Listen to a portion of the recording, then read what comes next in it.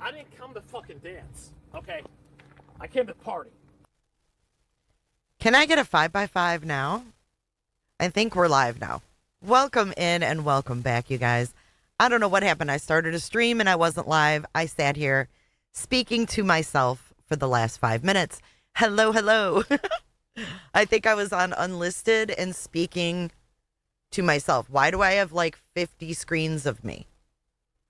What in the world is going on right now? Dude, what's happening? Can you guys hear me?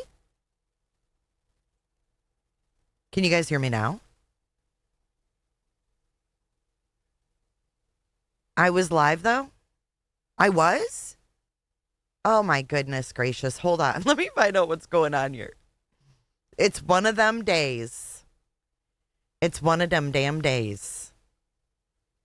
Okay, the event is live. Okay. We are live. I was live on a different... Oh, shit. Okay, let me delete that. Boop. We'll just make that go away. We'll act like it never happened. Hello, happy Thursday. Welcome in and welcome back. Thank you for joining today. It is Thursday, March the 26th, and we have a couple interviews, part 1 and part 2 of the Today Show interview with Savannah Guthrie. Hello, Mr. Cole. I completely welcomed everybody in. Hey, William, on a different stream. Hello, Black Bear. Hi, Tintin in Germany. Hi, Zooey, Jen, Hexy, Kels, DeBlanco, all of you guys. Welcome. It's one of them days, y'all. What's up, Marcy? Hey, Eclectic Justice. Thank you, Ostrich. So today we're going to go through these interviews. There's a lot of little nuggets in here, guys. It's pretty wild. So come on in, hit the like button, hit the subscribe if you're not already subscribed, all that good stuff. Cheryl, what's happening? She says, hello. I'm just glad I got this to work. Okay, so top chat reminder. Or live chat reminder. I'm on top chat on both computers. We're going to get on over to live chat and get into this interview. So we have Miss Hoda in all of her, drama. With her sounds in the background.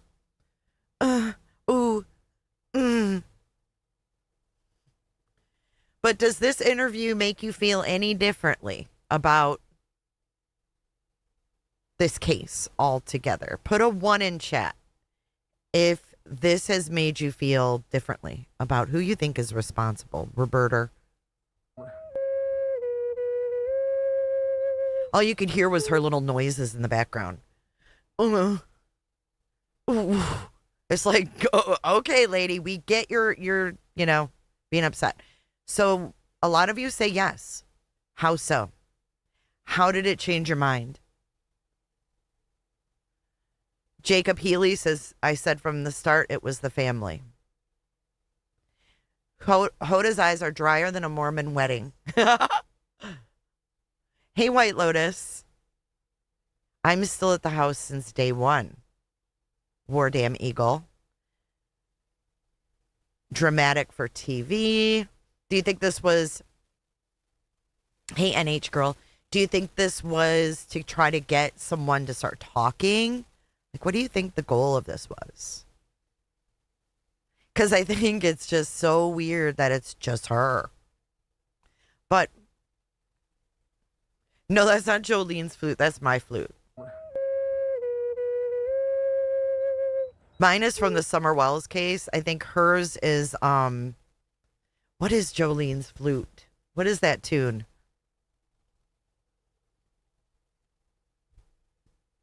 Well, also, okay, so what's really weird, right, is we have Savannah coming out and doing this, like, formal interview, which is probably A, you guys are right for ratings, probably B, to, start to introduce her back into the show, because we talked about previously that they would probably start doing pre-records to bring Savannah back.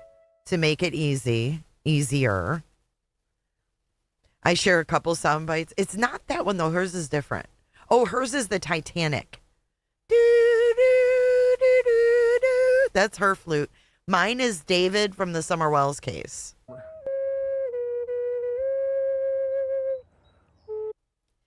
But we have Savannah coming out, right? And like doing this interview. Then yesterday we have her sister and her brother pulling into the house without saying a word, but recording as they're doing it. Melanie Rose, it's good. I'm glad you're here. Reality wins, my girl. Showing my support. I feel it's family as well. Reality wins for 3 months here at JS for Justice. I appreciate your support, Reality. You know that. This is for you. She's why. We're not mean. We're not mean. Thank you, Reality. So yeah, they're recording the few that are there. They've never done that before. What's up, Otto? There's a lot of shit going on here. Right, Melissa. Cameron's comments immediately saying it was kidnapped for ransom and then points to it being his sister. But let's go ahead. Let's just start getting into this because I know we're going to be, hi, Sylvia R. But why record them? And yeah, she's really trying to convince people it's not family. Never addresses, well, we have part 3 coming out tomorrow, but never addresses the tomato, right? It never addresses the tomato. Never. But we're gonna just walk through it. Let's do it, okay? Hey, Texas Ranger. Here we go. To the day. It was, I guess, a normal weekend for you. Yeah. The weekend. A normal weekend for you. I'm sorry. I'm going to probably pick this shit apart. And I can't either, Kels. With part 1, part 2, part 3. They've completely, NBC has made this their content. I mean, it is what it is. But a regular weekend for her is her husband being away and her going to Carson Daly's. This is immediately where she loses me. I had no idea that Savannah Guthrie would hang out with Carson Daly without her husband. I don't know much about Carson Daly. Sparky, I'm so glad you're here. I don't know so much about Carson Daly, but I found that to be weird. Like, oh, we had a nice night at Carson's, and then we all got home at the same time. So that means that she stayed the night at Carson's? What does that mean? She's like, we all got home at the same time. I'm like, okay. His wife's pretty cool. Oh, okay. Carson has a whole family. Oh, all right. Okay, let's listen. It was a normal weekend for us. Your mom went missing. Tell me what you were doing and what happened. Well, I had given Mike for Christmas a boys' trip to go play tennis, and so he had been gone for the weekend. So I took my kids actually to Carson's. Mm-hmm. So we had a beautiful, fun night together, and then I came home, and really it just got home at the same time that Mike came home. We were just saying hi, putting down our stuff, and the kids were running around. And my sister called me, and I said, "Is everything okay?" Mm-hmm. And she said, "No." She said, "Mom's missing." And I said, "What? Yeah. What are you talking about?" She said, "She's gone." Okay. She's gone. She's gone. Oh, Carson Daly, he's like been around forever. He used to be on MTV. Remember that song by Eminem? Let me sit next to Carson Daly and Fred Durst. Hear him argue over who she gave head to first. That's about as much as I know about Carson Daly. I know nothing about his family night. Okay, so I'm assuming that was Saturday night that she went to Carson Daly's. And then her husband, it went on his tennis trip, right? A boys' tennis trip. Mike was on a boys' tennis trip. Then she was at Carson Daly's. And then they all got home together. And Annie called her and said, she said, is everything okay? And Annie said, no. Mom's missing. What? She's gone.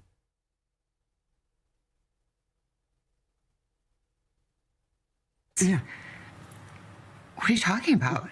She said she's gone. And she was in a panic.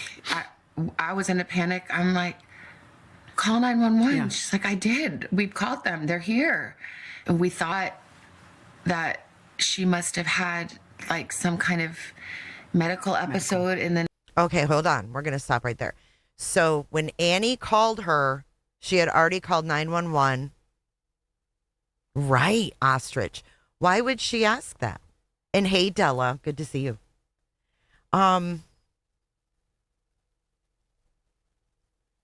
Carson's is a pizza place? Oh. Anyways, it felt to me like maybe she didn't call that much. So she called her on Sunday. It would have been after 12 because the police were already there on Sunday the 1st. I mean, she didn't really specify, but that's what I'm picking up, right? White Lotus. Did she stay overnight at Carson's? I feel like she did because they came in at the same time. Thank you for your super chat. Right, Cannabis Queen. So the cops were there. She says, Mom's gone. Now she's going in to tell us that the doors were propped open. And they thought maybe that it was a medical emergency. And they brought like a stretcher. What's up, Dental? They brought a stretcher and took her out the back door and left the back door propped. But the she's gone, I don't like. If those were verbatim,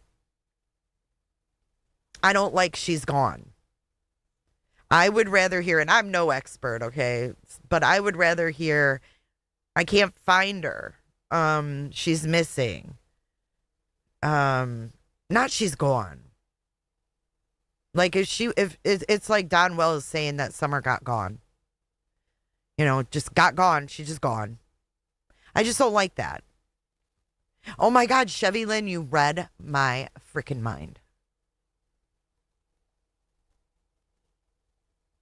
She's gone. I don't know. I just don't like that. I don't like that. Like, but I'm analyzing it. Maybe over analyzing. But it is what it is. Chloe, what's up? Hello, Mary Dean. The night, and that somehow, the paramedics had come because the back doors were propped open, and she said doors. The doors were propped open. So what in the hell? Was there more than one door in the back propped open? Because we saw on Ashley the other day where all the freaking doors are. And none of these sound like a sliding glass door because it was propped open. Right? And I'm going to send this to myself. Let's keep going. So she's like, call 911. So what did Annie say? Like, I can't find Mom. Call 911. She's missing. Ashley just posted again, another door in the kitchen. Right. She always left her doors in the back unlocked. We found that out too. It's like, I did. We've called them. They're here. And we thought that she must have had like some kind of medical episode in the night, and that somehow, the paramedics had come because the back doors were propped open, and that didn't make any sense. We thought maybe they came and there was a stretcher and they took her out the back. But her phone was there and her purse was there and all her things. Yeah. And it just didn't make any sense. So, Annie and Tommy had already called all the hospitals, but then... Okay. I want to know what time this was because Annie and Tommy she says, have already called all the hospitals. So even though Annie and Tommy, okay, now let's put this into perspective. Your sister's local. And hold on. I want to show you guys this photo. So your sister's local. She's discovered your mom missing, and she tells you, we called the hospital. Like, me and my husband have called. She's not at any hospital. So here's a picture that was on X of Nancy's door, the blue door that we've been looking at, propped open. And I don't know if you'd call that propped open or left open.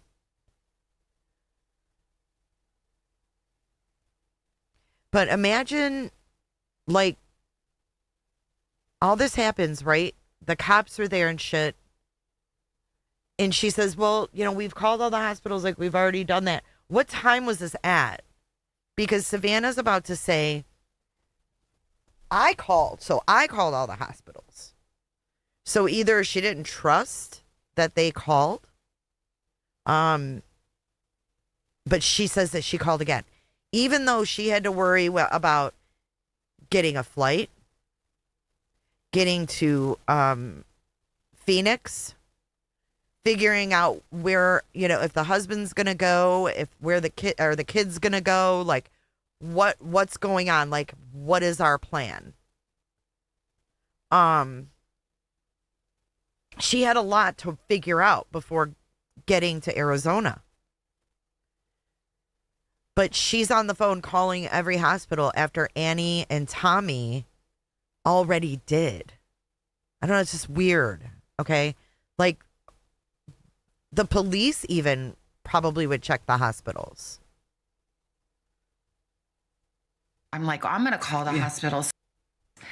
And it just didn't make any sense. So, Annie and Tommy had already called all the hospitals, but then I'm like, I'm going to call the hospital. So then I started calling the hospitals, and the police were there and talking to her at the same time. And it was just chaos and disbelief. Within hours, Savannah was making the long journey home to Tucson. You saw Annie and Cam when you got to their house.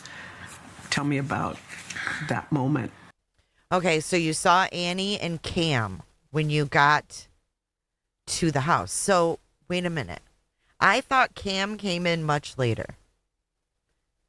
Yeah, she calls him Tommy. So did the guy from Jimmy Eats World. He said Tommy and Annie were her caretakers. But anyways, I thought Cameron got there later. I have questions about Cameron. Not that I think he did anything. I thought he was in Vermont, and then he flew. Right, and where was Tomato? You sit down with Cam and Annie. What was that like? Well, DeBlanco, remember the shameful sheriff said that the deputies went to the hospitals in person. The brother has a house in Arizona. But remember, the whole story was that he flew in. Remember? It was like a couple days later. Like, oh, he flew in. Cameron's here now. Jimmy Eats World's wife. I don't know who she is. He has a condo, you read? I didn't realize he was there, but okay. The long journey home to Tucson. You saw Annie and Cam when you got to their house. Tell me about that moment. Just disbelief and hugging each other. And I think we were on the phone with the sheriff and trying to, really make clear from the very early moments, Annie and Tommy were saying this isn't that case that you are used to where someone wanders off. She can't wander off. Mm-hmm. So it sounds to me like they were on the phone with the sheriff, trying to convince the sheriff that this wasn't a walkaway. Otto says, didn't Savannah call Senator Kelly? Yeah, so when did that squeeze in there? What's up, Higgins?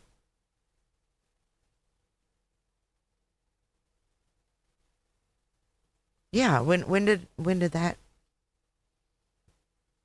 Remember also that Cameron wasn't there at Christmas either.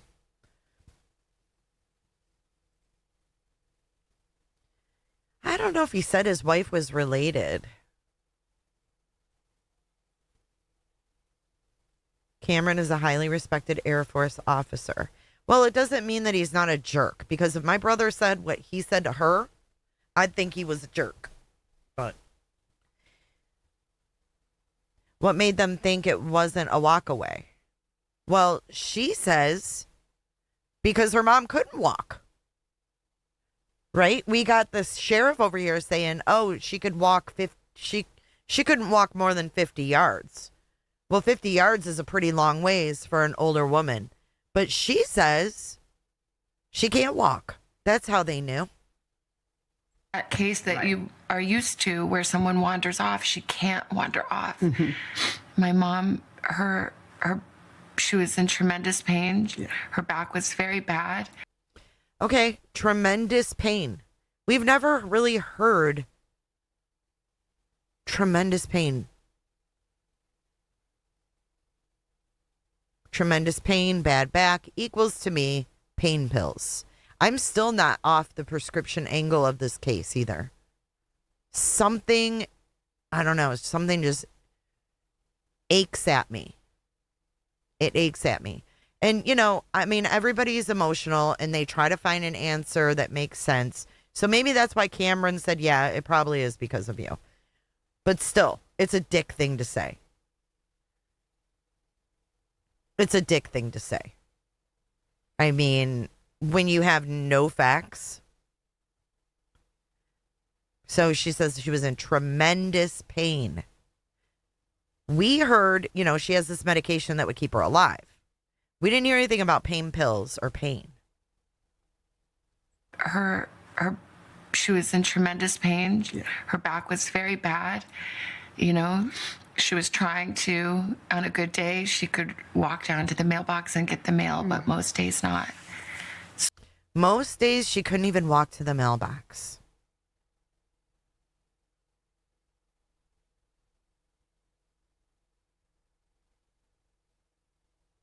Jay, what does your trolling voice sound like? I have no idea, Cricket. I didn't call Molly Golightly yesterday, if that's what you're wondering. Cameron did say, though, in his opinion, that it was a ransom based on what he knew at the time. But what did he know at the time? Because this is the day of, right? They're out with the helicopters. They're out with the planes. They're out doing grid searches, etc., etc.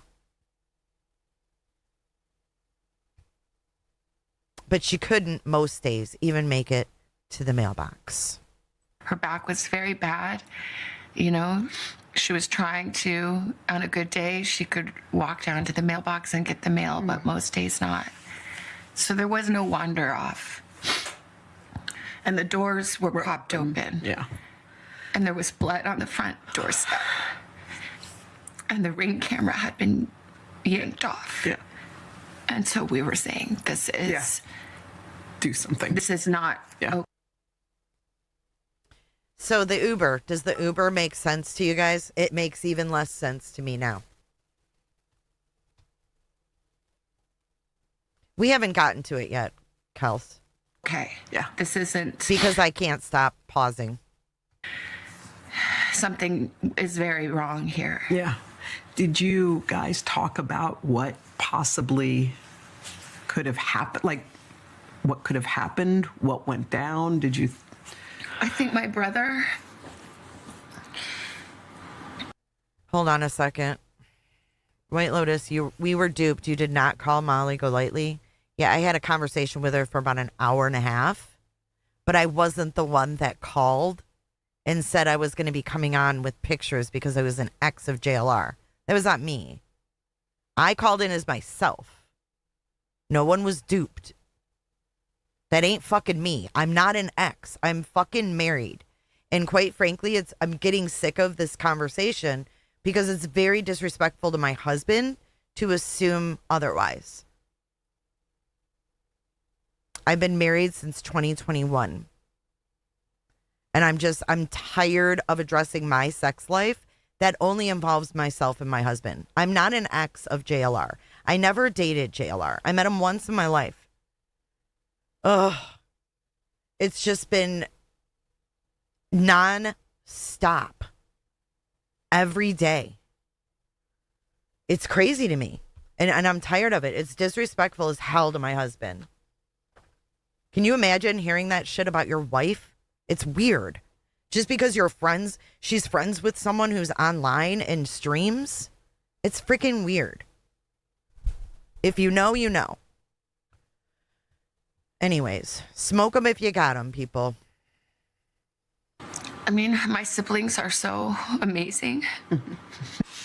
My brother, you know, he spent his career in the military and worked in intelligence and is a fighter pilot and is brilliant. And okay, so she says all these good things about Cameron. He's a fighter pilot. He worked in intelligence. So this could be where, and I know a lot of you guys didn't know. It's just, I'm tired of it, dude. It's been since that news broke. Right, Susan, it's not that deep. Thank you, Chloe. Congratulations to you, too. So if Cameron, worked in intelligence, perhaps, he thought of the most logical. Aristocrat. Do you know that yesterday someone said that they had a picture of me sitting on JLR's toilet and they were going to prove? And I'm like, what? The only picture that's ever gone around is JLR on his own effing toilet. People are crazy. Susan, I've been here since you were that single gal living in Michigan. I love you, girl. Thank you. You are testimonies. If it wasn't for you longtime listeners who believed in me, man, I would have no one to back me up on this craziness.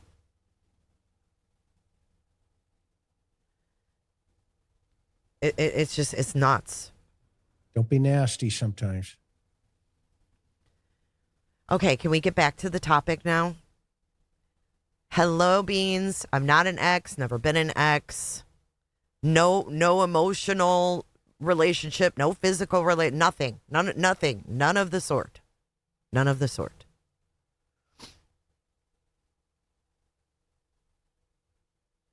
Okay, let's get back to this, okay? Nothing about her dog. Nothing so far. Thank you, Mary J. Blige. Molly Golightly said that wasn't me. So don't get at her. Tim Sparks and Seaboing. You remember my Michigan days. And I guess it's just the thing, people think that they deserve to know your private life, your private conversations and everything. It's weird. Thank you, Sarah Lee, for 18 months. I love you, girl. Look at you. How beautiful. Beautiful. Let's get on with this, says Mary Ellen. I'm with you. Okay, so we talk about how smart Cam is, right? He's a smart cookie. Here's him and his mom. No nonsense, probably kind of guy. pilot and is brilliant. And he saw very clearly right away what this was. Yeah. And even on the phone, when I called him, he knew. Whew. Okay, so on the phone when I called him, so that means before she even got there. You're right, Hotshot. She's a wackadoodle. A wackadoodle. They didn't receive the ransoms yet. This is February 1st on Sunday. Even on the phone, he knew exactly what this was. How would he know exactly what this was? This is so odd. This is like the most odd thing ever. He knew, hey, Evelyn. The first ransom came in on Monday. But he knew, even on the phone when Savannah called him. And I don't know if he already knew she was missing. I don't know if she was calling to break the news. Jammers and cannabis. What's up, girl? Hello, stay humble. Okay, let's keep going. Phone. When I called him, he knew. He knew. And he said, I think she's been kidnapped for ransom. He said, I think she's been kidnapped for ransom. But there was no ransom yet. Tits McGee, me too. Hey, Blocker. Hey, Rollins. Savannah is also incredibly smart, says Lee. Law degree from Georgetown. Scored highest on the Arizona bar. True, true, true. Thank you, Evelyn. But why would he say ransom? Hello, Potato.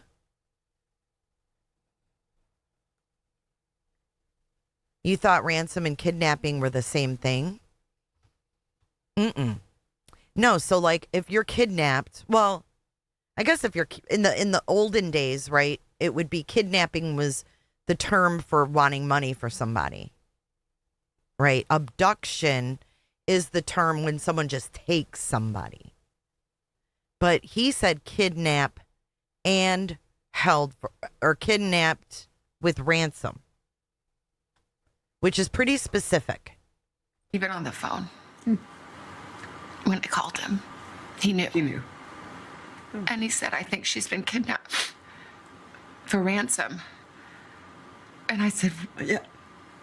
what? Yeah. Well, why? What? And then, I mean, it sounds so like how dumb could I be? But I didn't want to believe. I just said, do you think because of me?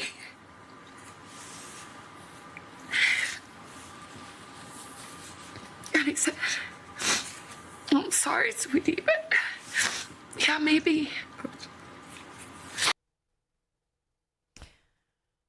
Huh.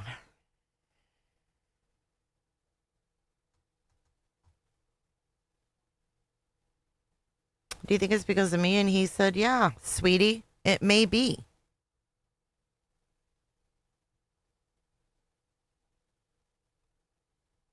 Sue N wants to know, do you think if A&T admitted to Savannah that there was a fight and a terrible accident, would she not turn them in? I don't know. I don't know what these people would do to save their reputations. But you can't forget she is a lawyer. She's not a dummy, right? I mean, we know this. I just don't know what to make of this, putting the blame on her. Is she trying to make someone feel bad? You know what I mean? Is this an act to make someone be like, oh my God, I can't let Savannah live with us. You know what I mean? If they had a good relationship, would she have said that on national TV? Right. I mean, I'm the baby of 6. Hex, I'm with you. I'm the baby of 6. And I'm going to be honest, my brother can be an ass. We're like 15 years apart. I know her and Cam aren't. But I'm the baby. And if my brother said that to me, I'd be like, wow. So this makes me think either...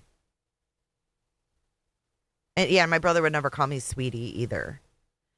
I just don't know what to make of this.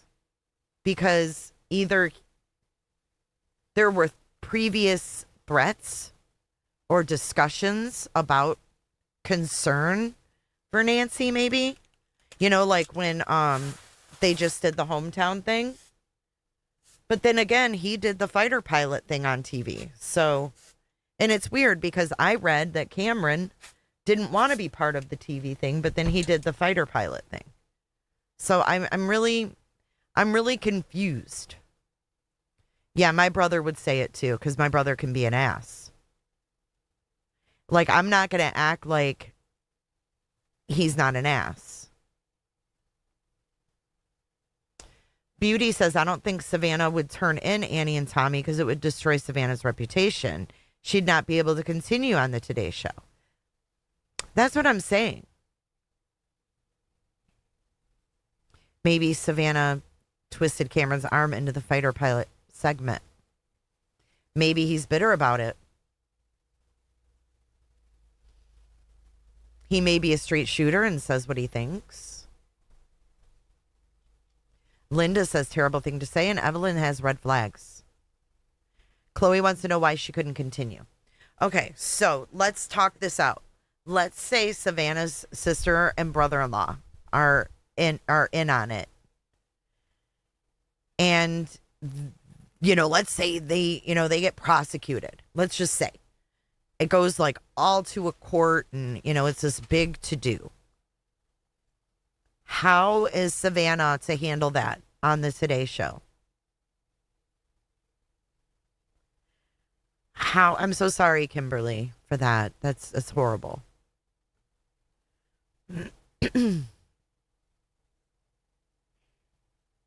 Like, how would she go on with that? I don't know how she could, or if she'd even want to. It seems like that would just be way too much.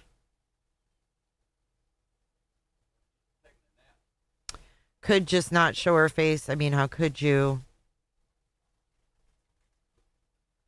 I think if her family was involved, she would leave. Bacon says, my sister thinks I'm an ass. Most siblings are like that with each other. Yeah. But it's just weird, right? For her to say it out loud in front of millions. Feisty, thank you for 18 months. She says, hit the like button, y'all.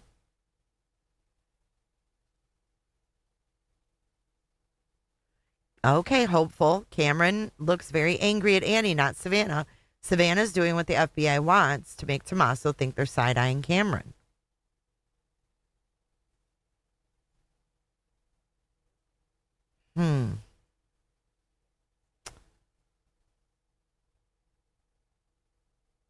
All right, let's keep going.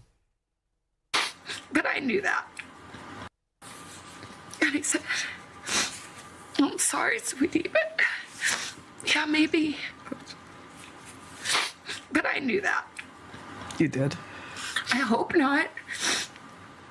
I mean, we still don't know. Mm-hmm. Honestly, we don't know anything. No. We don't know anything. So I don't know that it's because she's my mom and somebody thought, oh, that girl, that lady has money, we can make a quick buck. I mean, oh, that lady has money. Maybe we could make a quick buck. Now, as we listen to this, I want you guys to think about Derek Kalila. Think about Derek Kalila. Because she does say that she thinks some of these ransoms were real, too.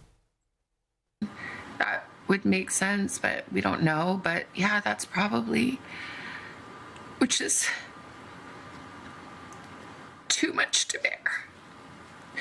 To think that I brought this to her bedside. And for her to say that, to think that I brought this to her bedside. Okay, first of all, Savannah's brother, which I think this is all an act. I'm with Hope, or I can't remember who said that, but I'm with you. I think this is partially an act because they want to find their mom. But for her to say, I brought this to her bedside. No, she didn't. No, she didn't. She should be able to be as famous as she wants without her mom being taken from her bed. Okay? That's first and foremost. Oh, hold up. Oh, oh. She should be able to be as famous as she wants without some weirdo in a mask with a bite light coming in and taking her mom out of her bed. It would never be her fault. It would be the fault of the asshole or assholes who were in the house that night. The brother should have said absolutely not. It would be the acts of someone insane, someone crazy, someone evil. It would not be her fault, regardless. Even if it was someone who was stalking her, it still isn't her fault. We're not at fault because we have stalkers.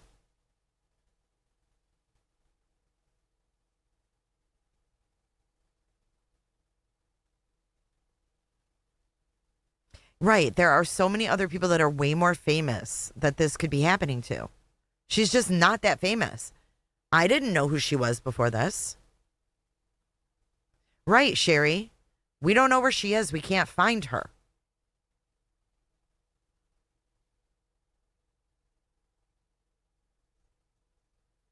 Elaine, but we don't know if there's a sicko in the family.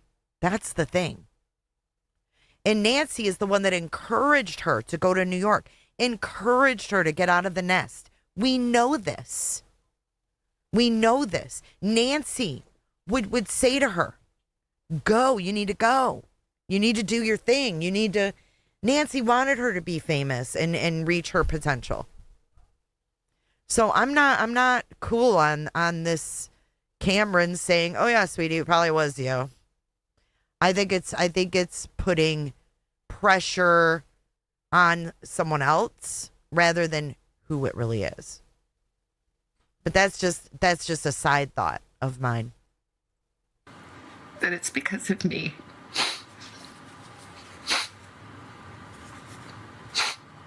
And I just say, I'm so sorry, Mommy. I'm so sorry.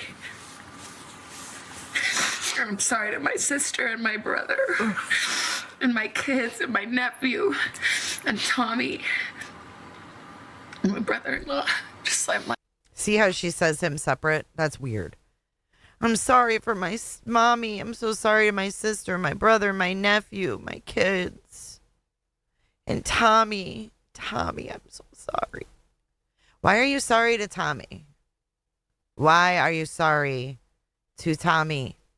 This makes no sense. I'm sorry to my sister and my brother and my... What about Cameron's wife? Why just Tommy? Kids and my nephew and Tommy and my brother-in-law. Just I'm like so sorry. I'm so sorry. If it is me, I'm so sorry. I'm so sorry. We want to thank all of you for the prayers. It's almost like she's willing to take all the blame. That it's just some weirdo who thought, oh, this lady, I can get a few bucks off her. Our beloved mom. In the initial days, you and your sister and brother sat together. Why are you smiling with glee? Look at her face. What is this? Hey, KD. I'm glad you liked it. Look at her. I mean, this looks like, okay, so what did it feel like when you were chosen to go host the Olympics? That's what this looks like to me. What is your deal, Hoda? Initial days, you and your sister and brother Watch her. Sat together. She's happy. I'm sorry. She's happy. I can't shake it. This woman is not sad. When you're sad, you don't smile like that. That's not. Oh my God. It's so transparent.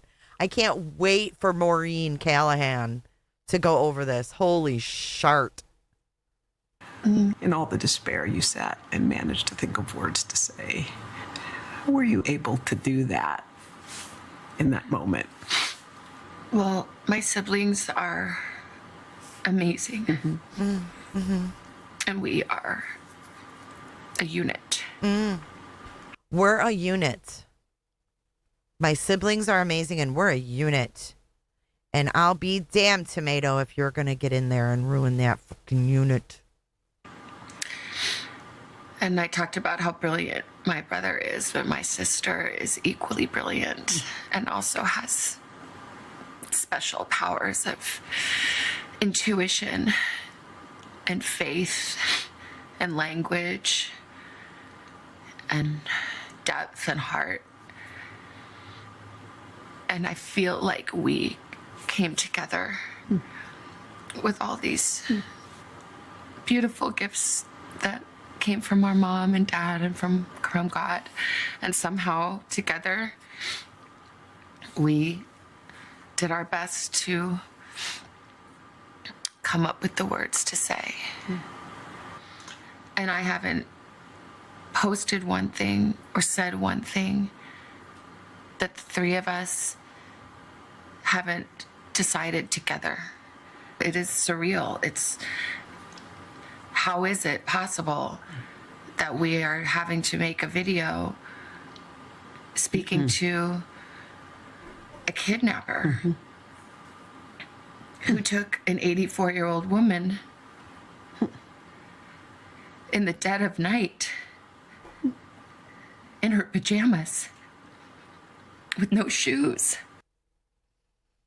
Here we go. So she was in her pajamas. The clothes that she wore to Annie's, were they in the house? She says she was in her pajamas with no shoes. No shoes were missing. In her pajamas. I don't know. Hoda is like so... I'd look at Hoda like that too. And in the dead of night, in her pajamas, with no shoes, without her medicine, this little person, and to beg for mercy. In the days that followed, multiple notes demanding payment were sent to various media outlets. The ransom Wait, note. hold on. I want to hear that last part. This little person,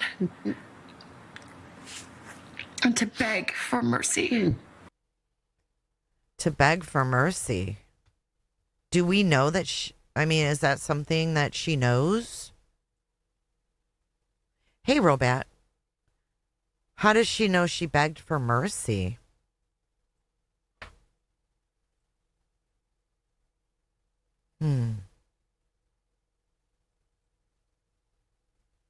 I don't know, reality. With no shoes, without her medicine, this little person, and to beg for mercy. In the days that... Little person? What is she talking about?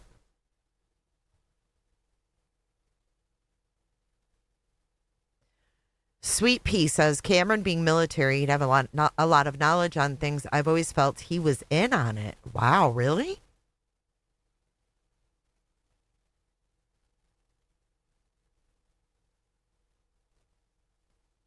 Hoda, wait a minute. Something ain't right. Fake empathy grunts. That followed, multiple notes demanding payment were sent to various media outlets.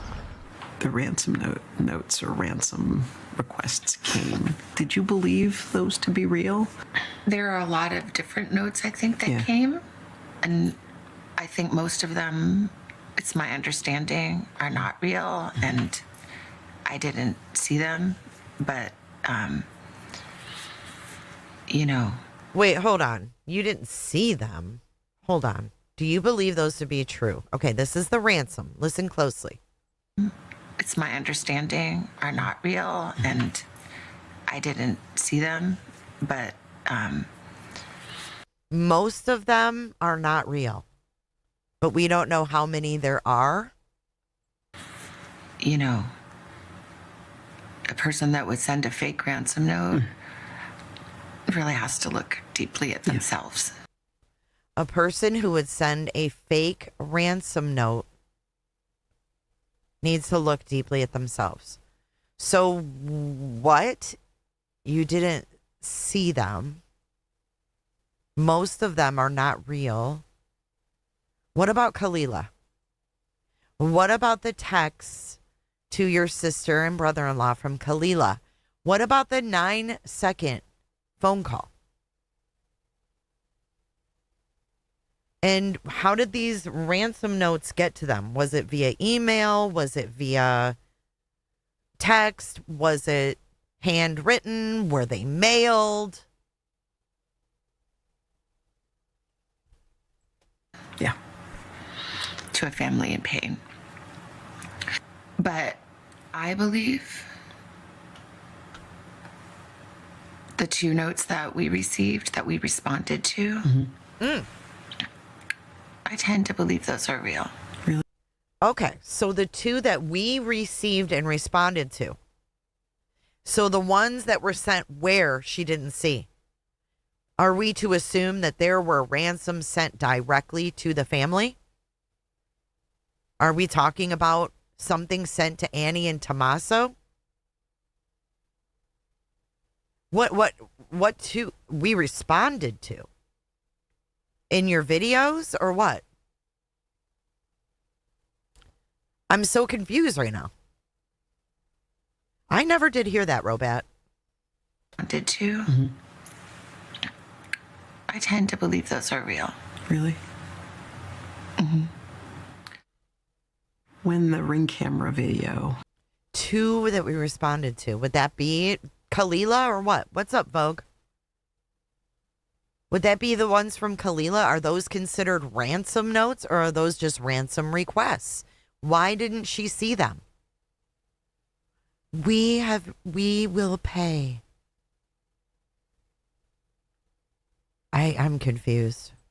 Surfaced, and you could see who that person was.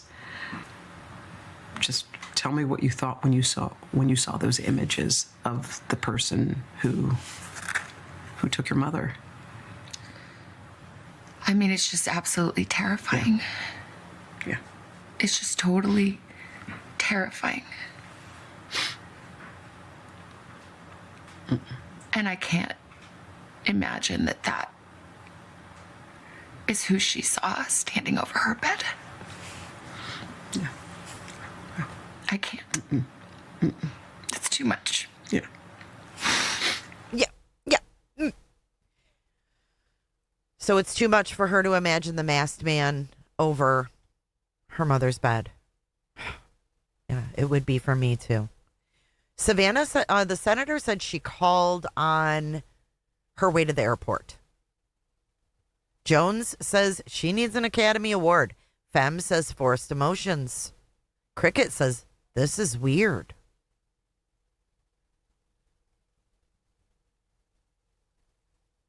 Hey, Cindy. And I'm glad and grateful. Cindy, it's your first time in the chat. Oh, well, let's give you a nice warm welcome. Cindy coming in. Coming in hot, just like the fajita. I love your name, Cindy Hotwick. The investigators and the technology companies that were able to find that video. Do I hope, at least with people of good heart and compassion, stop the irresponsible and cruel speculation that had started to swirl. Let's talk about that. Yeah, it's okay. It's not cruel, okay? It's any investigation. When your sister and brother-in-law's car is impounded in an investigation and they're in the house that your mom was last seen in, taking pictures forensically and taking all their devices and everything, it's not cruel. It's the natural form of an investigation. And she is totally trying to take the heat off him or something else. I don't know. For a minute. I'm glad that people saw Yeah. what came to our door. Yeah. When you talk about the cruel speculation, the whispers, the innuendo, that Whispers? it was somebody in your family, how did you weather that? It's unbearable. Yeah. And it piles pain upon pain.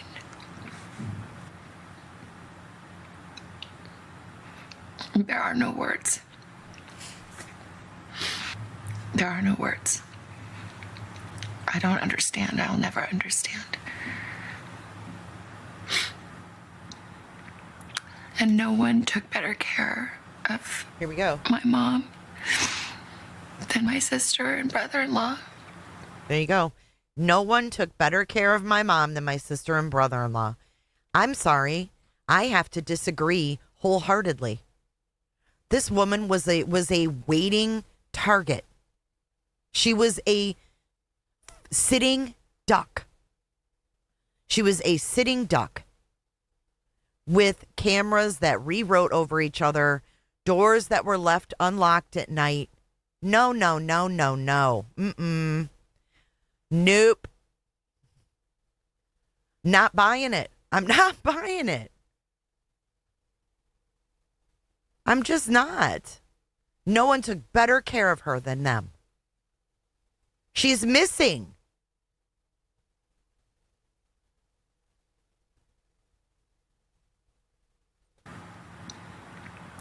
And no one took better care of my mom than my sister and brother-in-law. And no one protected my mom more than my brother.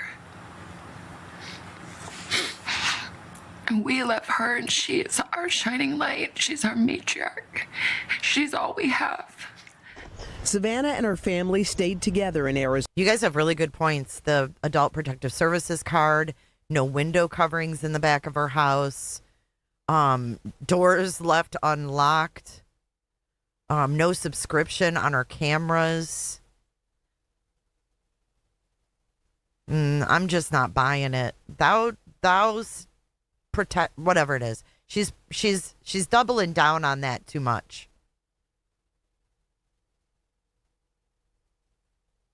Ubers. I mean, there's things that they could have done even if Nancy was insistent on living in her own home. You know what I mean? Hey, Nick. I think she doth protest too much. There you go. I would have to say that there's things they could have done better to keep Nancy safe. Here we have Savannah and Cameron talking about how it's Savannah's fault because of her fame. But we're not going to look at what we could have done better to keep mom safe and monitor her in her house. I don't believe she believes this at all. I don't think she believes it's her fault. I just don't. Right, her back, she was in tremendous pain. Red flag after red flag with her care. Right. Now I feel even worse about Nancy taking an Uber. Right. Did she bleed because she was trying to get to the damn Uber?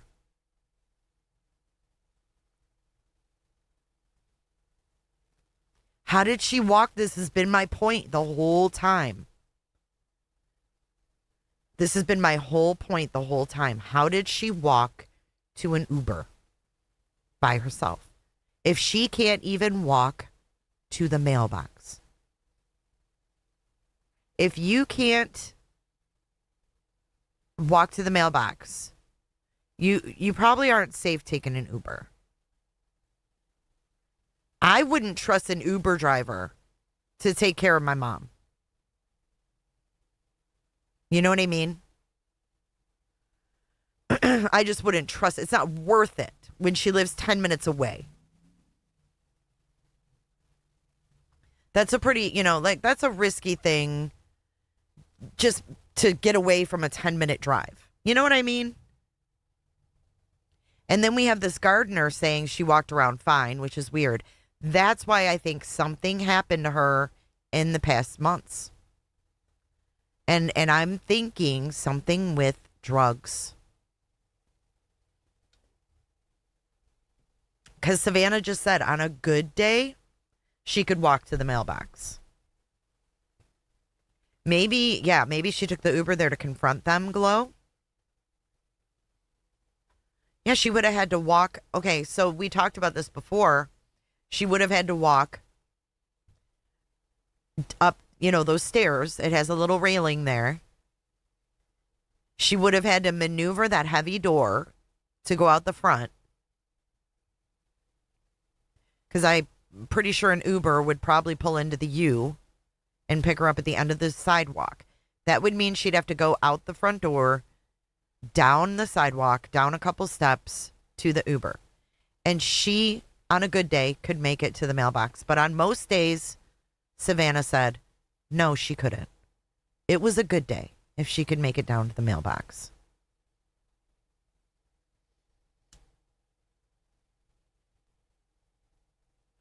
One of the gardeners talked to JLR, but I don't know how long it had been since he'd seen her. So we can't really go off that because something could have happened in, the last 3 months. Because the neighbors were like, yeah, she was out and then all of a sudden, slowly but surely we stopped seeing her. We stopped seeing her as much.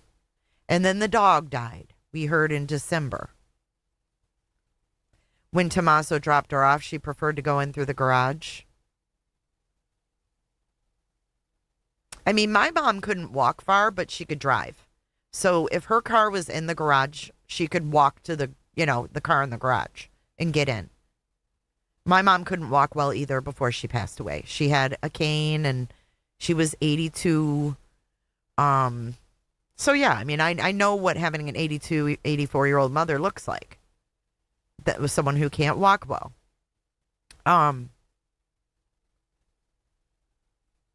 But my mom could certainly walk to the garage and get in her car and drive somewhere.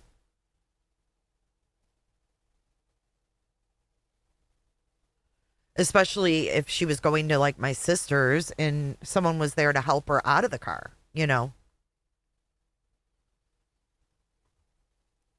Didn't Nancy drive to where she watched the church stream with her friends? I guess. We never really found out for sure. Fanflower says this is not right.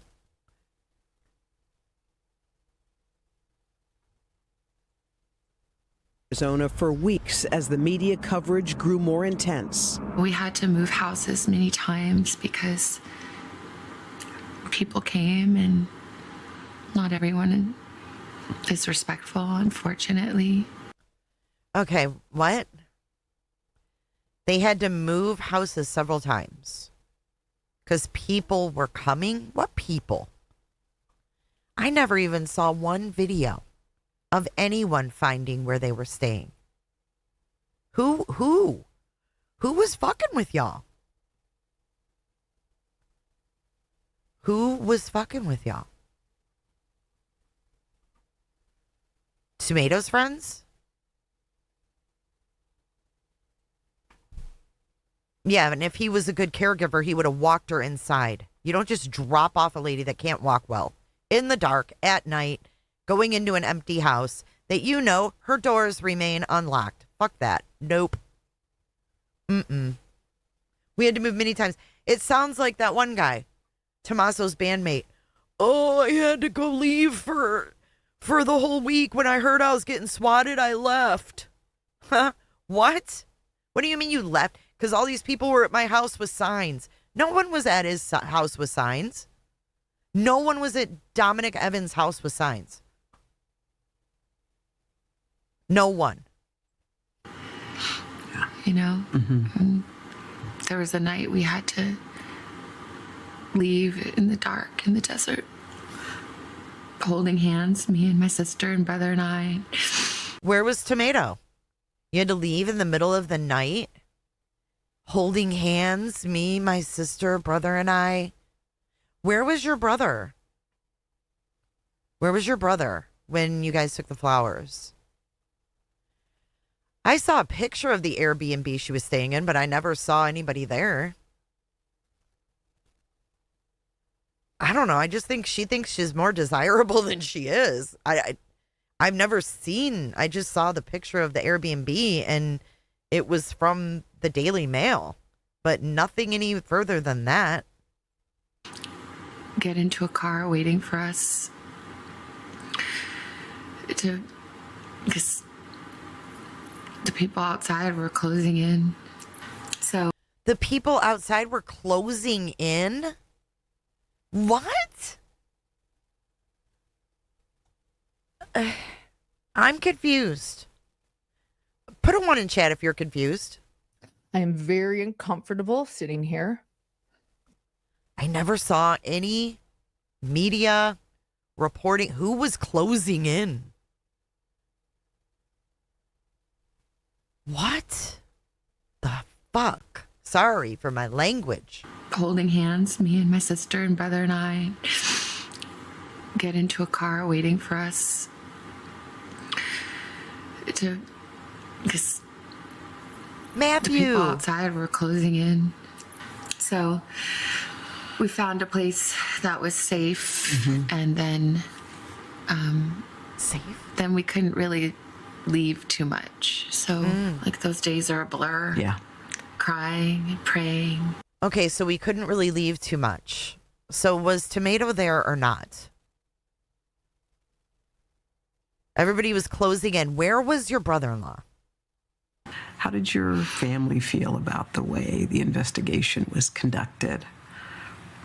Well, it's still The investigation was conducted. I can't with Hoda. I really can't. well, it's still going. Yeah.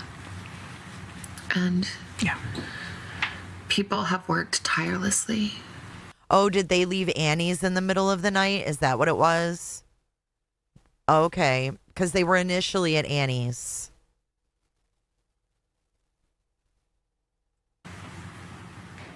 Tirelessly.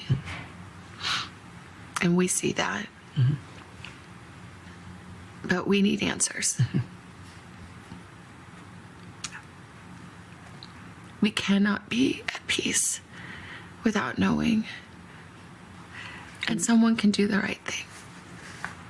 And it is never too late to do the right thing.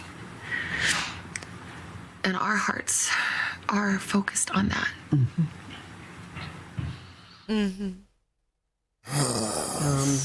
I think where I can't with the sound effects. I think where Savannah ended that, it's not too late to do the right thing, is really, I think, the intent from the beginning. Okay, so this is Carson. Right here. Carson's like, fuck. She was at my house before this happened. Ended that, it's not too late to do the right thing, is really, I think, the intent from the beginning. Yeah. I think she was, a fantasy was that someone sees it. Someone who saw someone who knows someone who Wait, what? intent from the beginning. Yeah. I think she was, a fantasy was that someone sees it. Someone who saw someone who knows someone who will say something. Right. Because The fuck is she talking about? What? You think she's covering for them, Tiffany? I don't know. It's so weird. someone who saw someone who knows someone who will say something. Right. Yeah. Because, you know, I think she really, this is all about bringing Nancy Well, it's still an home. open case. We're 54 days in. The bravery that she's showing in this interview is not to shine a light on herself, but to remind people that if you have anything to do with this, if you know anything, Yes. you firmly believe that somebody does know something, it's not too late. Yes. We can still bring Nancy home if you call the number. And one of the things Savannah actually said to me was she said, please remind everybody that there are lots of people Yes. who are missing, and that's why her family has donated to the National Center for Missing and Exploited Children. And she wanted me to underscore that because She wanted you to underscore that. Because everyone's wondering why you gave to that foundation instead of like something with elderly people. she, you know, she wanted to be clear, like this is also about a lot of people who are missing. But you guys know how strong Savannah is. I have never, I mean, I knew she was strong, but not, I didn't know how much until yesterday. Yeah, when I sat with her. Just of the takeaways there, the fact that our dear friend would blame herself. Oh, that was the hardest. That was the hardest part. Would blame herself for any of this when it was some sicko or sickos out there who would kidnap a woman in the middle of the night. It just But the only SG could sit there and do that. Yeah. Because of the faith that she has, Yes. that Nancy instilled in her. And I think we're going to talk about that, Al. In fact, in the next hour, we're going to talk a little bit more about Nancy and the faith that kind of brought her to this point. So our love and prayers with Savannah. These people and their sound effects, they don't know how to show like empathy. They have to go, ugh. Again, we want to mention again the phone number to call. If you have any information about this case, that phone number is right there on your screen. All right, let's move into part 2. Part 2 with Hoda. Let's go back. Here we go. You speak about your mom always in the present tense. Yeah.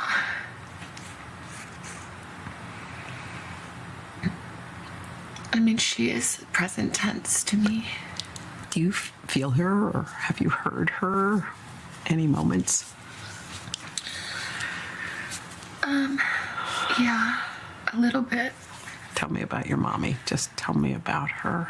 My mom she's incredible. She's resolute and strong. Quiet strength, quiet faith, but hard fought.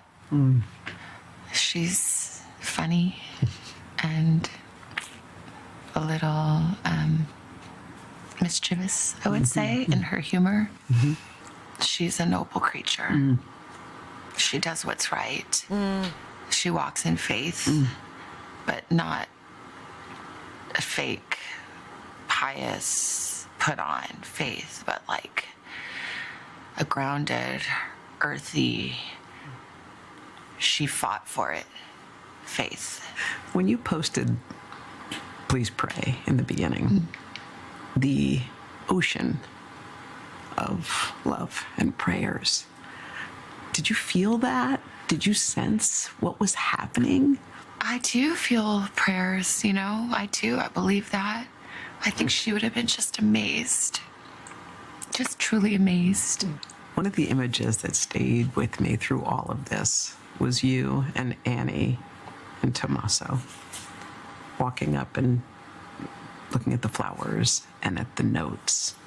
As I saw that, I thought, oh, I wonder if Savannah's going inside, and what that must have felt like for you to go inside of your mom's, your childhood home, your mom's house. Yeah, I mean, this is the house that we grew up in. It's really the only house I've ever known and remember. So we moved there when I was about 4, I think. It's the house where I came home on a Friday night at 16, and my mom and sister were on the couch praying and told me that my father had died. It's the house where all of our memories are, good and bad. So it's hallowed ground. My mom loved and treasured that house. In good years and lean years, they were able to hold on to that house. That's my mom's. Hoda's face is so off. She loves Savannah's pain. I hate to say that. It's so evil. But it really does seem like she's getting joy out of Savannah's pain. Hold on to that house. That's my mom's. My mom loved and treasured that house. In good years and lean years, they were able to hold on to that house. That's my mom's safe haven. It's really hard to see that violated and the terror that she must have felt is unbearable. It's unbearable. Tell me, while you were Hoda said, spending all this time in Tucson, your kids were home, what do they know? Well, it's so hard with kids because, you know, you want to protect them. Vale would write me all the time. Mama, any leads? Any leads? Do you hear anything? You know, any hope? And I think that, you know, we tried to talk to them and try to give them a little more certainty than we have. What does that mean? To let them grieve. And for my little nephew Olmo too, you know, there's just a way in which this is even so much harder on Annie and Tommy and Olmo because they're there. They're there, yeah. And they were there every day for my mom. They made it possible for her to stay in the house we grew up in that she loved so much. I knew it. She always... I knew it. I knew it. They made it possible. They made it possible for her to stay in her home. They were there every day for my mom. And it's so ludicrous and so mean of people to wonder if perhaps they had a motive. It's so mean, isn't it? We're so mean. They took the best care of my mom. No, they didn't. No, they didn't. She's lying on purpose. She's got to be lying on purpose. I think maybe Savannah got lax and trusted Annie to do the right thing.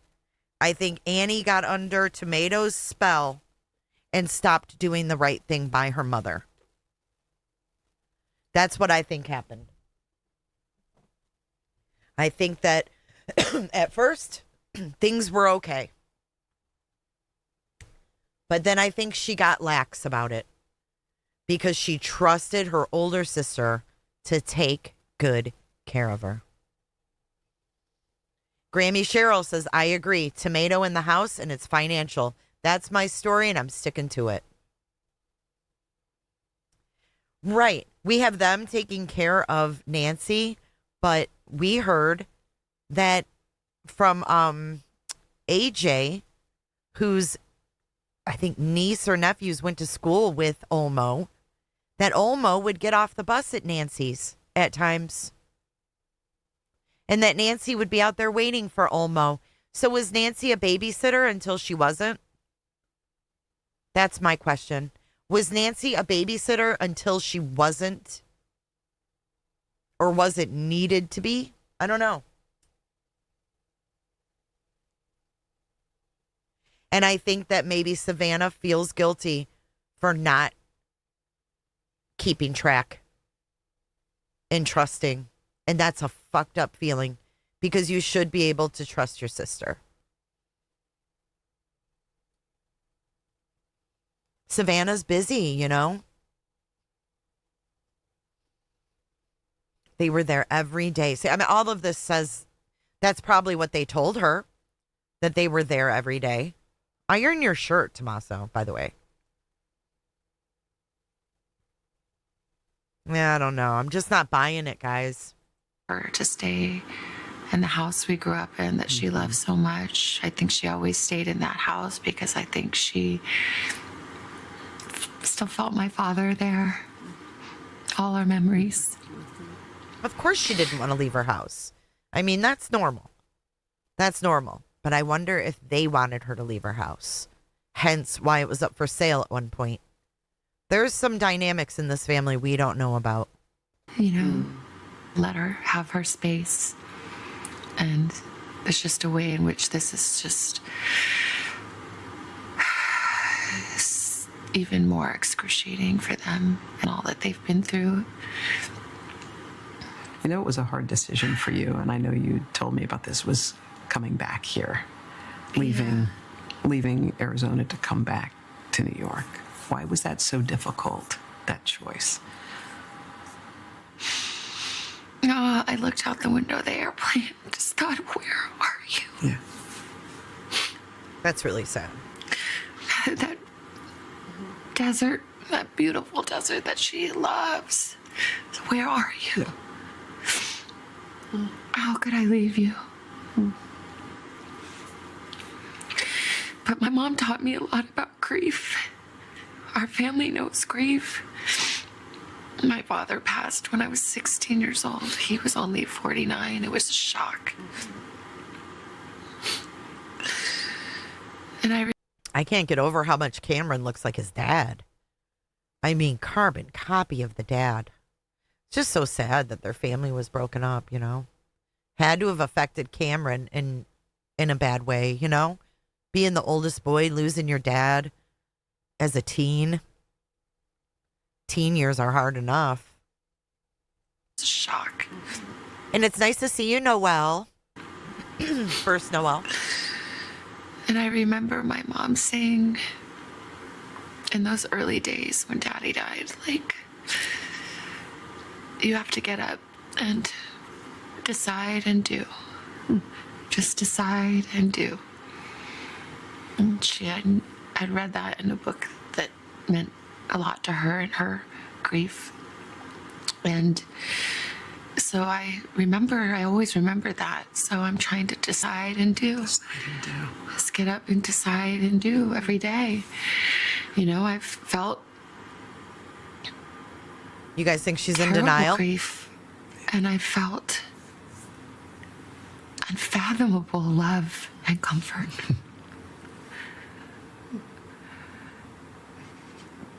The goodness and kindness of God is remarkable. Hey, Leo. And in equal measure to my sorrow. Wow. She showed us how to survive the unimaginable. When she lost my dad, she was 46 years old. 46 years old. Look how cute. It's really sad. She had 3 kids. She had never worked outside the home. She had to get up. She had to find a job. She had to mother 2 teenagers and 1 young adult just starting making his way into the world. She took care of her mother, her brother, who had Down syndrome. She invited to come live with us. She worked part-time to make ends kind of meet. She found a way, another job, a job she turned into a full-time job, a job she turned into a career. She had a second life. God, Hoda, a career. The career word made Hoda go, because your career is about to end, Hoda. She's about to take her seat back. She said, no, I don't think Savannah's naive at all. Y'all, her husband was a scrubber for the Clintons. Her husband ain't dumb. She ain't dumb. She got the highest on the bar exam in Arizona. I think she knows exactly what she's doing. But I do think she's sad. You know what I mean? I don't think she's in denial. I think she knows exactly what's going on. And I think she's playing the game to find her mom. That's what I've always thought. She's playing the game and trying to find what happened to her mom. I don't think she's necessarily in denial. She could be, though. I could be totally wrong. Into a full-time job, a job she turned into a career. She had a second life of purpose and meaning. She had 1 million friends. She stayed strong for us. She was resolute. She was real. She grieved. I remember moments in my childhood and those days after my dad died. She was so strong. But some mornings, before dawn, when she thought we were still sleeping, I would hear her crying at my door.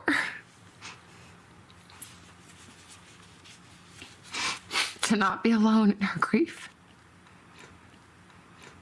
So she taught me to be strong, but she taught me to be true.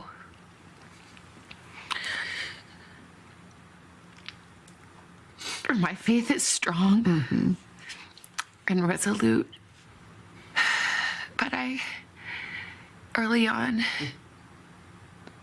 felt that I heard, for one of the very few times in my life, I did hear God speak to me.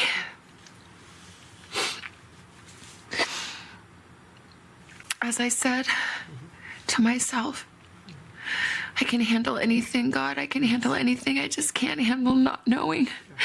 We can't handle not knowing. Hold on. Elaine, who's Lisa? I can't believe Lisa found out about the pajamas, barefoot, and doors being propped open. Who's Lisa? Now we got God talking to her. Yeah. I have to know. And I heard a voice. And it said, you do know where she is. She's with me. She's with me.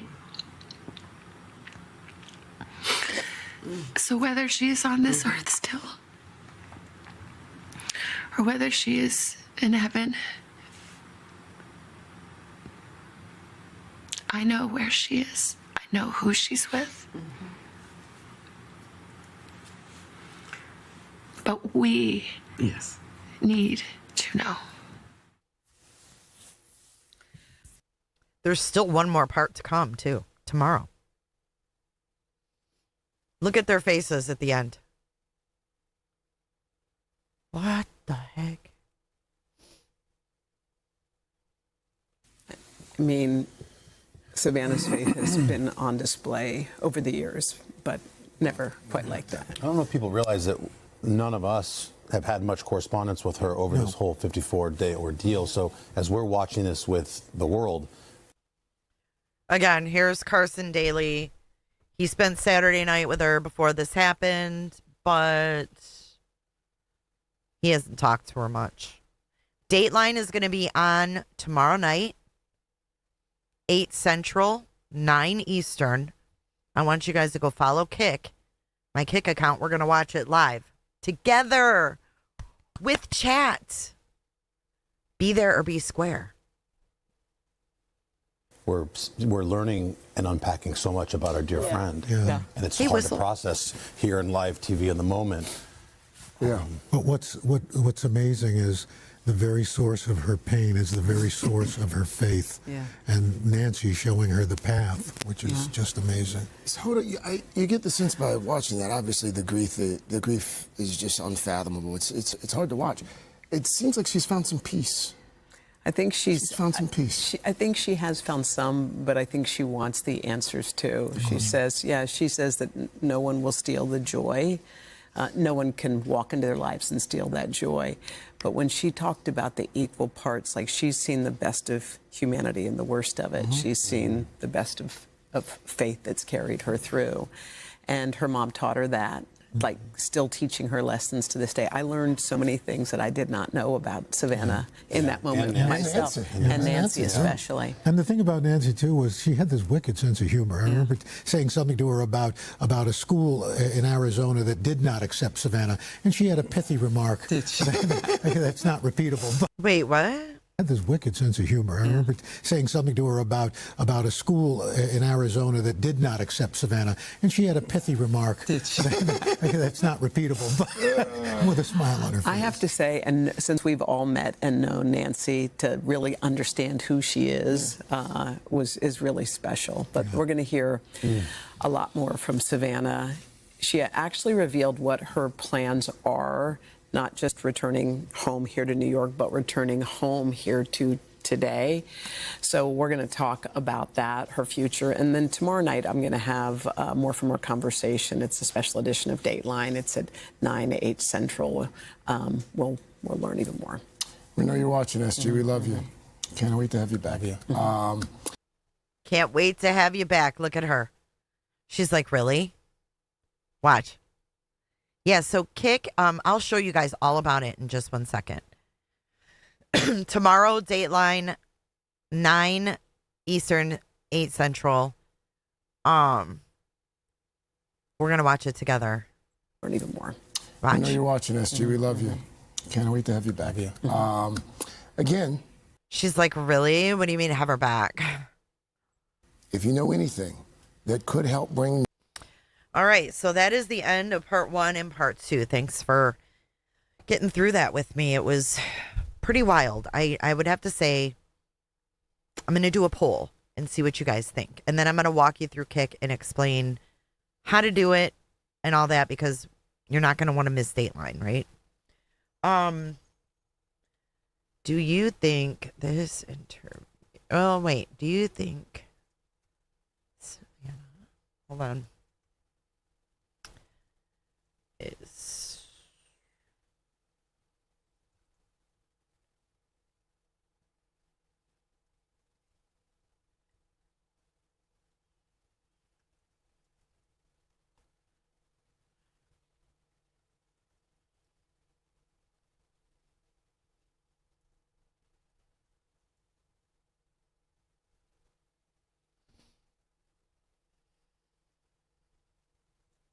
Okay, so do you think Savannah, A, is playing a game to catch someone, or B, convinced it is not her family? I don't know if that makes sense. Does that make sense? Okay, so on to Kick. Kick. You can download it like YouTube. It's free. No ads, okay? So if you're on a phone, you want to download the Appy app. It's super easy. It's just like YouTube. If you're on a computer, and the only way you even have to make an account is if you want to chat. Sick Kitty just followed. Thank you. Bella is trying to tell you guys how to kick.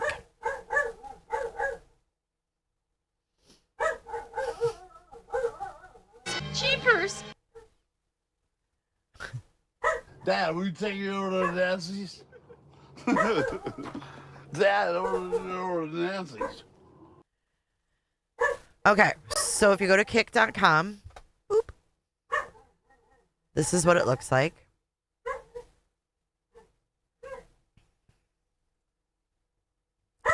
And you go up here, there's like a search. Whoops, it auto plays, but you type in J is for justice, right? No results. What the fuck? Hang on. View your channel. Okay, there I am. So it says I have no videos, right? But when I go live, it'll just pop up right here. Ratia found us on Kick. Thank you, Ratia. But over on Kick, we can play things that we can't play here because of copyright. So this is where you go.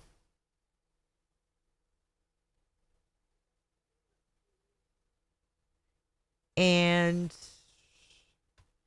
here's the link. I know it's weird. I don't really understand their search, but there's the link to it.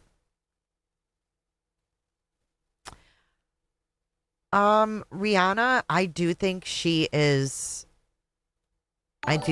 devastated. But she can be devastated and playing a game to catch somebody. Like, two things can be true at the same time. Mary J. Blige, be there or be square. From Mary J. Blige. I bet Nancy still cooked for them as well. Yeah, thank you for following my son too, Ryan Hines. I have a feeling that this gets deeper than we think, because for Savannah to say they took the best care of my mom, like, that would be the last thing I would be saying if my mom ended up missing, because her house was so, like, not secure. I feel like A&T think they should get all the inheritance because Savannah doesn't need it. Me too. And does it seem like they needed it fast? It kind of does. Like a time, like some kind of time frame ran out or something, like, or was going to run out, or Nancy was busting someone. You know what I mean? Your glasses ever hurt your ears? But do you know what I'm saying? Like, what if Nancy found out they were maybe helping themselves to her funds? See, and I didn't follow the Adelson thing. I didn't follow that. But I do know it involved money. Thank you, Jams. And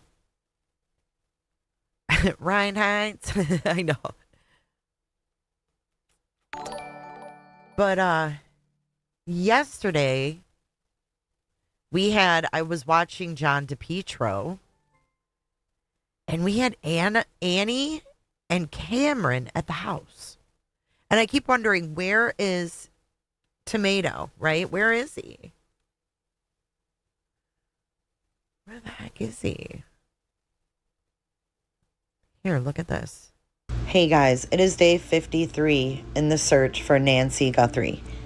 I was watching John DePietro, and we've had some action. Hey, Dirty Diana. Otto says Nancy may have taken the Uber to confront them. Yeah, she might have. But watch this when they leave. Watch them leave. They're videoing him on the way in and on the way out. Maybe he wants to say something. Nah, he don't want to. The car doors.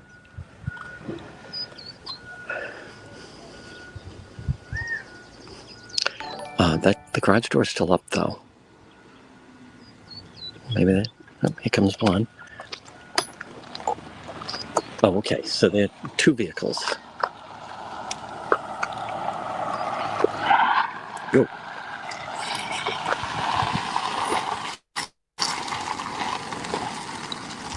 That looks like. And that looked like Annie. But is that the same car that they got back? Or do they have a different car? What do you guys think? Is that the Honda CRV?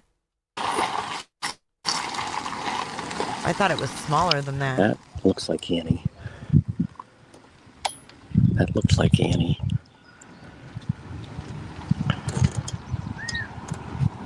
And then here comes, I think this is Cameron. And the garage door is down.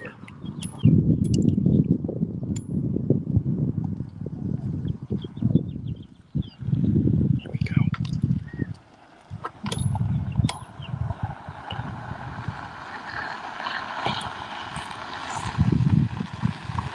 Okay. And he's filming me. Okay. And he goes that way. And the other vehicle went that way. Okay.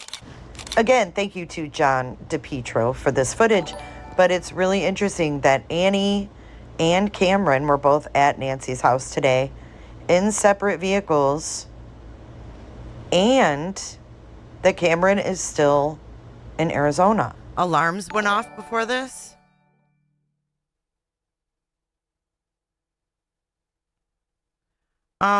I was 2 years old when Jimmy Hoffa went missing.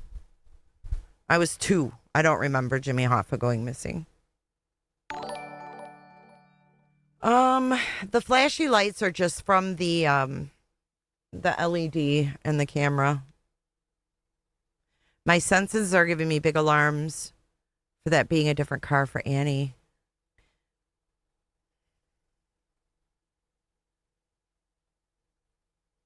Sounds like Nancy sacrificed and kept truth from the two successful kids. You think Savannah's tears looked fake? I didn't think so. I think she's genuinely upset.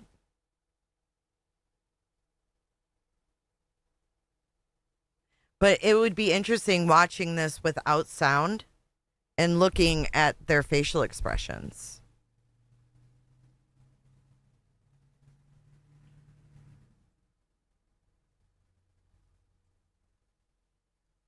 I mean, I think she genuinely looks upset and distraught.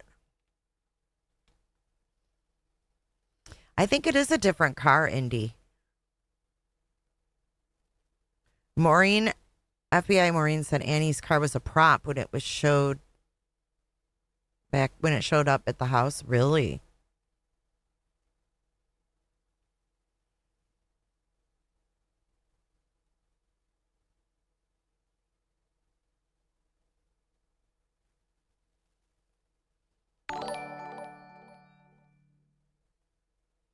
Astrology says I'm not buying Annie or Savannah's story.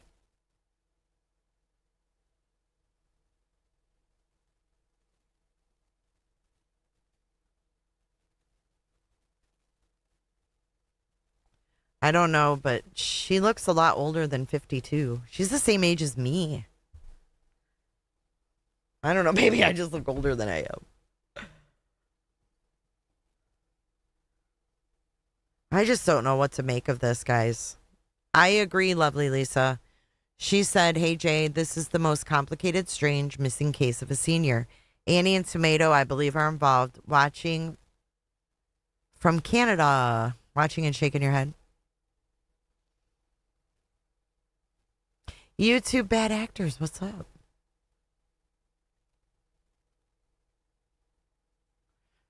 Fake or not, Nancy needs to be found. I agree. Well, it did sound to me, okay, that's a good point. YGA. I wanted to talk about that point. Where are you?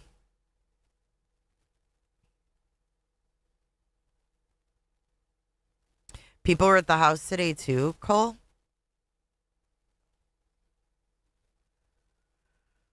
No, the video's on mute because we already went through it.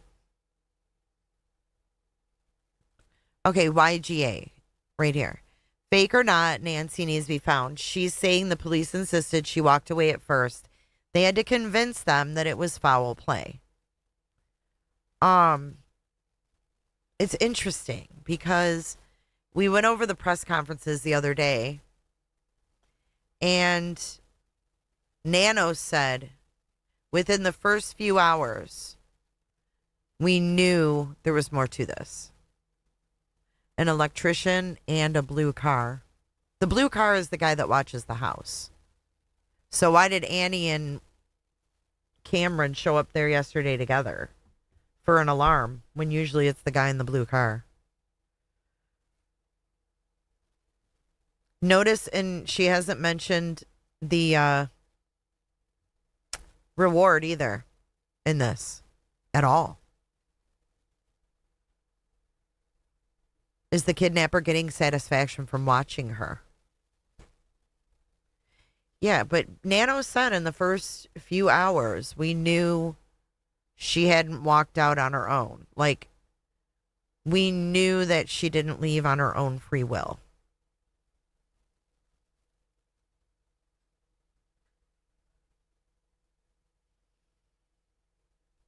Do you think that they're pausing and putting droppers of tears or something? I don't think so, because when her brother said, no, I mean, that's real emotion, in my opinion. This is where, yep, and this is where her brother says, yes, sweetie, it could be you. Watch.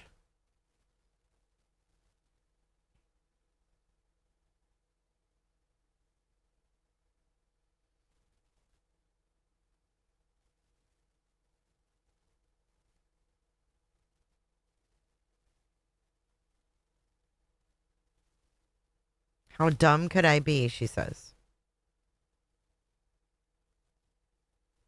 See, but I think she's feeling it, but feeling it for a different reason.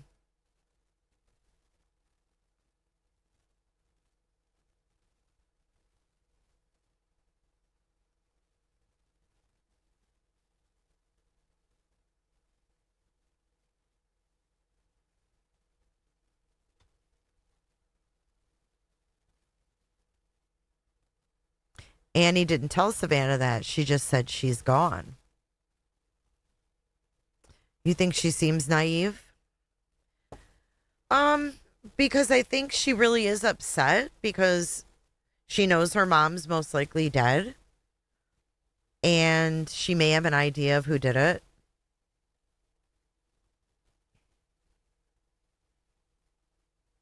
And I think that real emotion is there from that. But I don't think she necessarily believes what she's saying right now. And yes, she's crying. You can't force tears like that. I'm sorry. She ain't forcing those.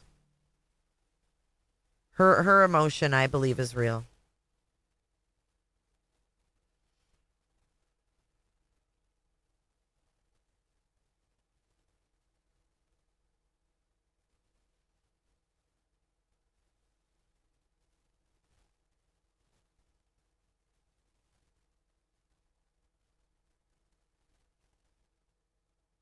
You think she believes anything? Do I have a scan code? I have a link.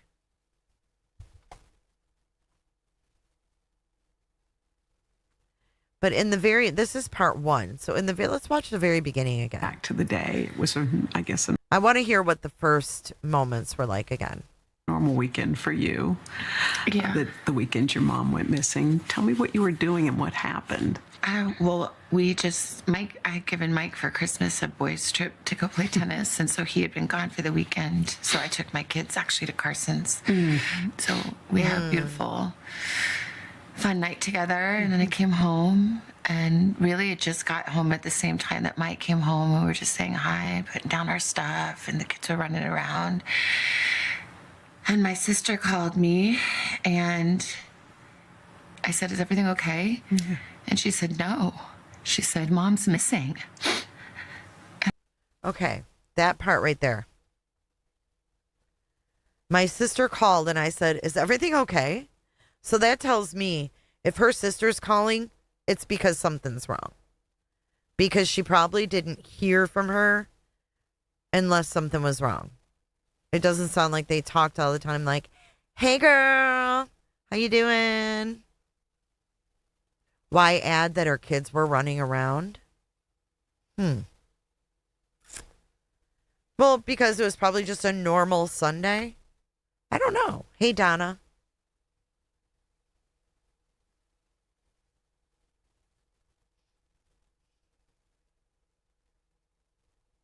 She said the weekend like they came home Sunday night. See, I thought that was a little strange too. I was like, hold on. I was like, when do you usually come home from a trip? Is it usually... Well, we have to remember, too, they're Eastern. What's up, Petty Piece?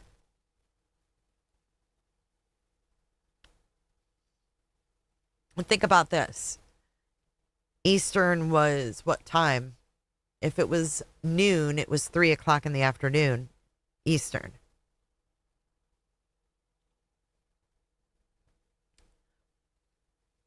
So it would be Traces of Life. Oh, come on. We can't go that far.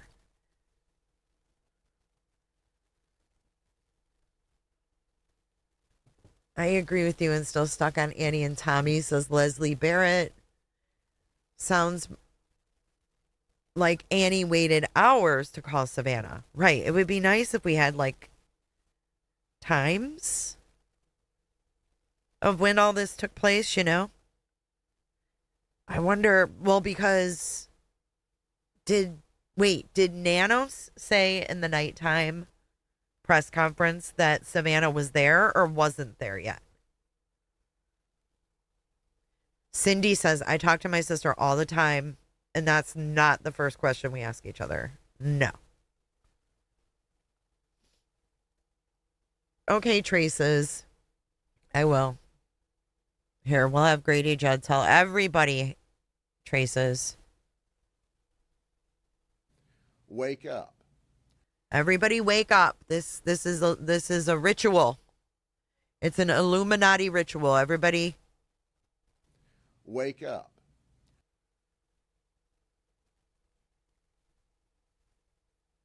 You don't use the description night unless it's 6 or after. Right. I agree with that. You're getting tornado watches. Be careful. Okay. Hang on. I don't know if she said Sunday night. Let me go back. Oh, they had a fun night together. A beautiful fun night at Carson's. So a beautiful fun night at Carson's. Saying hi, putting down our stuff, and the kids were running around. And my sister called me, and I said, is everything actually at Carson's? So we had a beautiful, fun night together, and then I came home, and really it just got home at the same time that Mike came home, and we were just saying hi, putting down our stuff, and the kids were running around. And my sister called me, and I said, is everything okay? And she said, no. She said, Mom's missing. And I said, what? Yeah. What are you talking about? She said, she's gone. No, they could have been on a guy's trip and left Friday and then check out in the morning on Sunday, and he got home Sunday early afternoon. That tracks.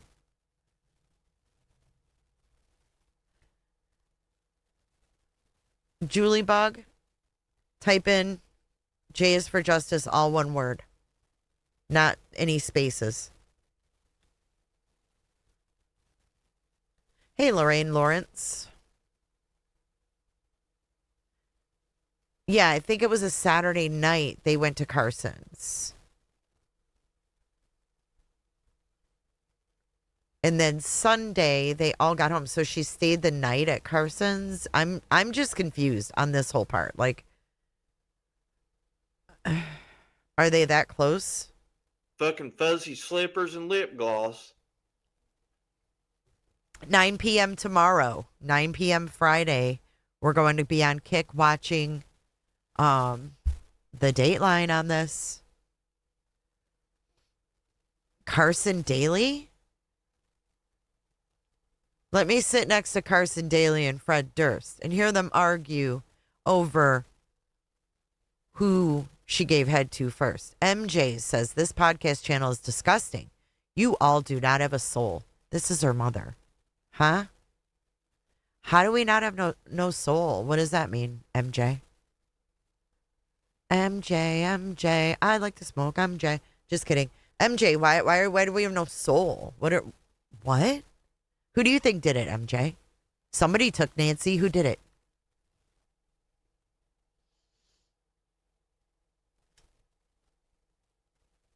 Who did it, MJ?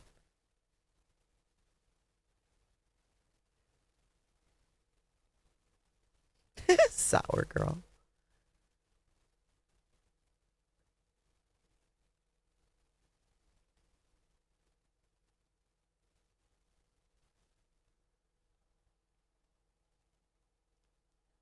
I heard Nancy had her roof resurfaced recently. Yeah, I mean, that's possible. And she was in a panic. I was in a panic. I'm like, call 911. Yeah. She's like, I did. We've called them. They're here.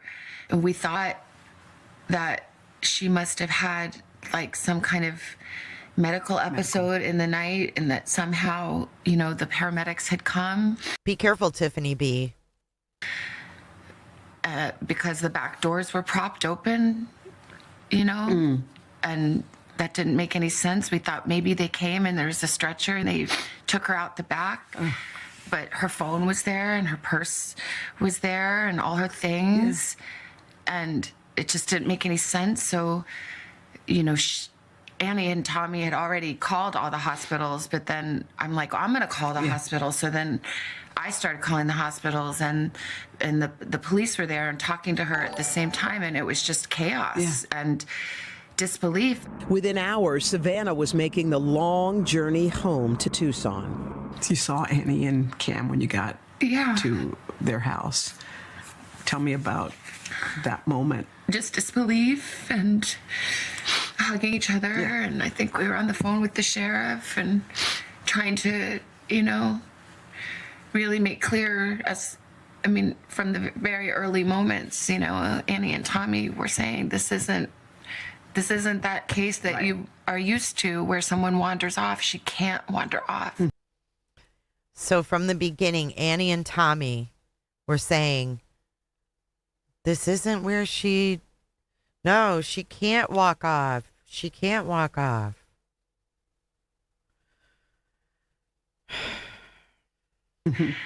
My mom, she was in tremendous pain. Yeah. Her back was very bad.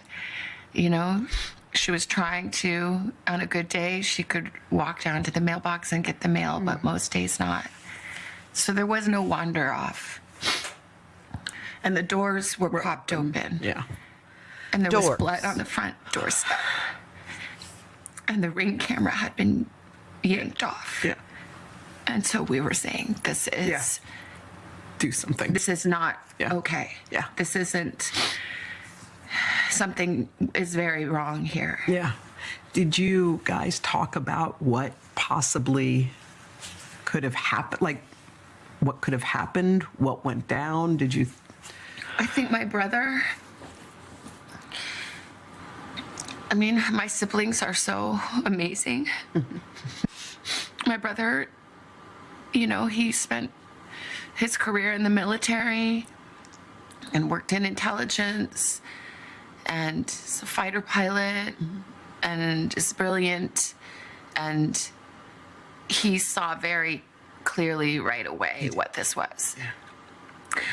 And even on the phone, when I called him, he knew. He knew.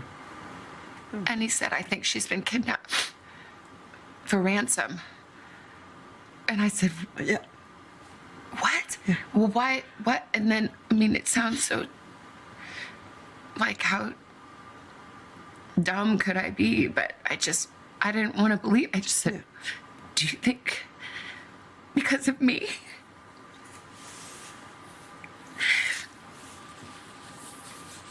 And he said, I'm sorry, sweetie, but yeah, maybe.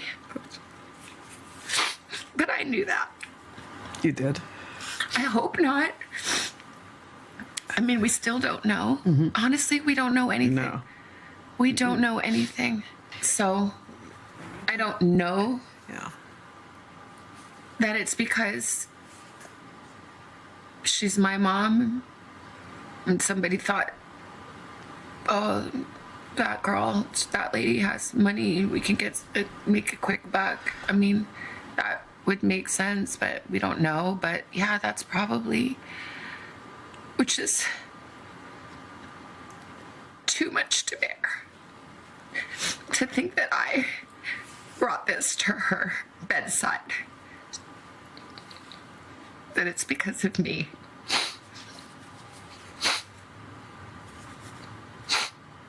And I just say, I'm so sorry, Mommy.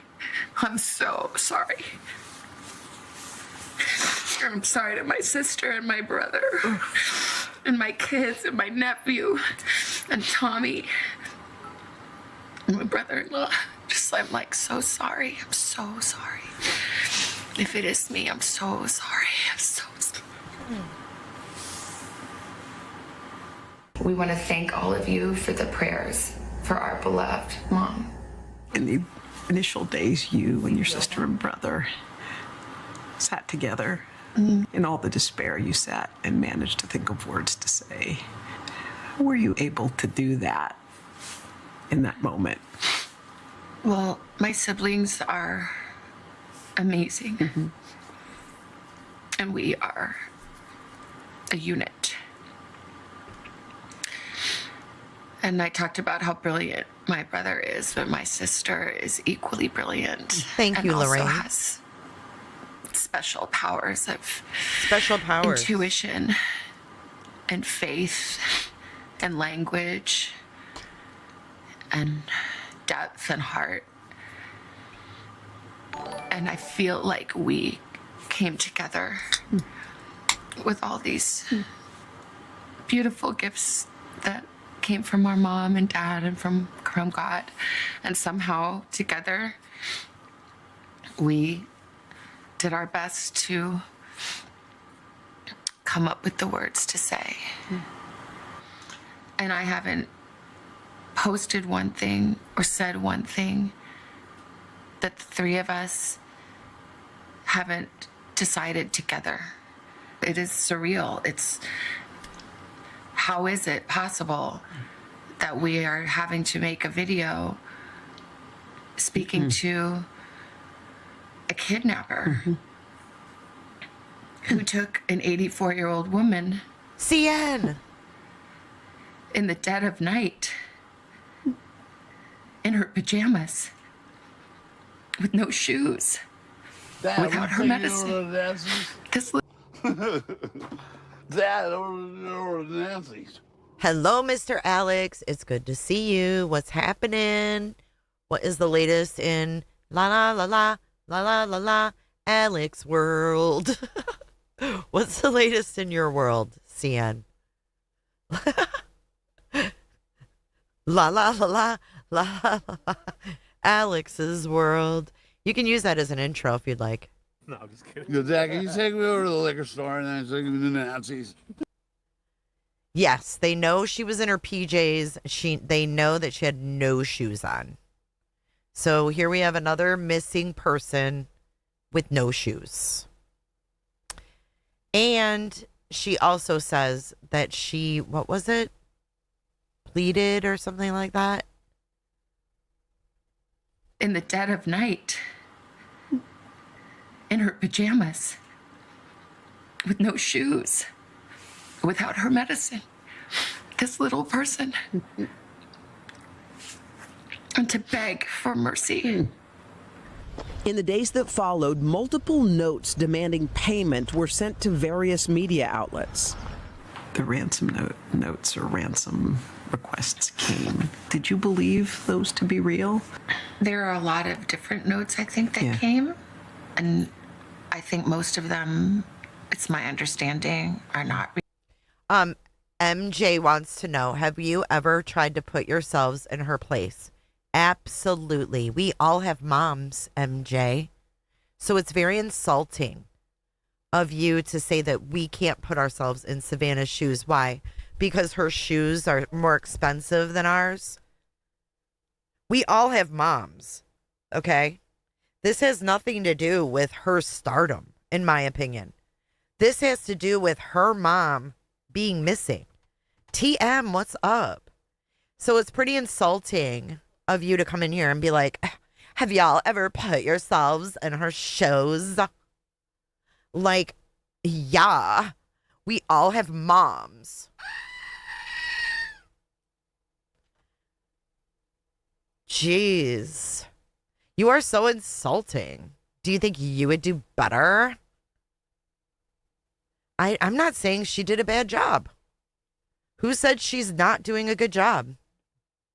Yeah, we all have said we feel bad for her. Hey, MJ. Boo-hoo. That's perfect for you today. Boo-hoo.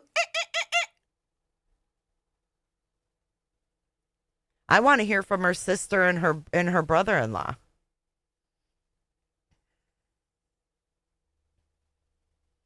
And like, right, like do better with what? I don't get it. Grits and Grace says, I'm thinking they haven't seen the rest of the Nest videos. I don't buy that they don't know anything going on. I don't buy it either. Cameras and floodlights didn't work at Sebastian's either, and he wore no shoes. Oh yeah, it's strange, isn't it? Sometimes it's the most obvious people right in front of our damn face.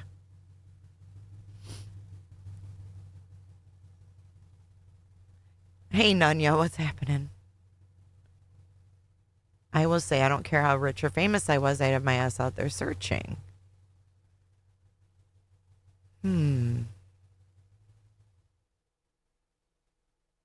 People don't go missing without their shoes. They get taken without their shoes. True. True story. No shoes and pajamas equals more video. Just insulting. I mean, geez. Real, and I didn't see them, but she didn't see them. Most of them, it's my understanding, are not real. Most of them, is my understanding, were not real. And I didn't see them, but, you know, a person that would send a fake ransom note really has to look deeply at themselves. Yeah. No, Savannah doesn't look happy at all. I never said she To a did. But family you know in what? pain. You know who does look happy? To a family in pain. And she looks down almost in disgust. She almost looks down in disgust. I don't think she looks happy at all. I think Hoda looks delighted. I think Hoda looks delighted. But I believe the 2 notes that we received, that we responded to, I tend to believe those are real. Really? When the Ring camera video surfaced and you could see who that person was, just tell me what you thought when you saw those images of the person who took your mother. I mean, it's just absolutely terrifying. Yeah. It's just totally terrifying. And I can't imagine that is who she saw standing over her bed. Yeah.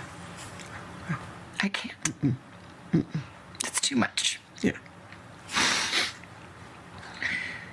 And I'm glad and grateful to the investigators and the technology companies that were able to find that video. To, I hope, at least with people of good heart and compassion, stop the irresponsible and cruel Kalina speculation that had started to swirl. Let's talk about that for a minute. I'm glad that people saw Yeah. what came to our door.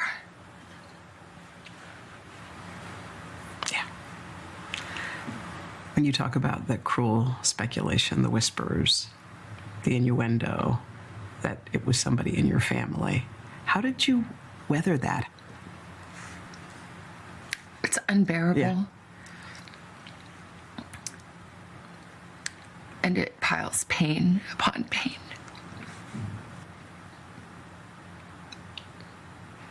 There are no words.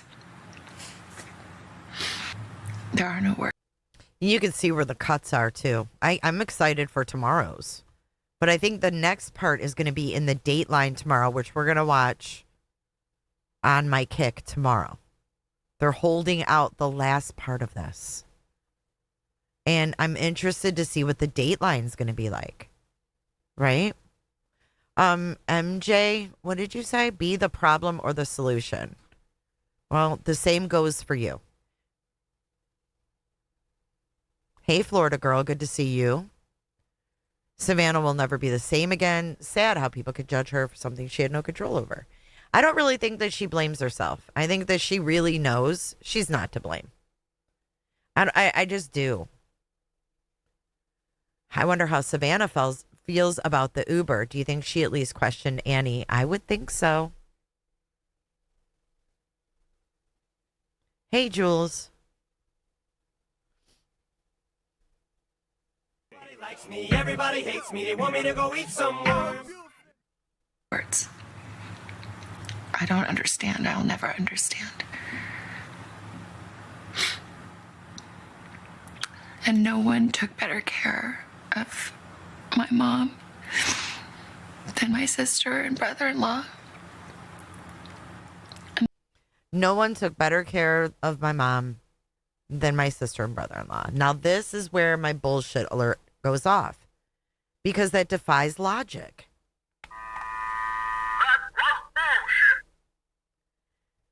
I just don't know how you can, like, honestly say that. I would just have left that part out. You know what I mean? She's just not that dumb. She knows damn well they did not treasure her mother like she did. She knows damn well that she got caught up in her own life. And it's not her fault. It's just how life goes, and probably trusted her daughter. Or, I mean, her sister. You know? It's part of her guilt for leaving mom with those losers, says Chloe. I just wonder if there was anything picked up on at Christmas. Oh, Lemon Lime says, I still think the essay is a motive and nothing to do with Savannah.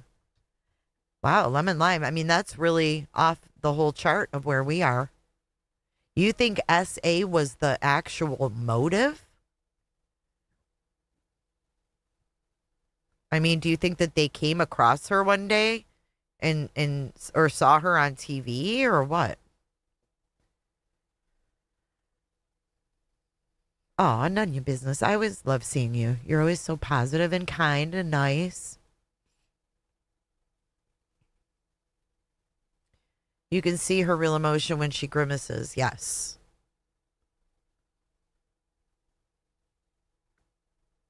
No, I don't think she's at fault either. But I think that in her mind, she would feel, guilty for maybe getting caught up and not checking on things. Jill Reese thinks that SA was the motive as well. Well, okay, how about this?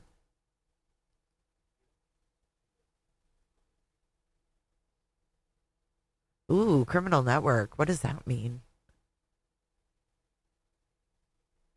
But what about this? We heard that there were cameras inside the house. Maybe Savannah thought that her mother was being monitored, because she even said, they were with my mom every day.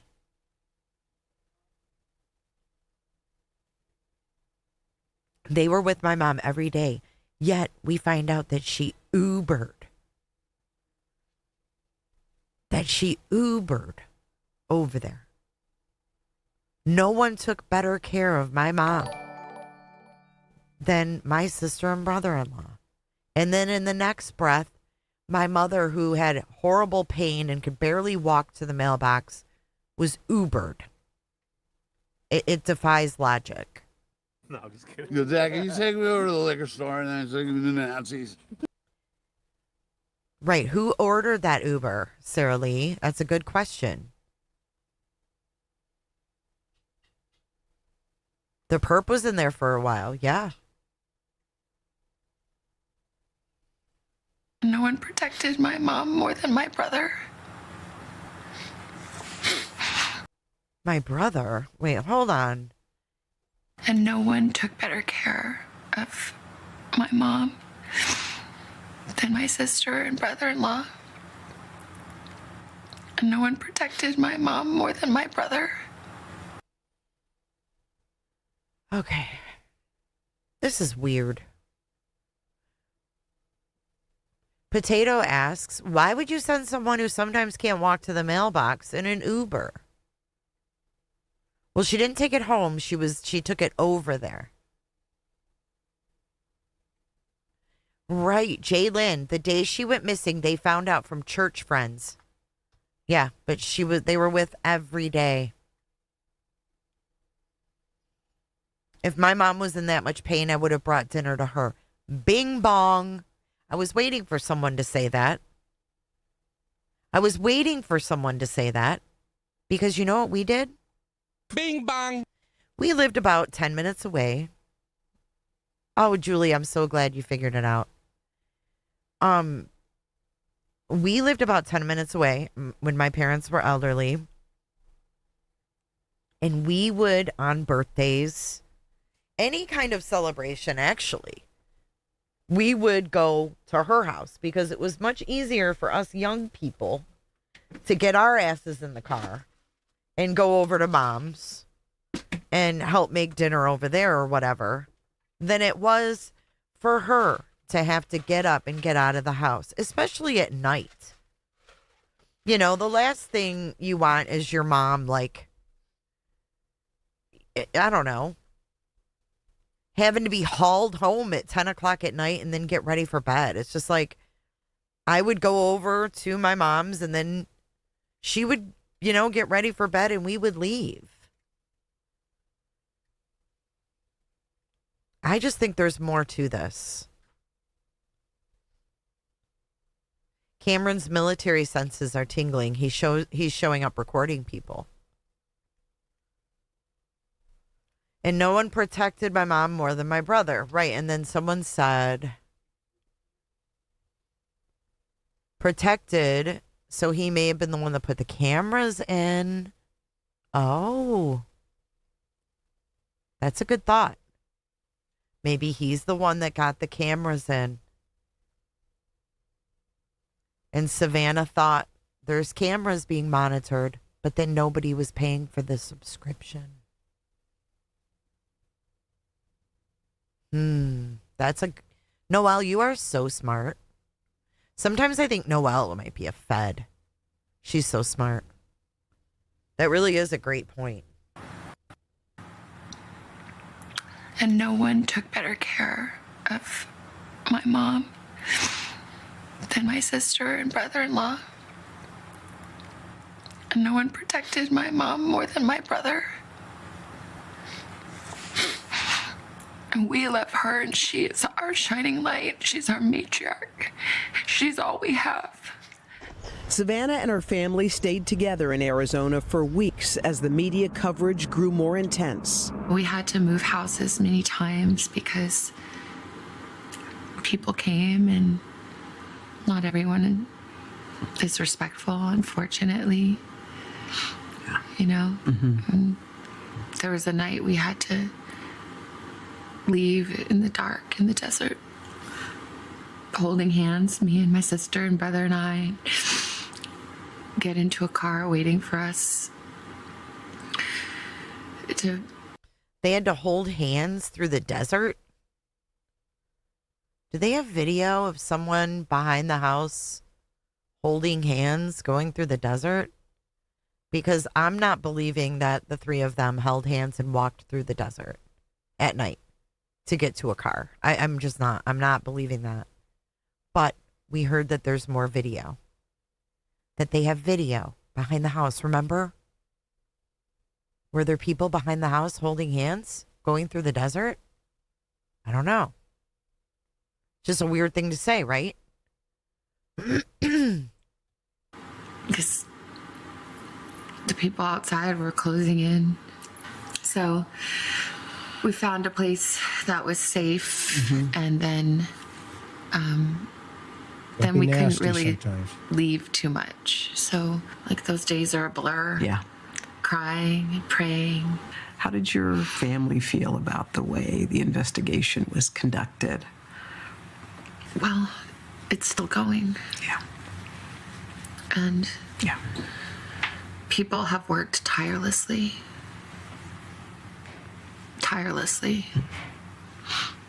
And we see that.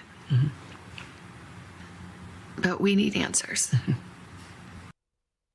The people are working tirelessly. We see that. But we need answers. We cannot be at peace without knowing. And someone can do the right thing. And it is never too late to do the right thing. And our hearts are focused on that.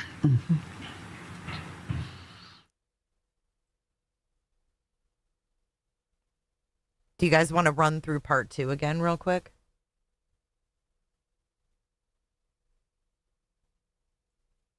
Oh, then we have some clips we can watch too after this. We'll watch part 2.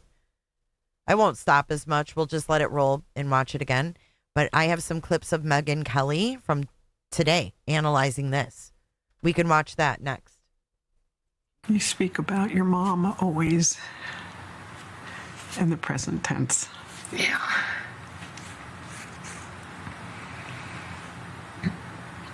I mean, she is present tense to me. Do you feel her, or have you heard her any moments? Yeah, a little bit. Tell me about your mommy. Just tell me about her. My mom she's incredible. She's resolute and strong. Quiet strength, quiet faith, but hard fought. She's funny and a little mischievous, I would say, in her humor. She's a noble creature. She does what's right. She walks in faith. She's noble. She does what's right. Madame Mishi, thank you for your work there in an independent living facility. I also used to work in hospice and visit those independent living facilities. Thank you for what you do there. And I agree. It is late for a woman to get home at her age, to get home at 10 o'clock at night and not even be walked in. Not even be walked in. I mean, was there a light on? Could the lady see? I mean, you've got an 84-year-old woman and you just pull in and be like, yeah, I mean, thank you to everyone out there who actually cares and does a great job. But imagine now, after how we've heard Savannah talk about her mother, imagine it being 10 o'clock at night and you just pull up and drop her off. You don't make sure she's safe inside, like she makes it in.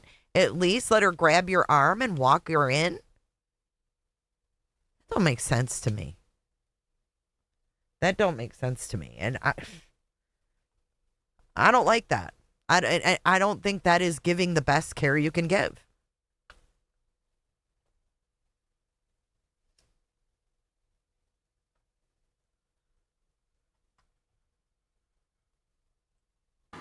But not a fake, pious, put on faith, but like a grounded, earthy, she fought for it faith.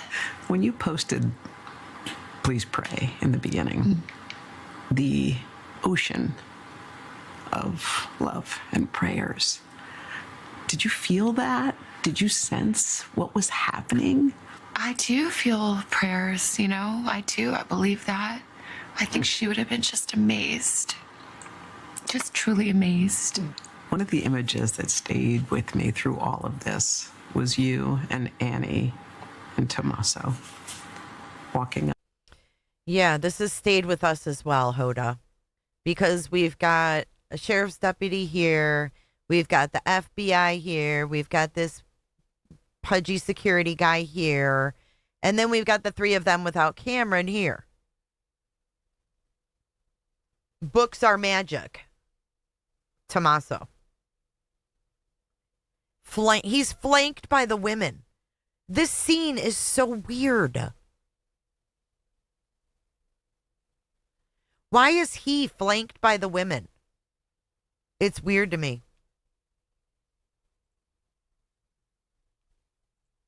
Up and looking at the flowers and at the notes.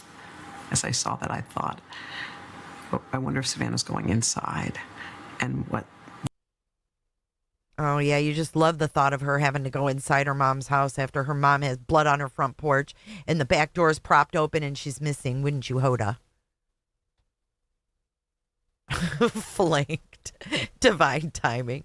But it is. The whole thing is weird. But books are magic. He's receiving more protection than he gave Nancy. That is damn straight, Adjusted Fate. Adjusted Fate. That is so true. He's being held up after he just dropped the mom off. Callously dropped her off. that must have felt like for you to go inside of your mom's, your childhood home, your mom's house. Yeah, I mean, this is the house that we grew up in. It's really the only house. And this is NBC hard at work. Okay. It has to involve emotion and tears, or it's not worth doing. They're hiding his walk and gait.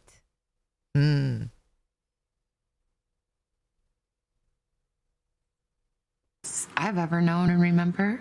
So we moved there when I was about 4, I think. It's the house where I came home on a Friday night at 16, and my mom and sister were on the couch praying and told me that my father had died. It's the house where all of our memories are, good and bad. So it's hallowed ground. My mom loved and treasured that house in good years and lean years. My mom loved and treasured that house. I don't think he's been scrutinized too badly. I mean, how badly has he been scrutinized? He was the last to see her. The last person to see her is always scrutinized. If you guys watched my Oxygen show, it was the same thing with Shane Carey. And they go in depth about how Tim Miller of EquiSearch even thought it was Shane Carey. This is no different than any other disappearance, crime, etc. The last to see her is always looked at. Hold on, I'm sorry. Someone's here. Hold on.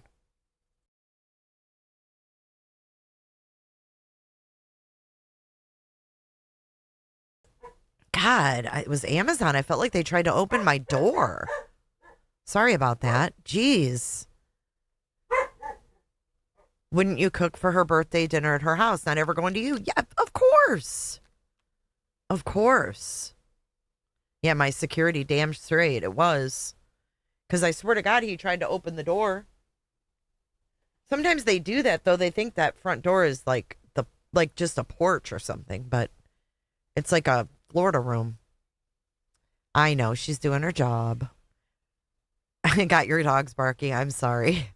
See, that's what Nancy should have had that night, was her dog. Why didn't Nancy have her dog? Ooh, that's a good question, Jalen. Oh, that'd be a great question. Oh, is Criminal Network still in here? We need Criminal Network to get with Jeff and ask about the dog and ask if Annie and Tomato's car was there a lot every day.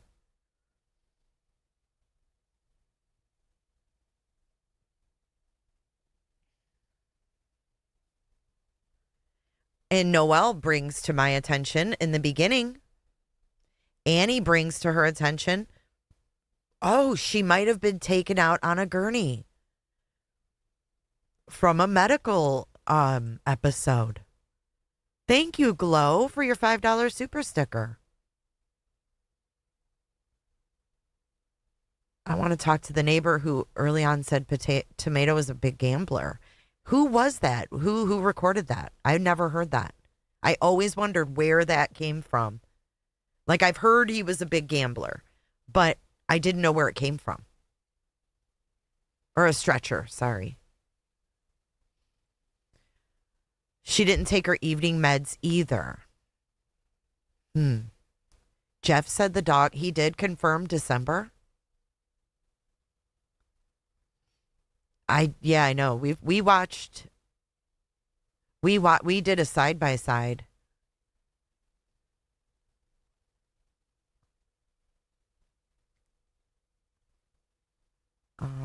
Tracks off the porch do not match with the gurney. You know what's really weird? So I live in like a 45 and up community, and I was out with my dog yesterday, and this cutest man, old man, he came up on his like hover round. he came up on his hover round. Jeff wasn't home when he went there. Oh, shoot. But he pulled up on his hover round, and I looked at the tires, and I was like, oh, my God. That looks like the same width. So that's how I pictured, like, the width of those marks. I might be wrong, but right when he rolled up on it, and he's so cute. He's like a vet. He wears his army hat. Hover round, it's like a... Let me see if I can pull one up. I don't know if they call them that still now, but hover round. Yeah, they do. Okay, images. Let's look at a hover round. It was kind of... His wheels were all the same, though. Like this. His was like this.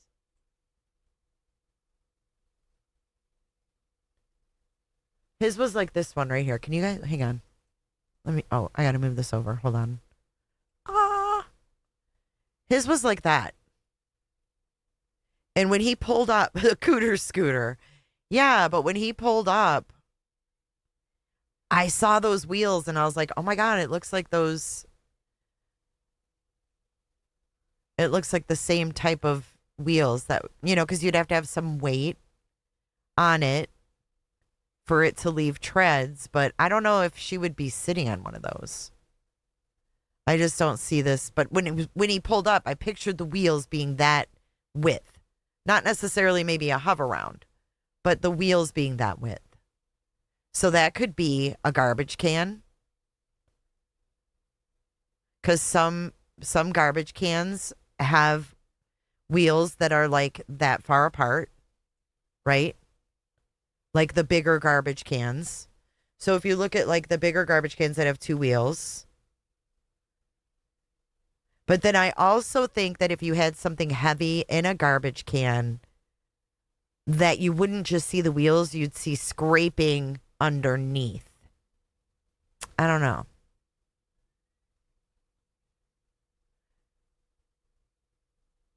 I wonder what happened, like when her dog died. Did she take it to the vet and have it? This does kind of look like the cart that was in the wash. Did she take the dog to the vet to have it cremated? Let's find that Mark the Shark thing.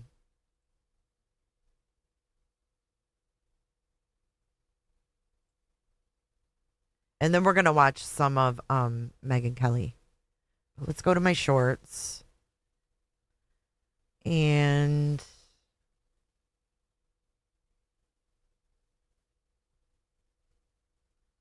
which one was it? Oh, right here, right here.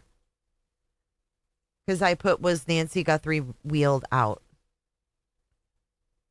I guess that was more of a sit-down walker that he saw.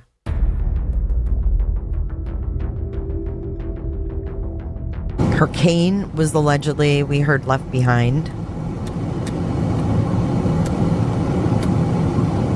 Right, what is it doing there? Oh, look at that. That's a better picture. Oh, yeah. Look at that. Yeah. So that's like a walker. Those are wider to me. Garbage cans were on the side of the garage, but we don't know how many she had. A so-called dog grave by the wash just before its tan pants found. I don't know. I mean, some people, you know, like my vet, I had to have my dog put down, and they cremated my dog after. There was talk about FBI digging in her yard not too long ago. Maybe they were digging because they were digging up the dog for testing. Huh. Well, and that dead patch of grass in her backyard kind of bothers me. I don't think it looks like something fresh, but something that could be like months old, you know? It would be like 6 months by now. And this is the abandoned golf course, and Annie's route goes right by this golf course. I don't know what he did with this. That's much better.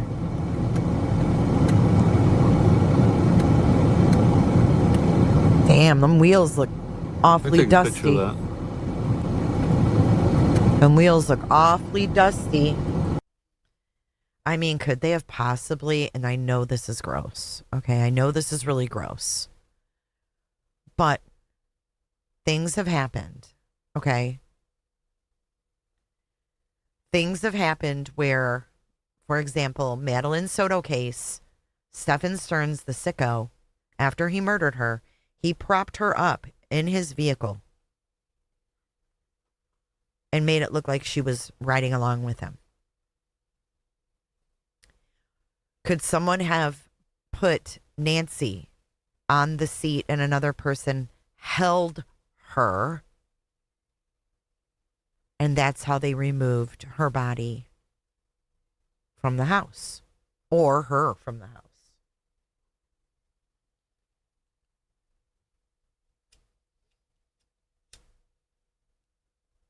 Because certainly if she had a cane, she would have one of these push walkers. Like, these are kind of a staple for someone who doesn't walk well. There was a walker behind the trash near the Airbnb. Oh, really? Because I know my mom had one. She didn't use it very often, but it was in the house. You know what I mean? We had one in the house. She hated it.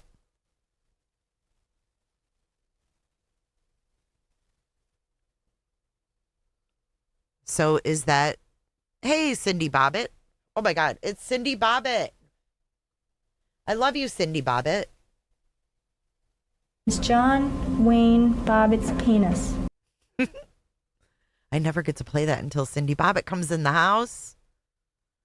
I think it was a truck. I strongly believe Nancy passed in the house before leaving.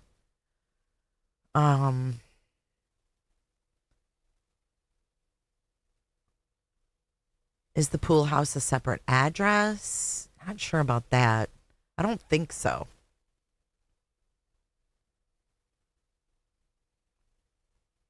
Like, this is a... Cindy.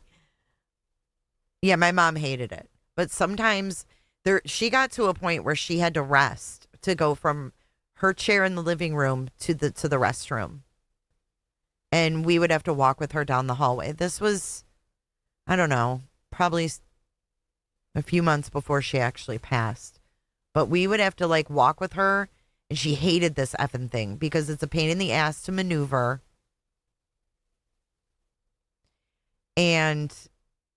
But she would have to stop and sit on it.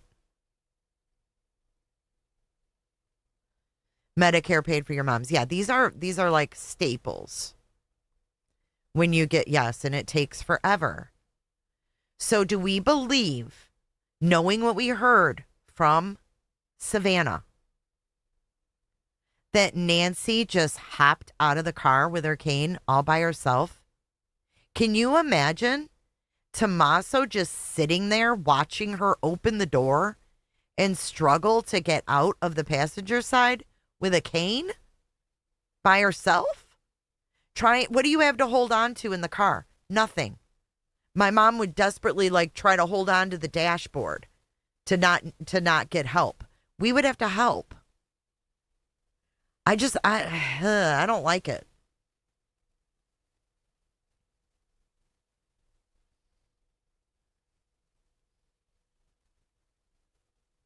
I just can't imagine that. Because it's not going to be easy for someone who most days can't even walk to the mailbox to get out of the car in a hop, skip, and a jump. And then be in the house in 2 minutes to shut the door. I don't believe it. I just don't believe that.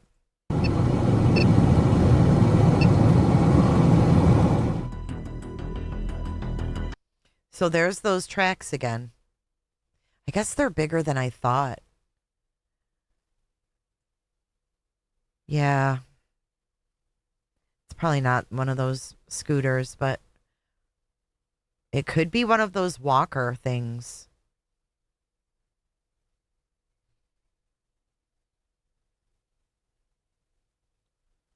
Why didn't Annie tag along to help her mom? It was a quick drive. Right. Or did she? It would take more than 2 minutes for her to get out of the car. I agree, Penny.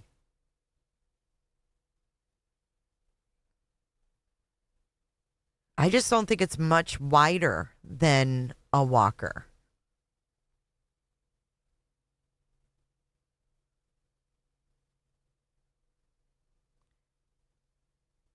Yeah, it is one of those that you sit on if you need to take a break. Yep. And I don't believe that she didn't have a walker, you know? I just don't believe that. Oh, let's finish this. We didn't finish this. Let's go back to part 2. We're deep diving today. Thanks for your patience and for hanging around. They were able to hold on to that house.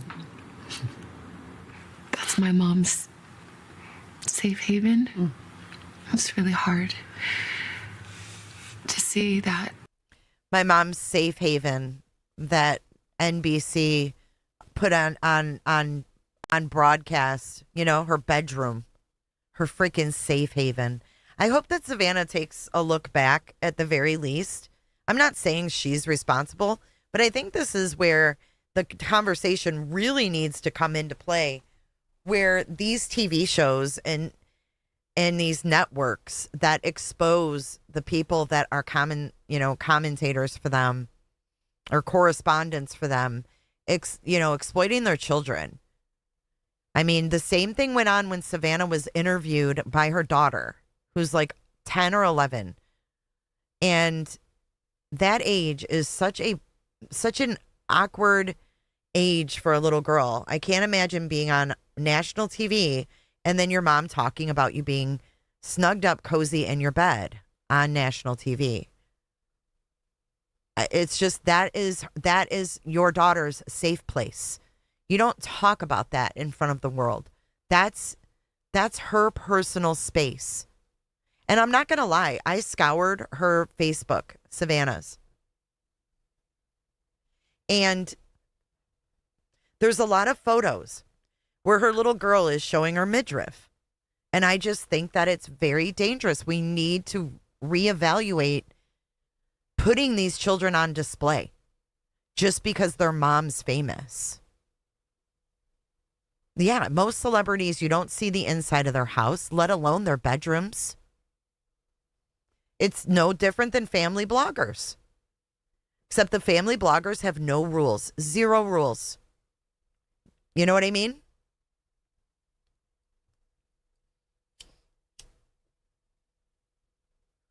I don't like that the band member, DE, is saying that people invaded his home. That he took off when he heard he was going to get raided. That's weird to me. It's weird to me that he's also been on the property for a, quote, Easter egg hunt.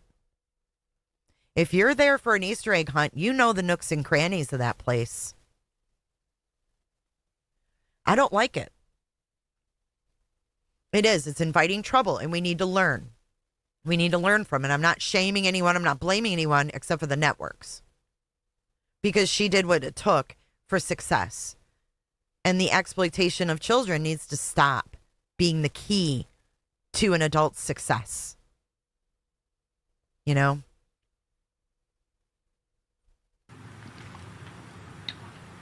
Violated. Mm-hmm. And the terror that she must have felt is unbearable. It's unbearable.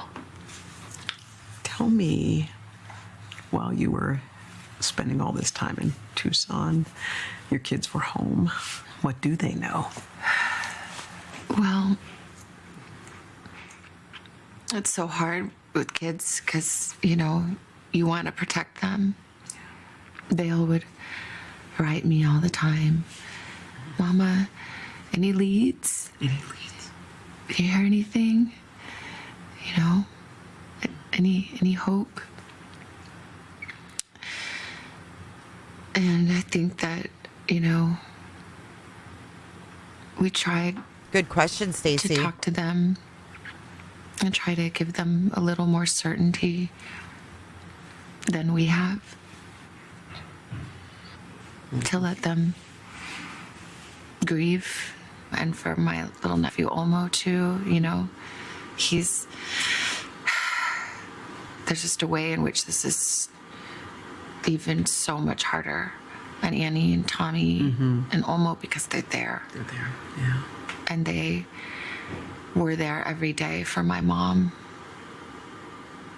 They made it possible for her to stay in the house we grew up in that she loved so much. I think she always stayed in that house because I think she still felt my father there. Well, it's funny because no one asked why she stayed in the house. Okay.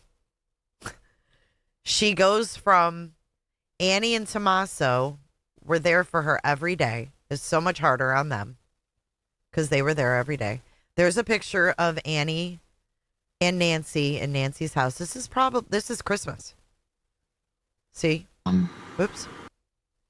They have their Christmas outfits on here.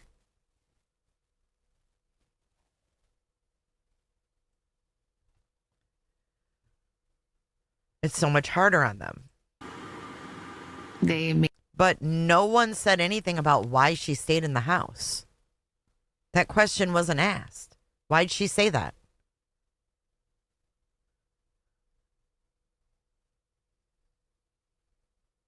Wonder where they are here.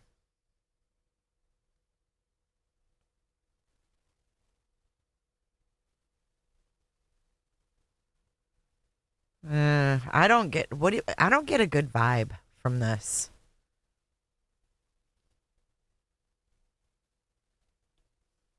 Why is he scrubbed from the internet? You think they're out to eat somewhere? I'm just wondering if anybody recognized the restaurant. We have some locals here that watch the channel.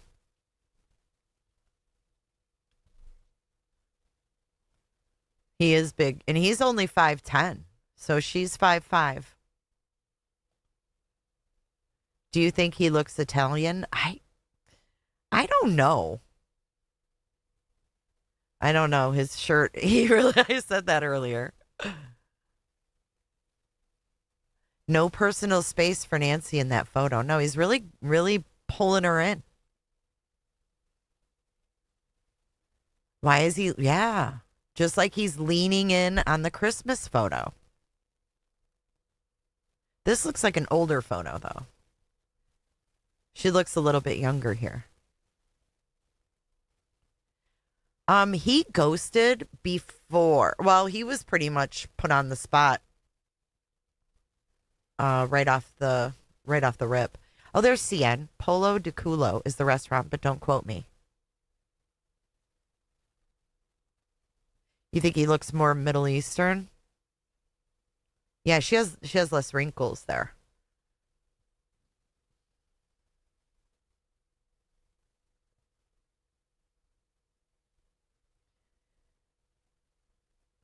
I think he was scrubbed before we knew who he was, though. Because no one really found anything. Like, we found the band photos, and then boom, he was gone. Caretakers often have access to bank accounts. They do, Linda. Yes. He looks thinner there than now, you think?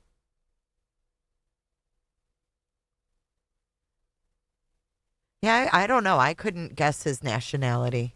He was all over Savannah, too. He was CC Caruso.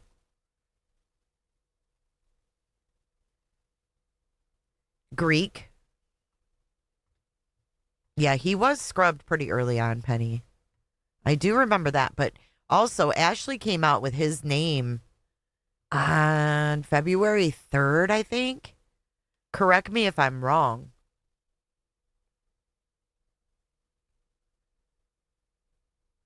Yeah, Alice, I'm right with you, Alice Dalton. She said, I may be wrong. I honestly think T had something to do with it. If I'm wrong, I'll apologize, but my gut feeling's been on him since day one. Why didn't they move in with her? Most elders love company. I don't know. How did the bandmate know he was about to be raided? Oh, that's a good question.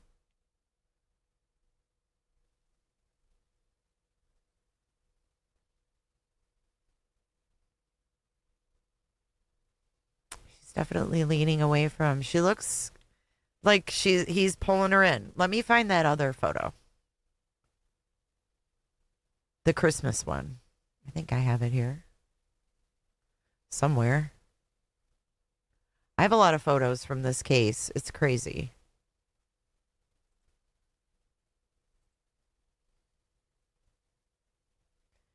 I gotta go to attachments. Yeah, I don't know.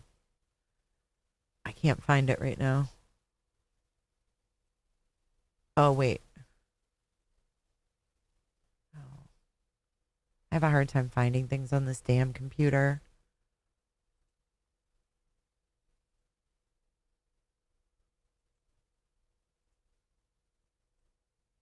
Oh, maybe I deleted it. But anyways, the old saying, says Teresa, rings true. Where there's smoke, there's fire.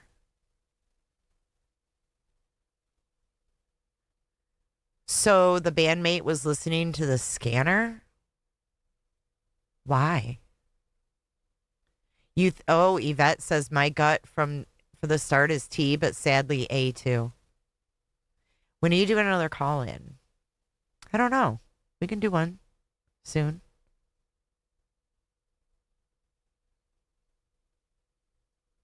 I'm not saying he had anything to do with it, but I do see a bully there. I think he was a bully to Nancy and to Annie. And there was nothing anybody could do about it. Cameron was out of town and Savannah. Sandra White, that's a really good theory. So did Savannah tell Annie she was going to call, you mean the senator?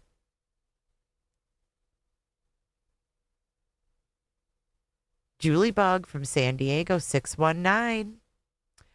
BRM fan. Lots of assumptions being made. Really, I mean, when you don't have any solid facts, you're left with assumptions. And sadly, we all can't shake that there's this sweet 84-year-old woman that everybody loved with blood in her house and on her porch, and she's missing. And I'm hearing that this guy is the one that was taking care of her every day. So assumption away, assume away. Assume.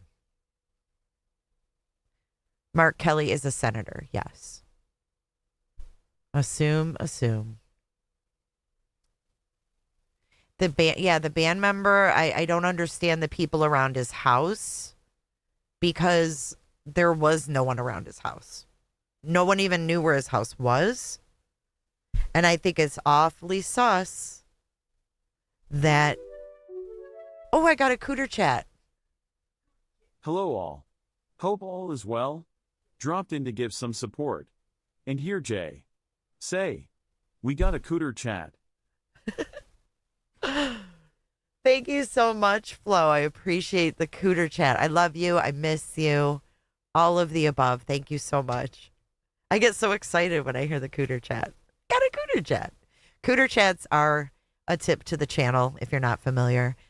It's a way to tip me directly, and it bypasses YouTube's 45% that they take from us creators. So I really get excited over cooter chats. So thank you. All scenarios are possible, but one keeps being harped on over and over again. Yeah, well, BRM, it's because, sometimes it's Occam's razor, if you will. This isn't our first case we've covered. And most of the time it is Occam's razor. Tiffany B wants to know, did Annie mention the blood to Savannah? Yeah, 45. No joke. I love YouTube, and it really brings in, new viewers, got a great algorithm, all those things. But yeah, they do. I don't know what's wrong with Mark Kelly. I mean, other than he's a politician. They thought it was him getting raided on the 13th. All the media was in his neighborhood. Why would he run, though? If I heard that my house was about to get raided, I'd be on the front stoop waiting for these people and be like, why are you raiding? What do you want to raid my home for? Why would you leave? That's sus. That's more sus than anything. You don't do that. Whose wife was shot? Oh, Mark Kelly. Thank you, Divine Timing. I pinned the link to the Cooter chat. Yeah, she reminds me of my mom, too. His name's Dominic Evans, and he's also a teacher. Stay Humble says, my mom thinks the dog was unalived so it wouldn't bark during the raid. I think Tommaso was a wolf in sheep's clothing. He made everyone in family in love with him, and Savannah is across the country. Savannah didn't know shit was happening. Out of sight, out of mind.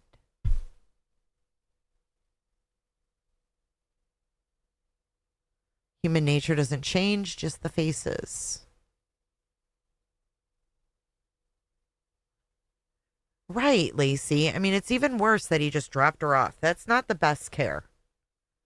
And quite frankly, I asked my husband this question. I said, hey, if like we had dinner with my mom and you drove her home, I stayed back while you drove her home, and the next morning we find out she's missing, like, what would you do?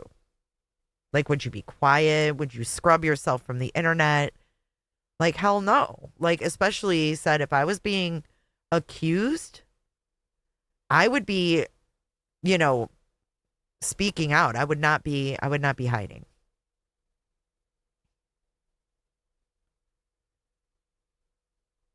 I would not be hiding. And, quite frankly, if my husband dropped off my mom and she ended up missing the next morning, I'd be actually looking back to see how long he was gone. I would be going back and thinking, did I wake up and he wasn't in bed? And I assumed he was on the couch and maybe he really wasn't home. I mean, there'd be a lot of things if I was Annie that I would be pondering, because that's weird. I mean, I'm sorry, but I would. I'd be like, okay, what happened when you went to my mom's? Did you see anybody? Was there anybody parked on the road? Did you notice any cars? I would be grilling the fuck out of him.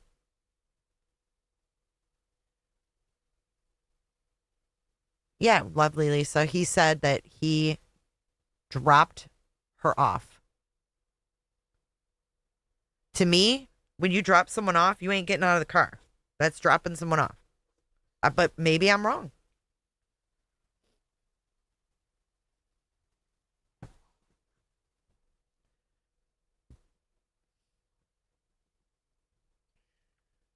I don't know. I'd be side-eyeing his ass, because you got to think about it. He drops her off. We are told 9:30, 9:45. Right? Then we have the church people calling Annie at 11 a.m. That's literally like 14 hours. And your husband's the last to see him. I don't know if they grilled him or not. He may have said, I dropped her off. I didn't see anything. I don't know what they asked him. But if they did ask him those things, it's not being reiterated to us to take the heat off him.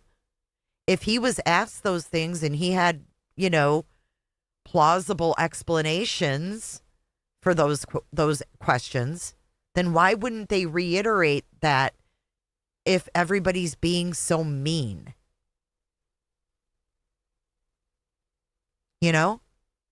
If he was asked all those things, why isn't that being reiterated? Two old people on a couch, cute name. My husband wouldn't be taking my mom home. We might both go, but not him alone. That's odd. I agree.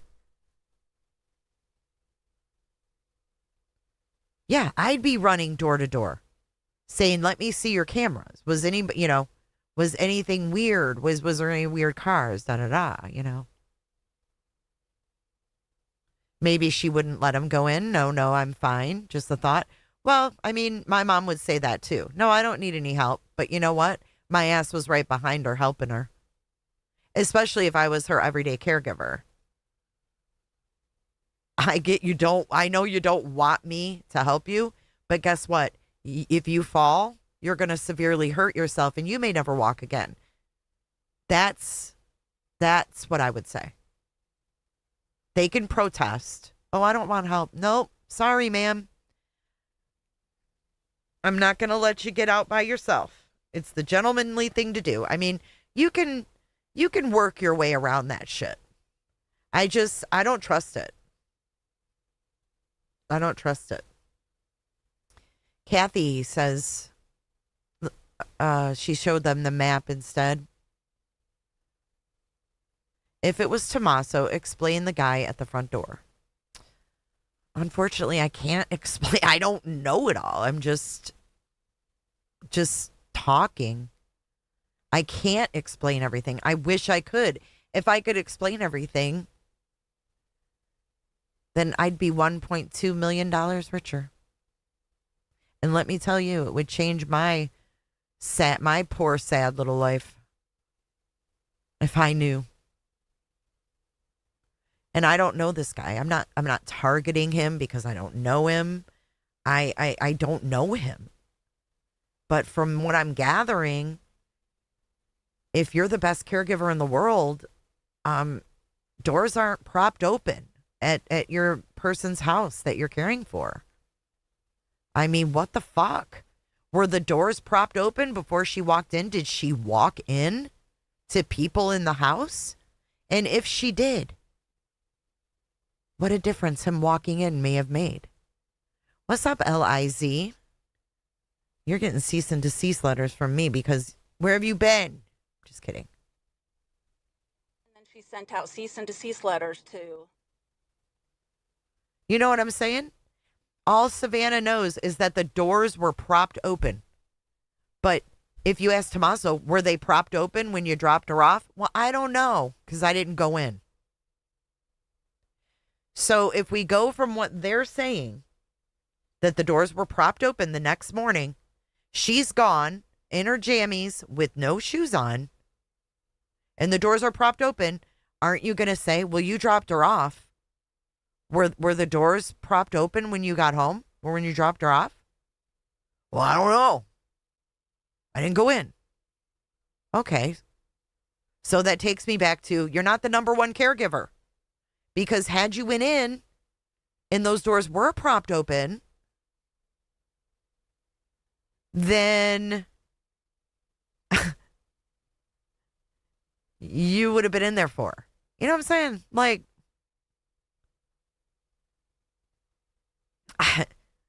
are you guys understanding like where I'm coming from with this? It's weird. And why is she sitting there saying they're the best caregivers in the world? They're clearly not. And why are the back doors propped open if she was brought out the front? Good question. But they had that roof camera, remember? Barbecue Queen. The shoes, the no shoes further lets me know she didn't walk out. Absolutely.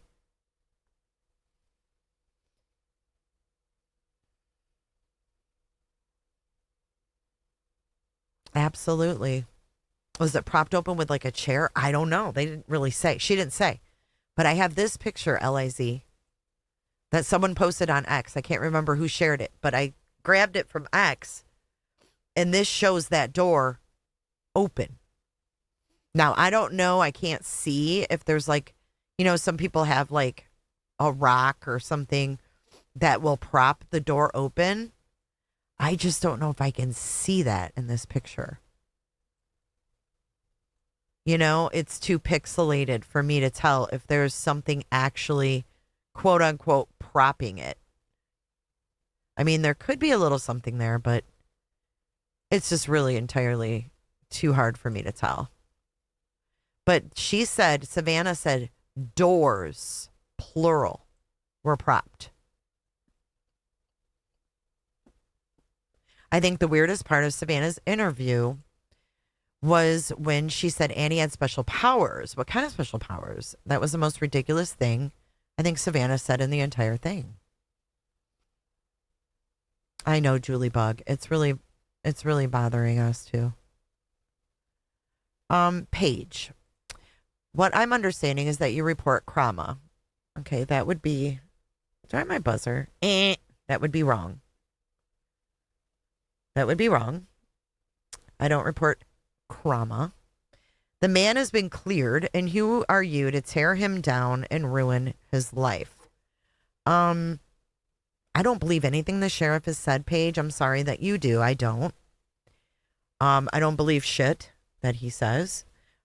Cleared. I don't even know what that means. A lot of the experts in the field don't really know what that means either. And I'm not tearing him down. I'm questioning his actions. There's a difference. And ruining his life. I don't know how Jay is for Justice can ruin his life. But if you would like to reach out via email, Paige, I'd be more than interested to talk to you. Because I'm not sure how you think I'm capable of ruining someone's life.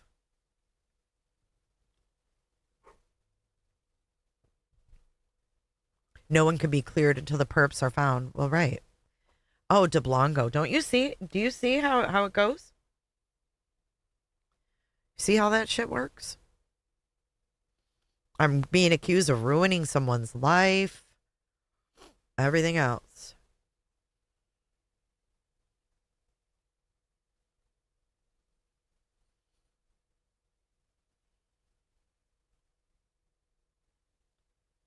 Hang on a second.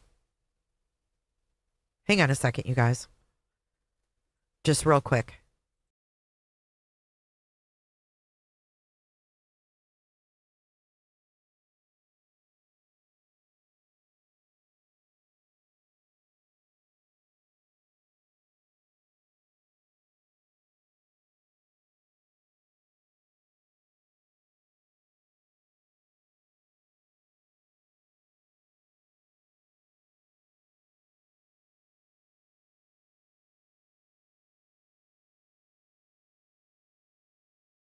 Okay, sorry about that. DeBlanco, you're so sweet. Why haven't Miss Nancy's really close friends come forward? Addie V, that's a great question. Maybe we'll hear from them in Dateline tomorrow. We hit 128K today. Thank you so much. Woo!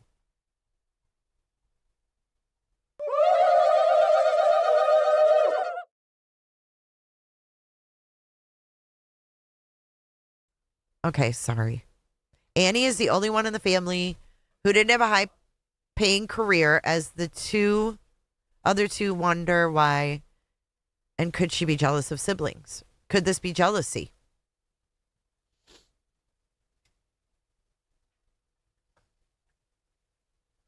Thank you guys so much for subbing up. If you haven't subbed up today and you're not subscribed, please consider doing so and hitting the like button. All right, let's get that off the screen. Go back here. Okay, here we go. We're going to finish this out. Made it possible for her to stay in the house we grew up in that she loved so much. I think she always stayed in that house because I think she still felt my father there. All our memories. You know, let her have her space. And it's just a way in which this is just even more excruciating for them and all that they've been through. I know it was a hard decision. Hold on. Rihanna, you guys scream. Why won't they talk to us? Well, here you go. This is why. Rihanna, I haven't screamed at anybody. I'm over here on my own YouTube channel, minding my own business. What are you talking about? No one's screaming at them saying, why won't you talk to us?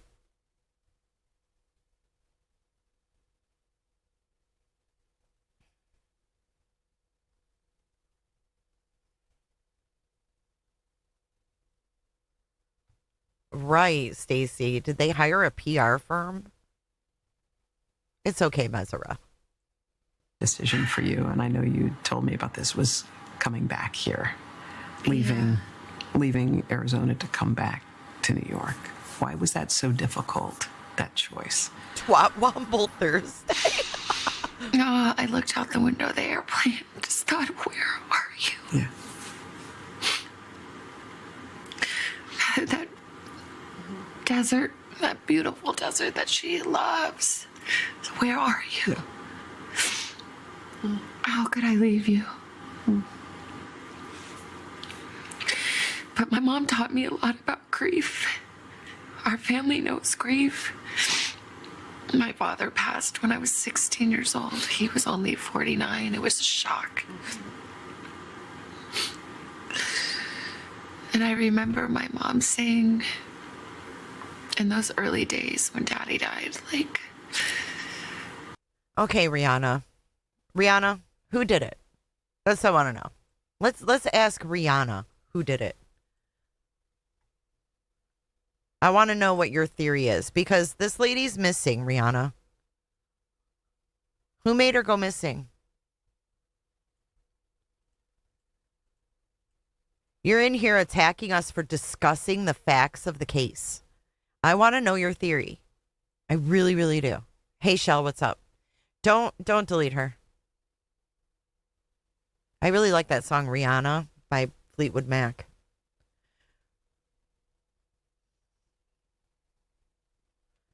Jay, are you aware there's some old shed in Nancy's backyard?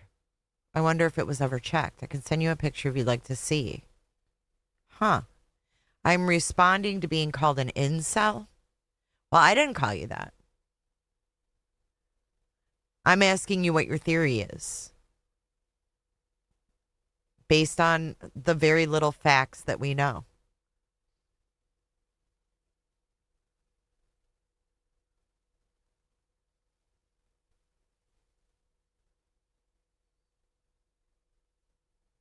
Aw, thank you, Marcy.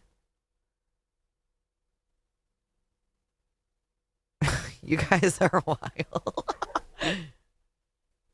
You guys are wild AF. Okay, the dogs might bark again. My son's here. I like Jay's streams. I just disagree with her take on this.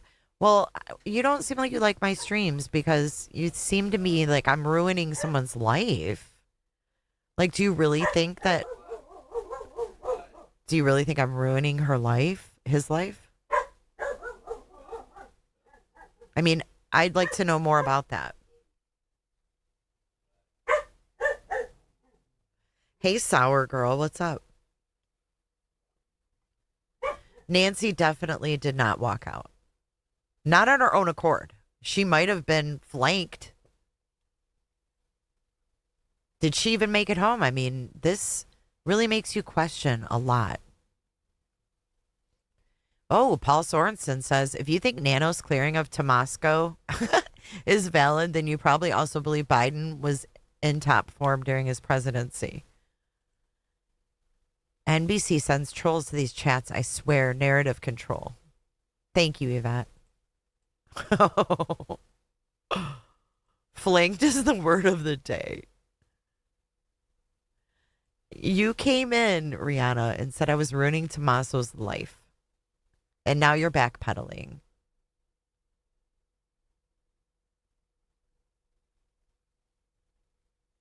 We don't all agree on the same things. We're just discussing, and you just...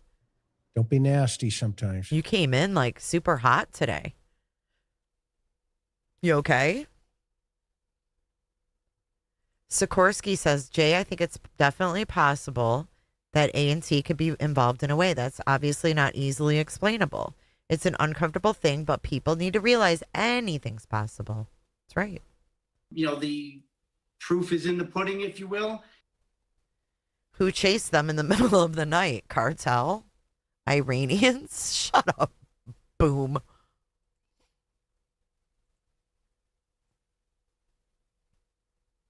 Yeah, why is she viewing it as an attack? Oh, there you go. Nanos, not any confidence of Sheriff. Me too, Cindy Arnold.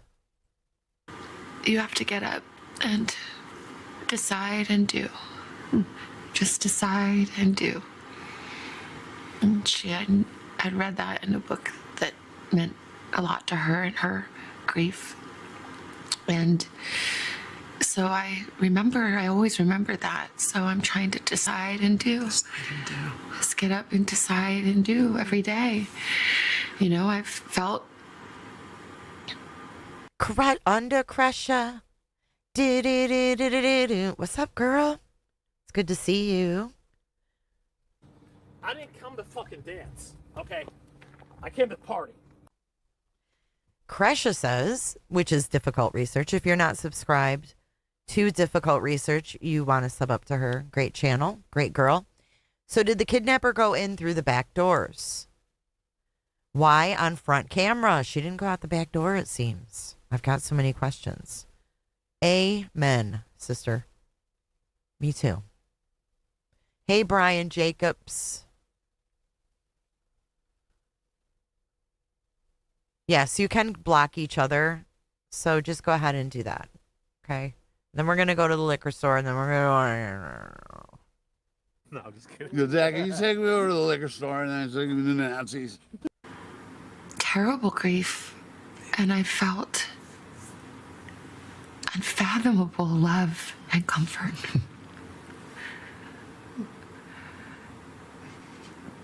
The goodness and kindness of God is remarkable. And in equal measure to my sorrow. Wow. Really, Hoda? She showed us how to survive the unimaginable. When she lost my dad, she was 46 years old. She had 3 kids. She had never worked outside the home. She had to get up. She had to find a job. She had to mother 2 teenagers and 1 young adult just starting making his way into the world. She took care of her mother. Okay, that's an interesting. Okay, let's look at. These are old photos. Hold on. She took care of her mother. So this must be Miss Nancy's mom. Looks just like her right here. So that's the great grandma.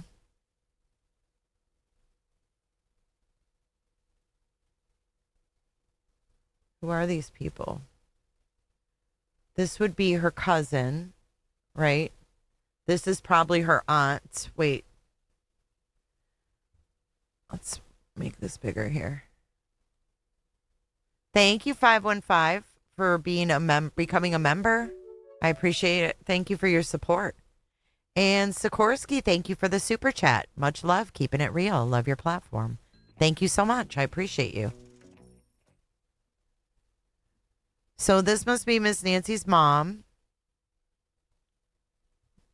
Maybe the aunt. Nancy. Nancy's so pretty. Look at her velour tracksuit. So stylish. I don't know who this is. Or this kid. Is this Annie? And is that Savannah?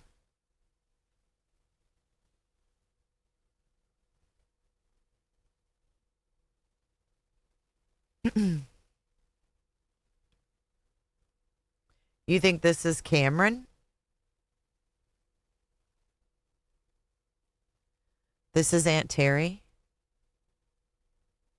No, I think Aunt Terry's on the dad's side. Yeah, this is their uncle, maybe.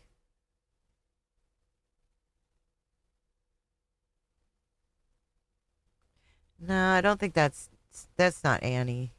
I think this might be Savannah and Annie. You think Annie's wearing glasses? She doesn't even wear glasses now, does she?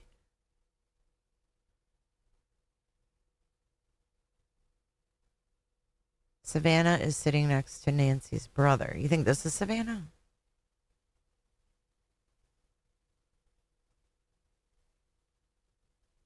I don't think so. I think this is Savannah. And that's Annie.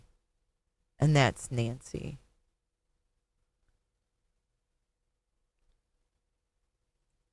Her her brother who had Down syndrome. She invited to come live with us. She worked part-time to make ends kind of meet. She found a way, another job, a job she turned into a full-time job, a job she turned into a career.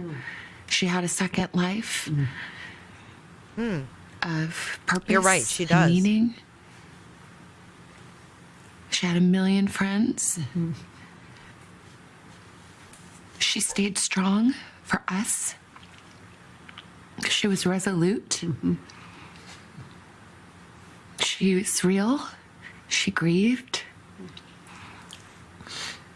I remember moments in my childhood, and those days after my dad died. She was so strong. But some mornings, before dawn, when she thought we were still sleeping, I would hear her crying at my door.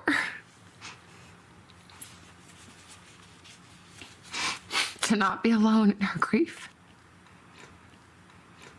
So she taught me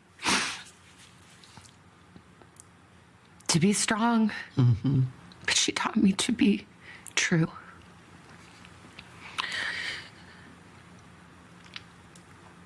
My faith is strong and resolute. But I, early on, felt that I heard, for one of the very few times in my life, I did hear God speak to me.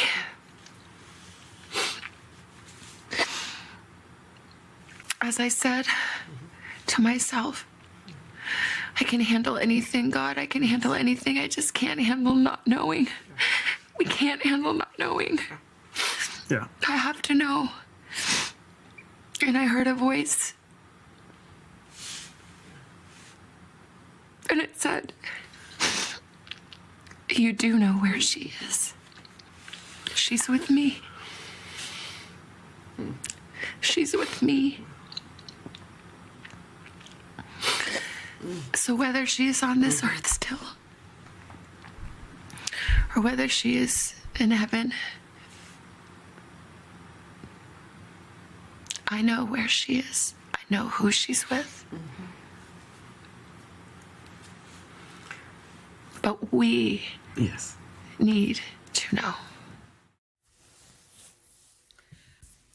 I mean, Savannah's faith has been on display over the years, but never quite like that. I don't know if people realize that none of us have had much correspondence with her over this whole 54-day ordeal. So as we're watching this with the world, we're learning and unpacking so much about our dear friend. And it's hard. Okay, so for those of you who said, who's Carson Daly? Again, that's Carson Daly. Where is Cameron now? Well, that's the thing. He was at the house yesterday, right? If you go to my shorts, remember okay, so let's look. I have to update my timeline because here we have Cameron Guthrie. Breaking news, Javelinas. I love them. No, not that one. Hold on. We got to look at the date because, okay, this is Annie's car was back the 14th. This one, I don't think he's left. Maybe he left and come back. Here, somebody's coming out. Somebody's coming out. Coming out. Come out. What is the date on this one? This is March 11th. So March 11th, I'm going to mute it. This is Nancy's Subaru leaving with Cameron in it. So March 11th, Cameron Guthrie was there. Then if we go, there he is right there. Yesterday, he was there again.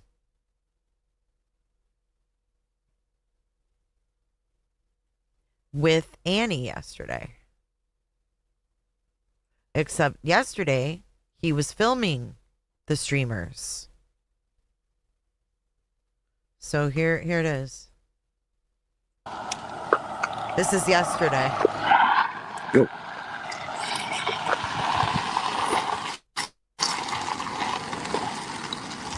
That looks like Annie. That looks like Annie.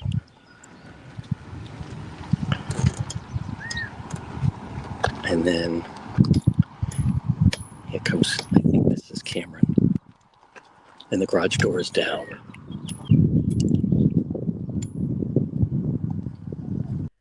So the weird thing was, I think they may have rolled up together and then, or something. I don't know, because I didn't see all of this.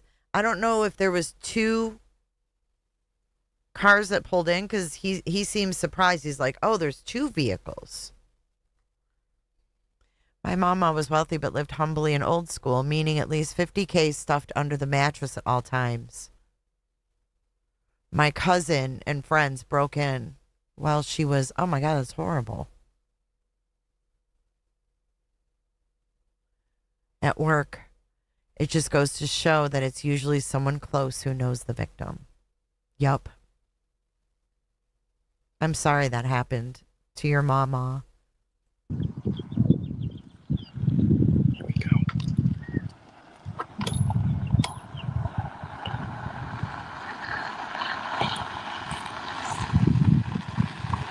Okay.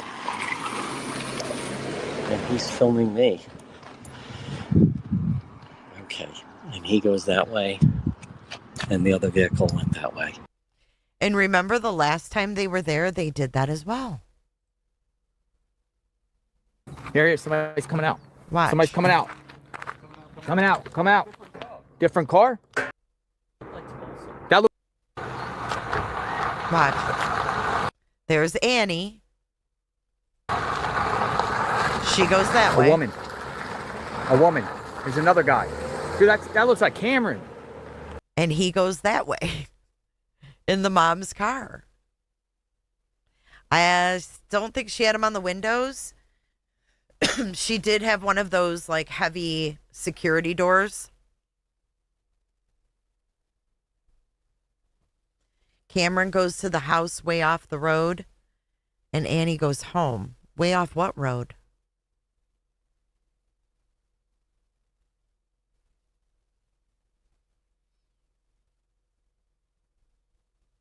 Chris McDonough's show stated again last night that Miss Nancy did not take her night medications that Saturday night.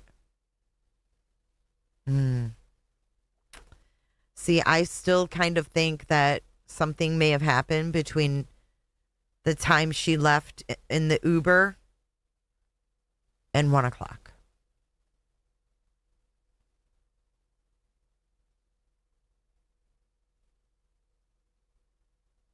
Right. Has there been prowlers? And we don't know. They won't tell us. Let me show you this really quick.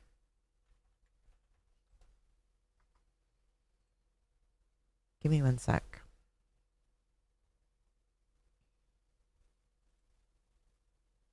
Hey everybody, I'm Ash.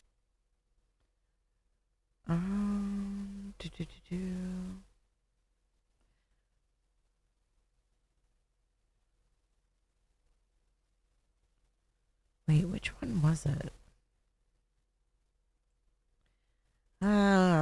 Shoot. Can't remember which podcast it was now.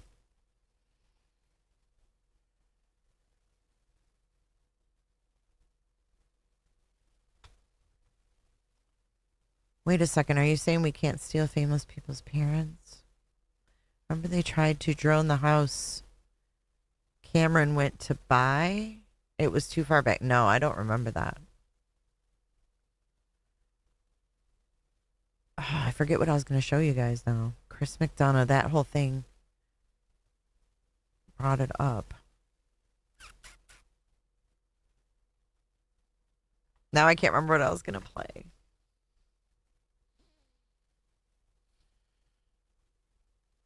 Was it this one?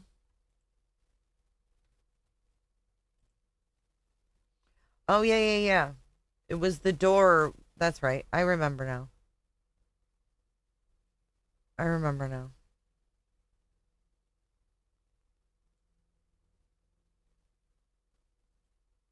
I hate to put you through gray pubes, but we're going to look at where some of these doors are on this house, okay?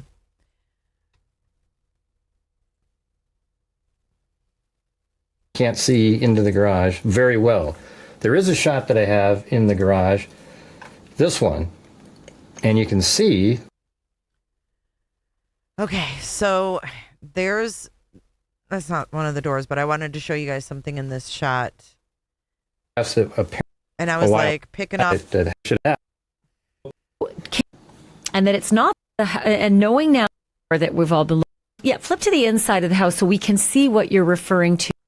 So I think this is it right here. So this, I believe that this image right there, now you see that there isn't glass on the lower portion of it. Right. Because that door looks like one of the newer type of doors that you have with the blinds inside the glass.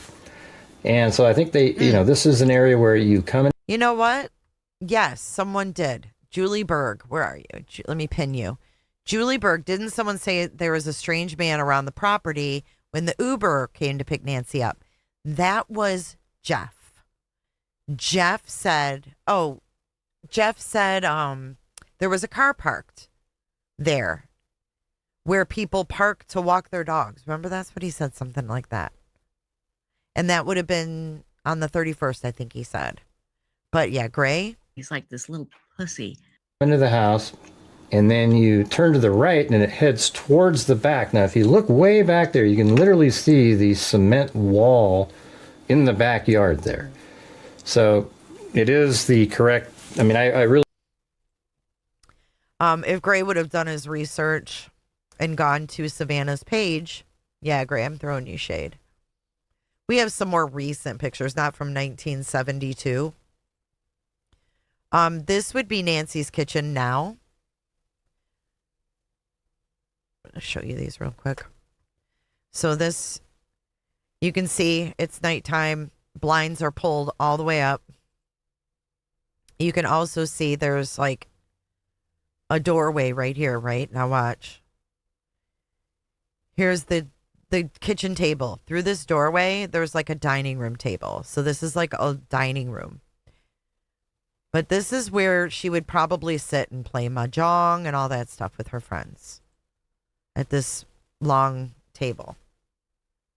Right in front of the window. And then this just gives you kind of a look in her living room, all of her books, etc.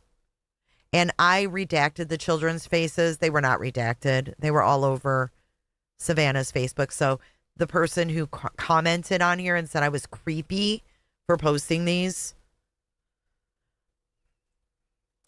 Here's another one at that table.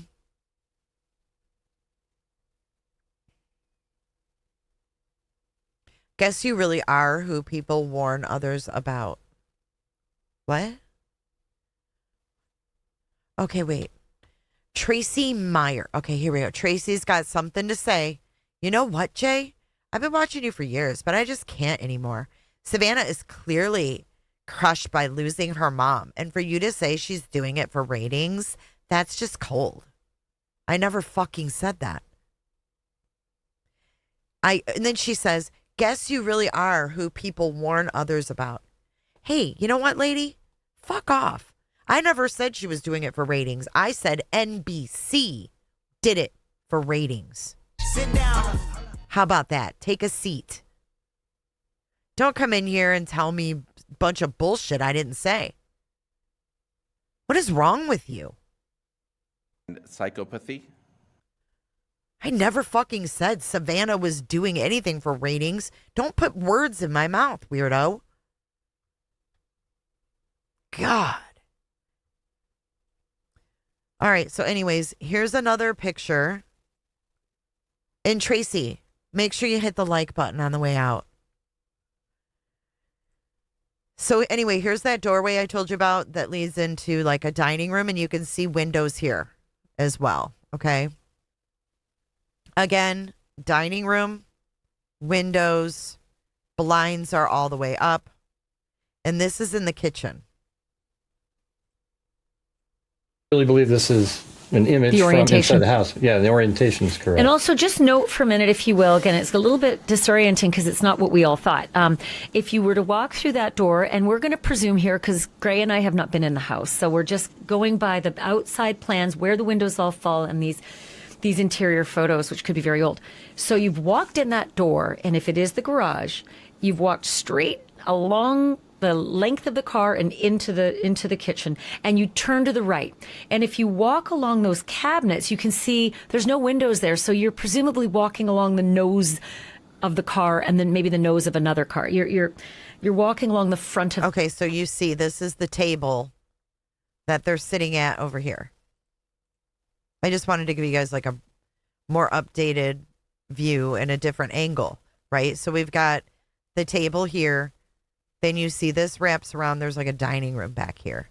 But you can see the kitchen and all these windows in the back. This would be the front, I believe.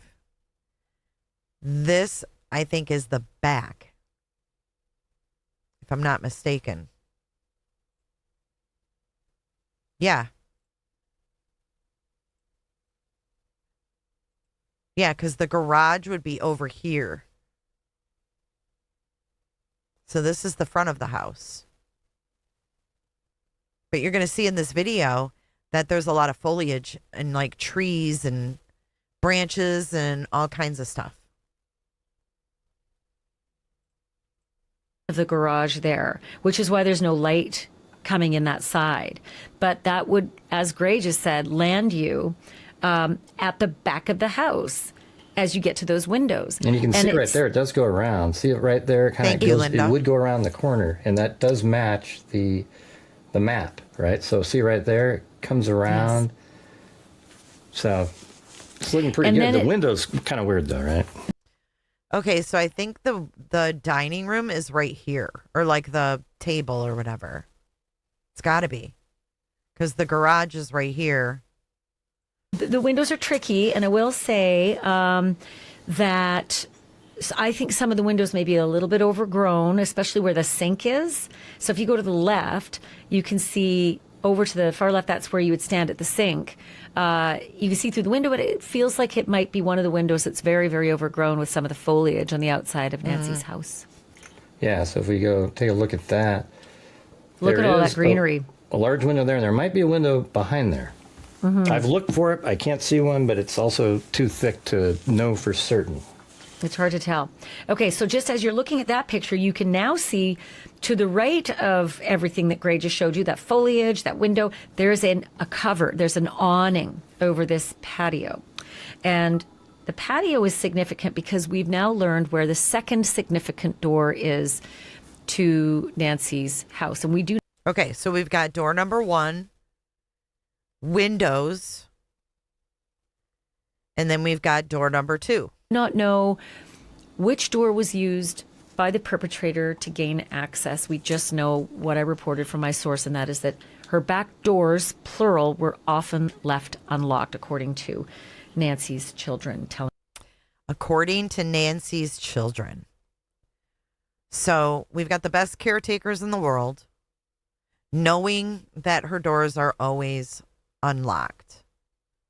So you know what I would have done? If my parents, okay, because I'm a problem solver, this is what I would have done for my parents. Because we grew up not locking our doors either. But as my parents grew older, they locked their doors.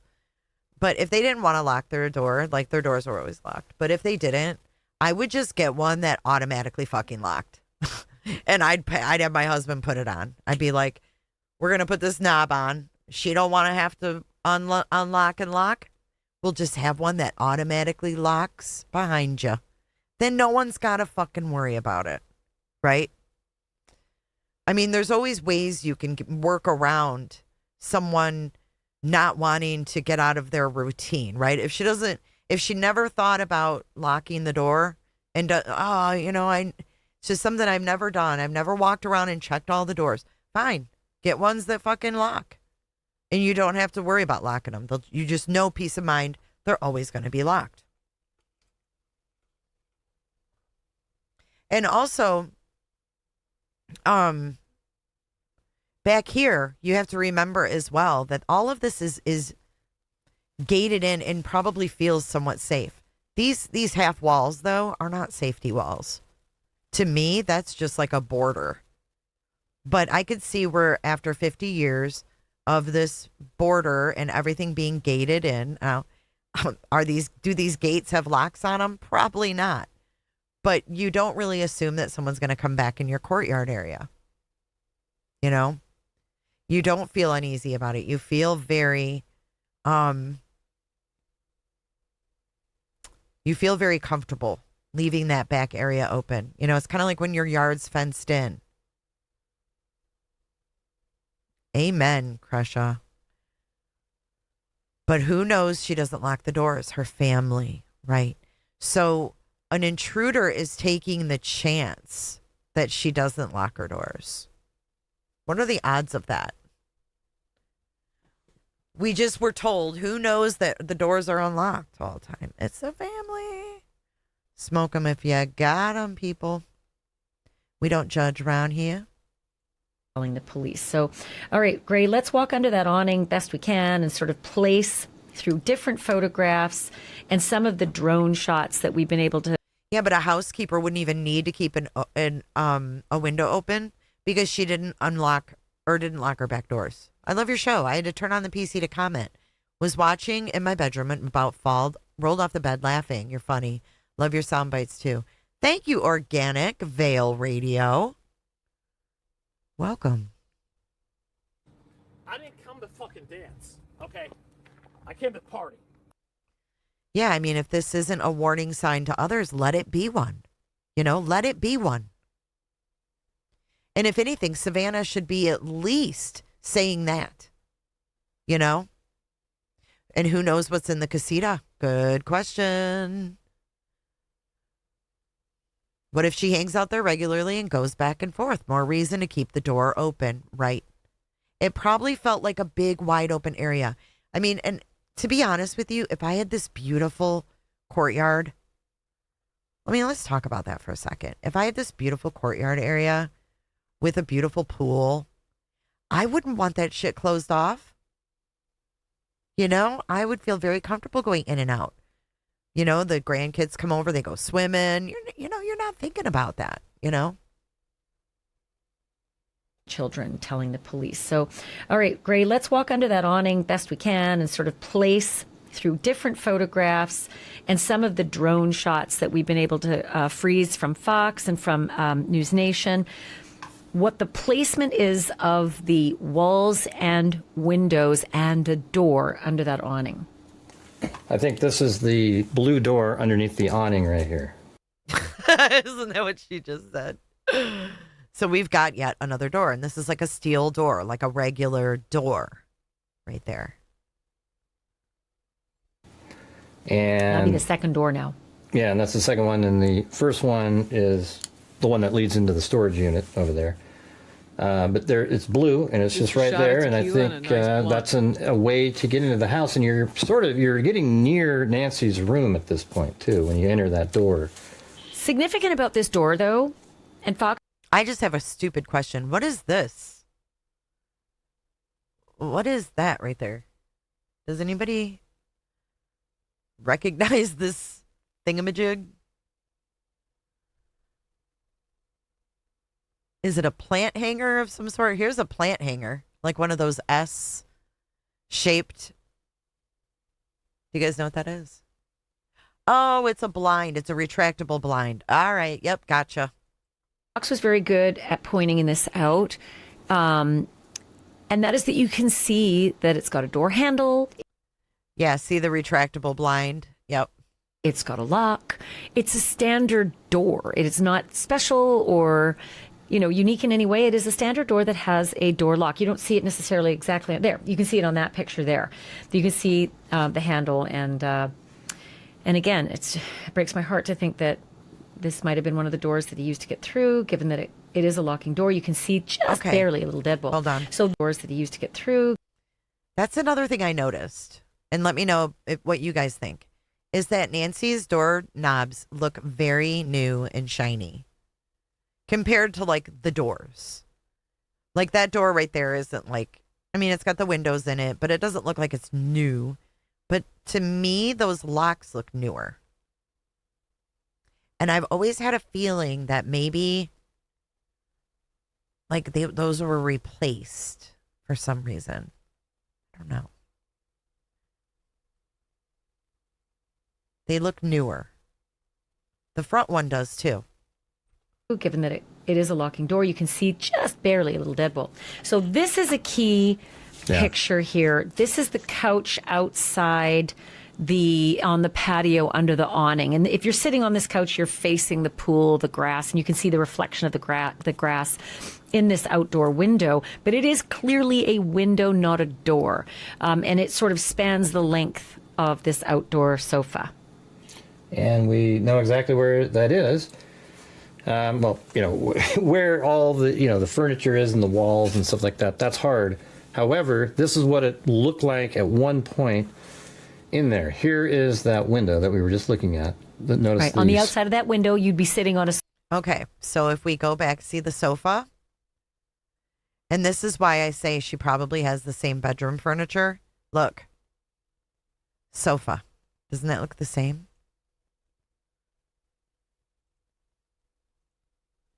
Pretty damn close, if it's not. And then you can see here this half wall. That's on the other side of that would be the pool. And then here's that door. And then you also saw her books on this bookshelf in this in this photo here.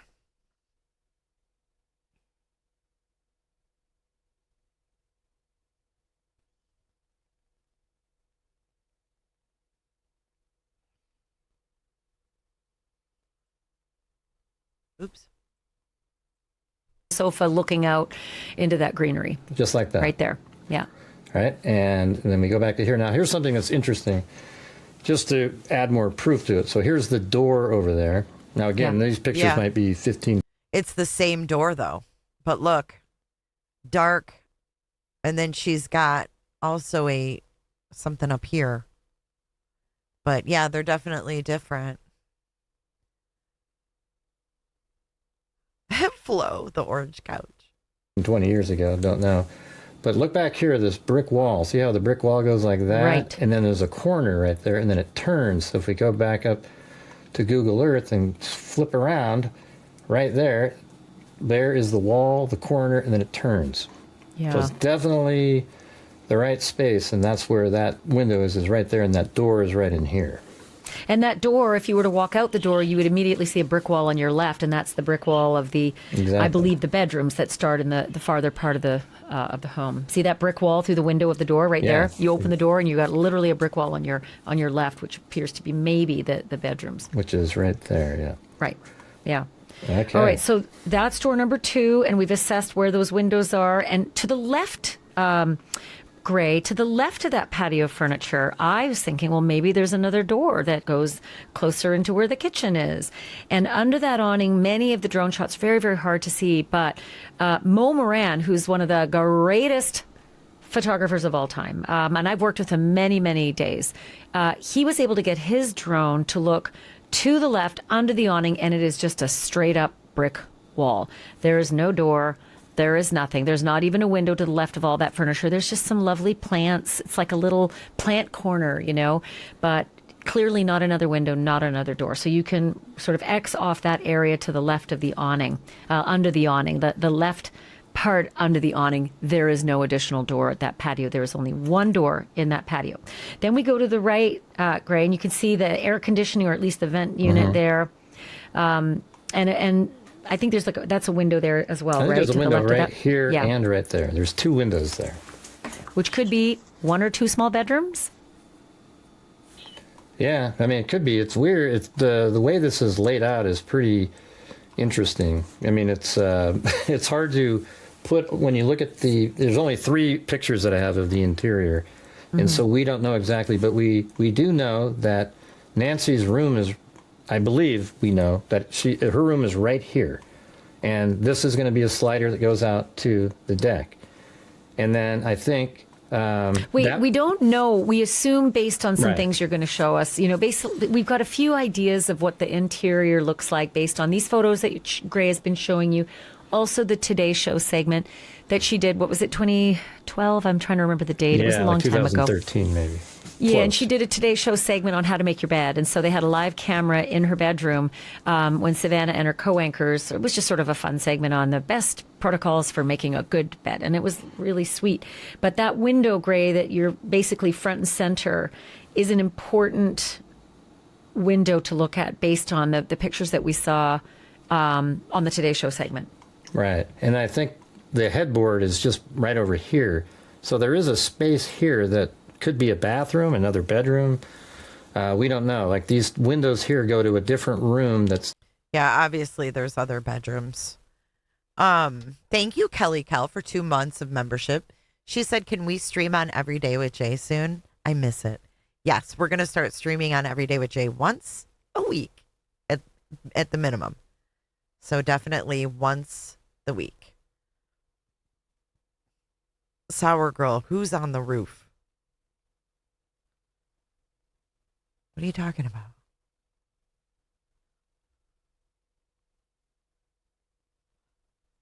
It's not Nancy's room. And there's a wall right there behind the headboard, all right?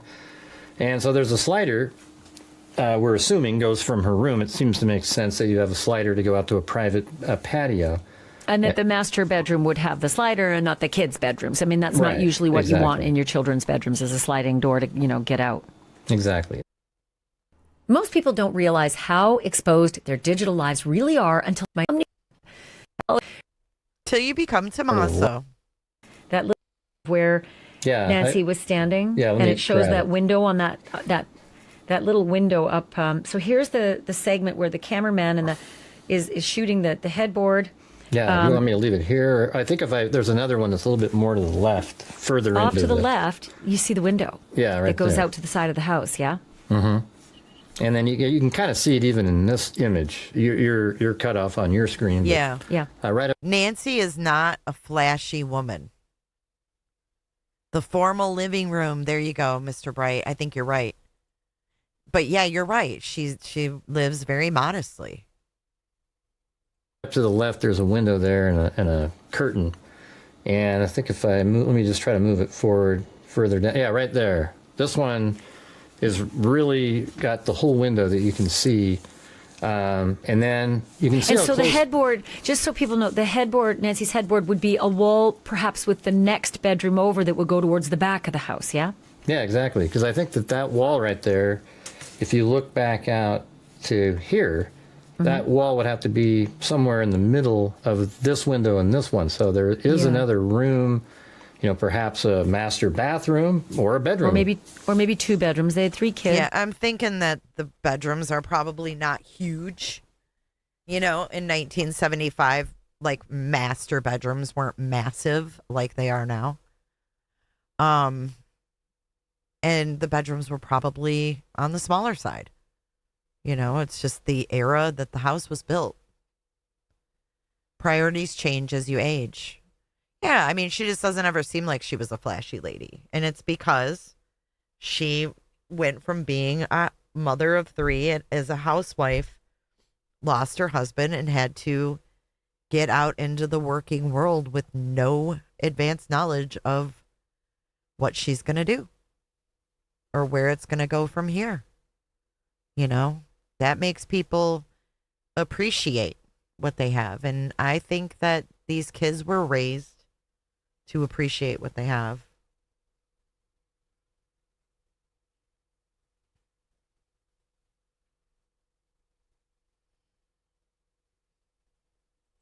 Sure. Growing up, and Savannah said she spent the latter part of her life there, but a long part of her life, and she's got 2 siblings, so there's got to be enough bedrooms in the house.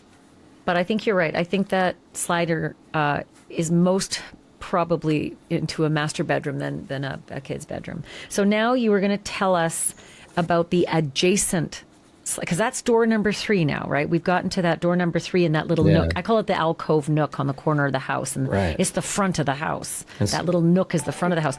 So you see the slider going into the room that we just guessed was Nancy's. There's another slider going in the other angle, right there. and that right there is the living room, because we now know because of your pictures inside.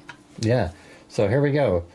It's actually pretty interesting to look at this. So we see this fireplace right here, and then I'm just gonna turn it like this, so you know that the slider's right there, and there's a window right there. So let's just turn it like this. There's a window on either side of the fireplace, which is now the front of the house. That fireplace is on the front of the house. And so here's the fireplace. There's the window on the left, and there is the slider that goes out to the private patio where Nancy could go from her room to the right over there.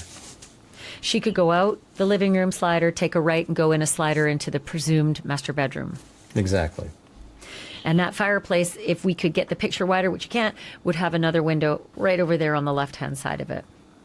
That's right. And then the door to go outside is a little bit even more back behind us a little bit. Almost where you're standing. If you're the photographer, you're probably standing close to the front door at this point, right? Mm-hmm. So like that shot was taken from probably somewhere like this, but inside the home. There's the chimney.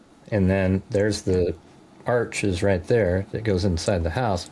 So we couldn't see this window, so we were probably like right here inside the house. So that is door number 3. And are we at door number? I think it was number 4. This is 4 2, here. 3, and 4. Yeah, door number 3 was the presumed master bedroom. Door number 4 is the living room slider. 2 sliders. Door number 5 is, of course, the front door. That's it. Yeah. Very, very tricky to sort of navigate all of that. But I mean, not really. It's not really that hard to navigate. If you look at the doors. What the hell is that thing? There's that fireplace chimney right there. And the patio. Oh yeah, there's two fireplaces. 2 fireplaces.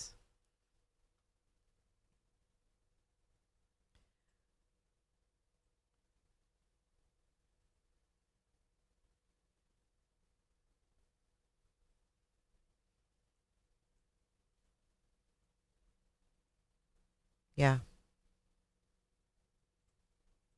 Awning you can see looks like part of a roof. That's just an awning. That's an indent. It's an awning. So you walk in that front door, you're either going left to the living room or straight ahead to that awning, and that back door is just to the left. I mean, you're almost. It looks like you'd be just a. That's interesting too, because 10 what or it 15 means, steps. right. You know, you're in the front weird. entrance right here. It's weird because that means this one right here then would be. If you turn to the right, you're seeing that last shot.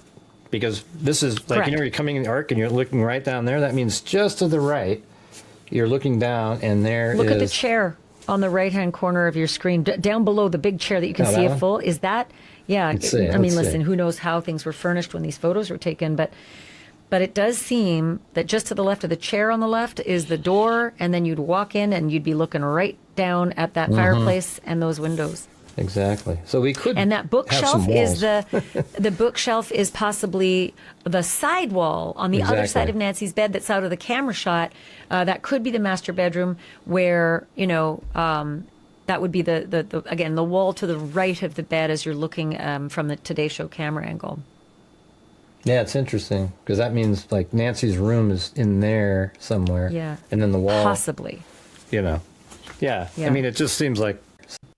Shelf is possibly the side, we could, and you'd look at the chair on the right-hand corner of your screen. Down below the big chair that you can see a full. Is that? Yeah. I mean, listen, who knows how things were furnished when these photos were taken, but it does seem that just to the left of the chair on the left is the door, and then you'd walk in and you'd be looking right down at that fireplace. I see now. What exactly are we learning from this? We were learning all the entry points, Mr. Duck. If it looks like a duck, walks like a duck, quacks like a duck, it's a duck. They're mixing up the family and formal living rooms. There's a lot of rooms.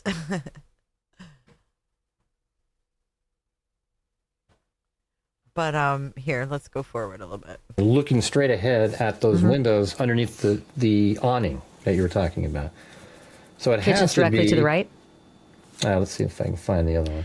Well, Greg, go to the roof. Wrong Actually, one. the roof shot will help us because that fireplace is right there, and then you'd be in the kitchen, and maybe the garage isn't both of those windows. It's hard to imagine that fireplace. Yeah. Kitchen could be awfully skinny. I know. That's exactly the thought I was just having. That's why I was like, it is the house because you can see the layout. Everything in those images is correct. Yeah. It's just trying to figure out, like, when you're looking at the top of this, what is this little part right there that indents in? So does it mean that the door maybe is right there? And, maybe, it's hard to say. When I say door, I mean the one that goes to the garage could be. You kind of have to get the depth of the garage, I guess, and see how deep the car goes, right? Like there may not be a lot of space between the front and back wall of the garage. Maybe we should look at this again. Oh, there it is. There's that little nook. There's that little indent. Interesting. And it's hard because that patio seems to be right there with that fireplace. And so then that back patio. So let's see if we can try to make sense of this, because there's this little opening here, and that would be where the kitchen is supposed to be, apparently. Let's see. That little opening there. Okay, hang on. Maybe right there. Mr. Bright now says, I think when you walk into the foyer, you go straight in, the kitchen runs horizontal across the back middle. That makes sense. Hey, you pretty hate. No one likes him because he's a dick. That would mean the fireplace is right on the back side of that sink. On the left-hand side of the sink would be the fireplace. Maybe there's a pass-through. Maybe that left side that's out of the picture is a pass-through into that little family room. So you're all one room there. It's hard to tell. I have struggled through this one. It has to be, though, just to the left of this, though, is where you can see the three-paned patio windows, just to the left. Yes. Like if you slid over, just strafed over to the left, you should be able to see that. So there must be a wall.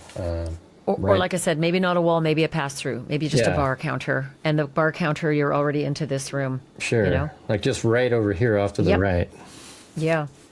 And that tile floor, look at the tile floor to the right of the rug. Is that the same kitchen tile floor right there? Let's see. Gotta open that up again.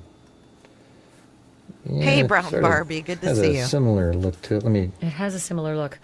If there are any architects watching or any designers, please in the comments tell Gray and me where we might be wrong, because we have.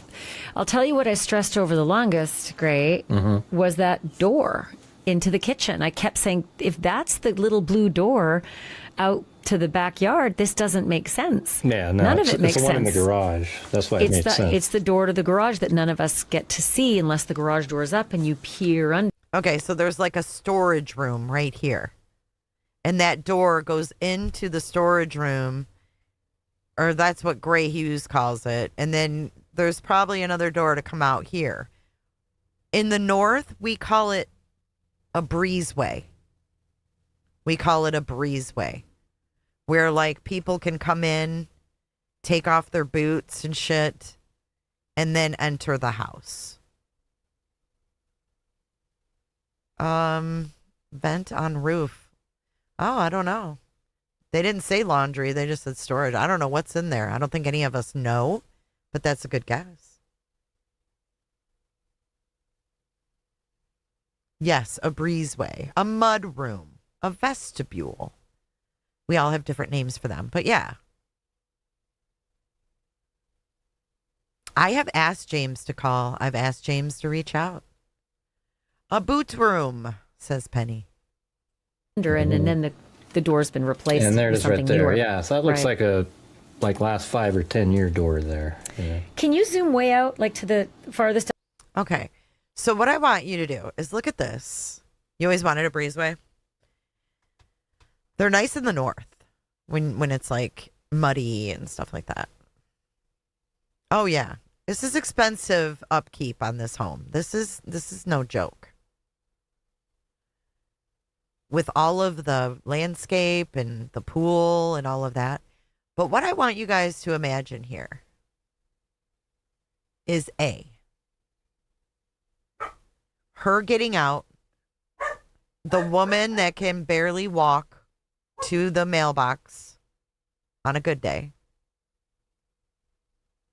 her getting out and walking in the house and shutting that door within 2 minutes. Even if he pulled in, because if he pulled in, that's kind of tight. You know, you got to picture her getting out on the, hey, Blake, you got to picture her getting out on the passenger side. And with her car there, getting out and being inside in 2 minutes is pretty crazy. I'm not sure that could be done. What did Savannah's parents do for work, says Cindy Bobbitt. Her dad was a mining engineer and he had a heart attack and died at 49 in Mexico. And her mother worked at University of Arizona.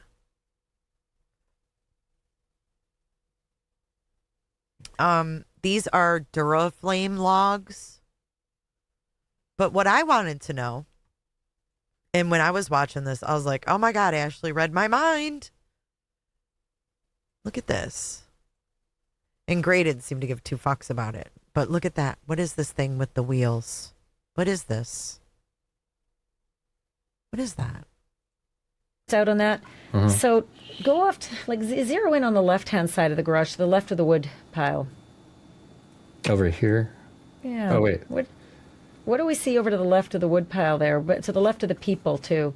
Yeah, right here, dum-dum. On the back wall. Oh, inside of here. Oh, my God. Yeah, go to the left of the wood. Oh, my God, he is so dense. This, dum-dum, what is this? What is that?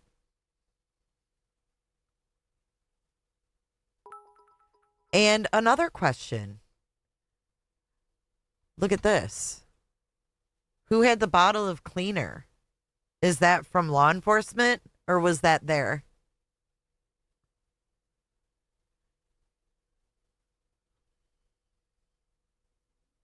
I want to know what those wheels are. Office chair?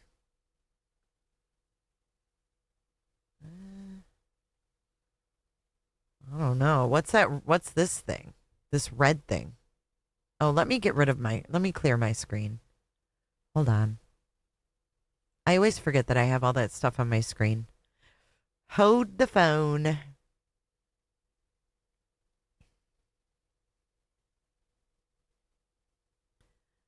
going to get rid of your chat. There it is. Okay. What is that? An umbrella?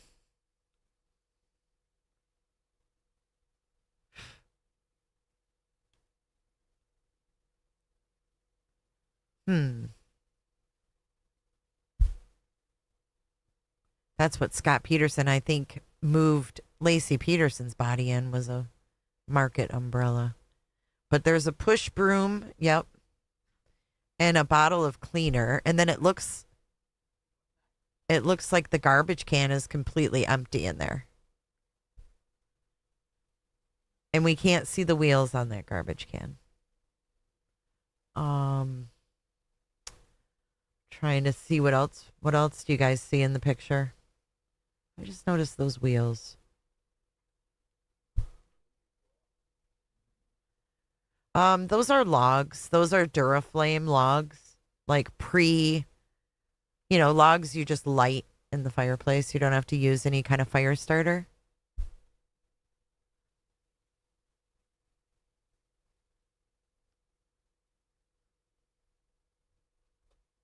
So I don't know.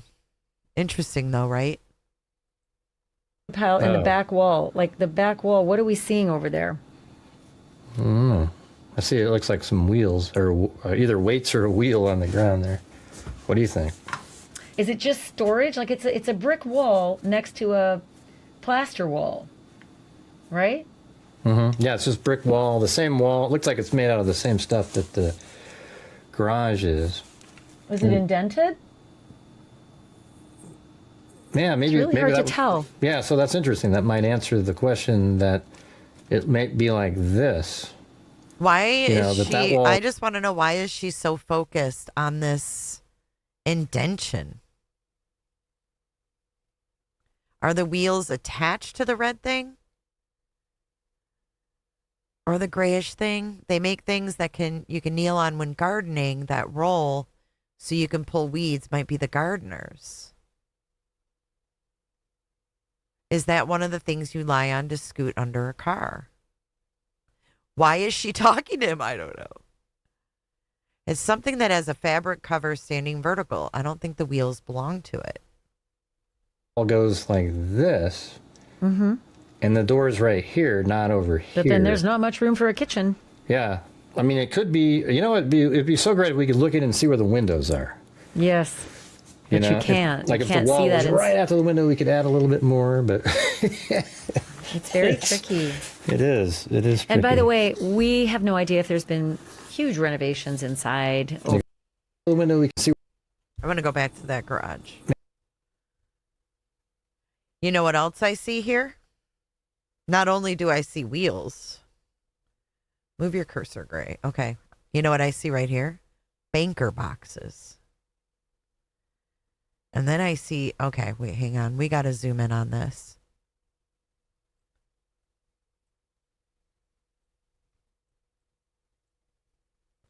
You know what they keep in bankers' boxes? It looks like bankers' boxes. Files. Papers. And then it looks like there's like some disheveled boxes, maybe a bin right here. A bin with maybe no lid on it. Mary J. Blige. I don't have good eyes. Tax records, files, paperwork. That's what it looks like to me. And then, let's see. Let's go down here. They're not wearing booties, which that's not, I don't love that. But maybe they're not expecting anything to be on the floor. I believe this is the guy that was reenacting the scene, because he's got, this is the one we saw walking around. He has the black nitrile gloves on. And he's got the backpack. So depending on what day this footage was taken, I don't know what day this footage was taken. We'd have to actually go back and look. But they were reenacting the scene with a black backpack.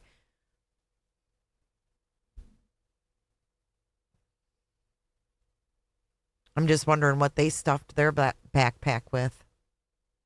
No, he doesn't have the birthing hips. But I feel like they were doing like a reenactment that day. Was that the day they put the tent in front of the house? Those boxes look like material of some sort. I thought that too, in a way.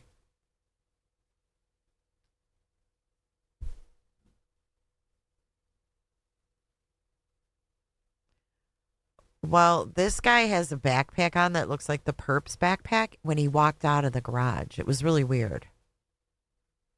No, I don't think they were reenacting the garage. I think they were reenacting the front, maybe. With someone of that height. I don't know.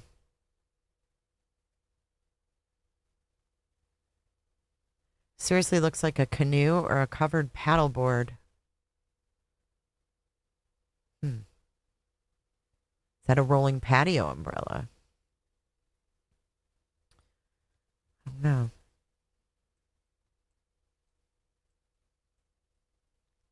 But Nancy would have to walk up. There's a step here, too, that she'd have to go up. 2 minutes, my butt. 2 minutes, my butt. So we've got this box that's overturned right here. We've got a bunch of Duraflame logs for the both fireplaces. And then we go over here and we've got a push broom, a bottle of some kind of cleaner, an empty garbage can, and this red thing that looks like a surfboard.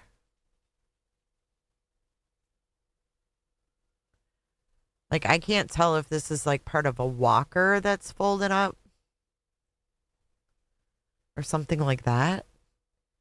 Because I'll be honest, my mom and dad's walker ended up in the garage as well. Because my mom hated it. Well, hello, Maggie. Hey. Nice to see you. Oh, you were in Molly's last night. Nice. Anyone have a cell phone issue? I don't think so.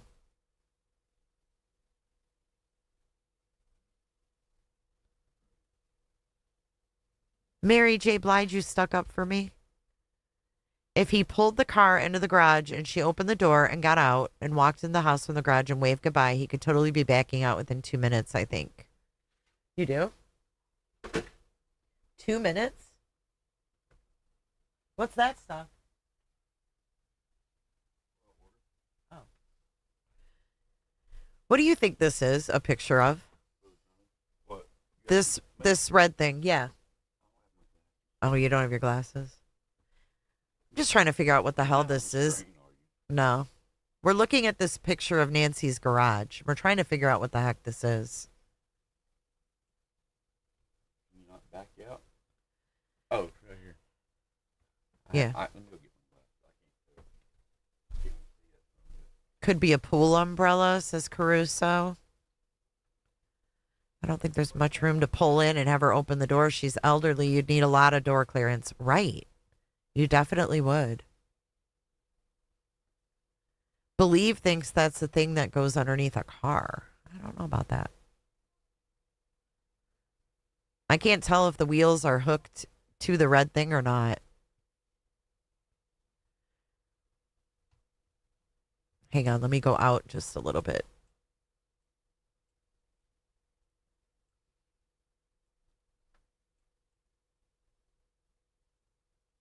There, now you can see the whole thing. Because it almost looks like something on its side right here. Like, what is this? And then you've got these wheels. It is really big. I mean, could it be a Christmas tree? Does anybody just bag their Christmas tree and just throw it back up? Feels like Christmas tree storage. Hula, you read my mind. Put the old bag on the Christmas tree. And it's red, so that kind of makes sense. Balsam Hill uses that color red covers. Yes, I watch my neighbors get dropped off. She's a big lady, and she's in the house in 1 minute. I think she's always in a hurry to go pee. She won't go in public. She's 80s. Is that a metal broken walker or broken step stool under the flipped over box? Yeah, I don't know. I can't tell. It's interesting, though. That's a bin for compost, the white one. Do you think there's a secret door behind that red thing? In the brick? Is that what Ashley's getting at? Hey, Molly, go heavier.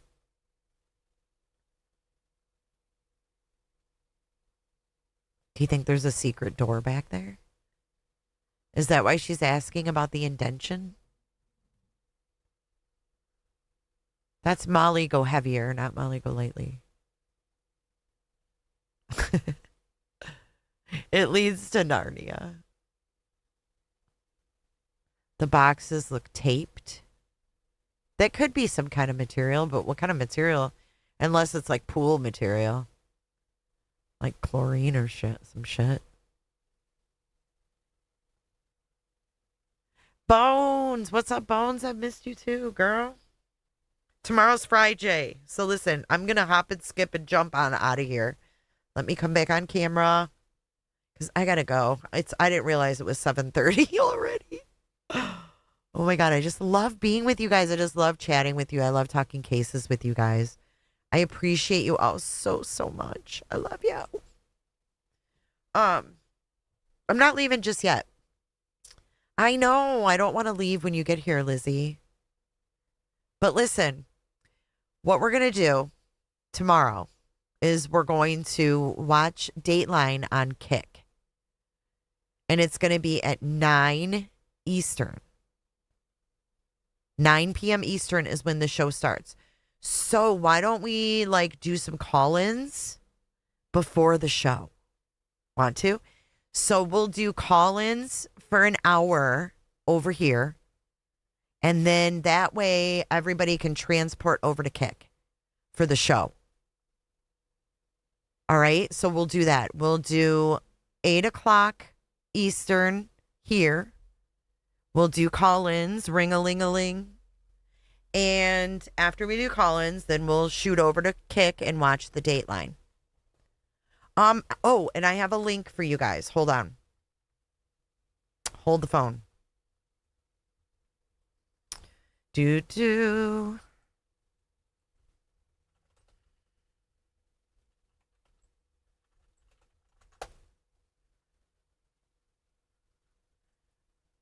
As a matter of fact, I got a sneak little peek. John Allward, True Crime, actually put my show up.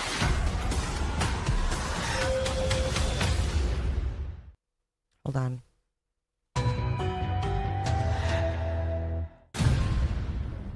It wasn't just a missing woman. It's a missing woman. Wait, hold on. I'm going to get copyright, but I want to show you my part. I'll give you guys the link to this. You can watch it on YouTube. There I am. There I am. Oh, I look terrible. Terrible. Help me. But here's the link. Oh, I got one of those big mosquitoes in here. Dateline is Friday night Dateline. Dateline tomorrow night. We have a date, you guys, tomorrow. There's the link to it.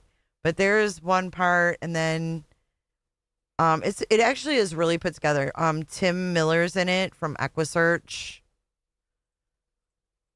It really was well put together. I really thought it turned out great. But I don't know why I'm so big. Hold on. She got a big fat ass. Hold on. Okay. Tim Miller was in it. I'm like, oh my God, I'm in a show that Tim Miller was in. Whoop, whoop. Love Tim Miller. Yeah, it's Heidi's case. So next, an emergency order was filed with Heidi's cell phone company to see, was the phone hitting? We call it pinging. Was the cell phone active and hitting somewhere? Hold on, here we go. Here's another part. Investigators asked her friends, did you see a picture of the baby? Have you seen this baby? And all of them said, I haven't seen a picture of her. I haven't seen a picture of her. Oh, I look terrible. It was a great show, though. This case is how I found you. Wow. Baby. And all of them said, I haven't seen a picture of her. I haven't seen a picture of her. But this was so neat, you guys. We were in an Airbnb that was absolutely beautiful in Austin. These windows here and these doors were phenomenal. They were to the ceiling. They were it was so pretty. That was a fun trip when you took us to Austin with you. Yep, I put on the blazer. Aw, thanks, White Lotus. Thank you, guys. here is the link. I'm so grateful that this person put this up here. But wow. You're a new mom. You're proud of this baby, and you haven't shown a picture? So that was very quickly. Let's get to the podcast part. Look at that sweet baby, Margot. And then, man. Look at that sweet baby. I remember showing us your outfit choices. Thank you, Shell. Thank you. Oh, I think I have a sound bite for this moment. Hold on. I'm pretty sure I do. My neighbor. Oh no, did I delete it? It's so funny. Hold on. Oh, I don't have it no more. I deleted it. It must be a sign. Where's the podcast part? I think it's more down here. Right here.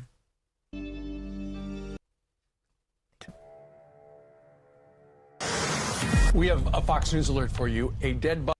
Oh, right here. Announced. We're not present when Right the baby here. was born. The whole story doesn't hold water. It doesn't make sense. It doesn't add up at all.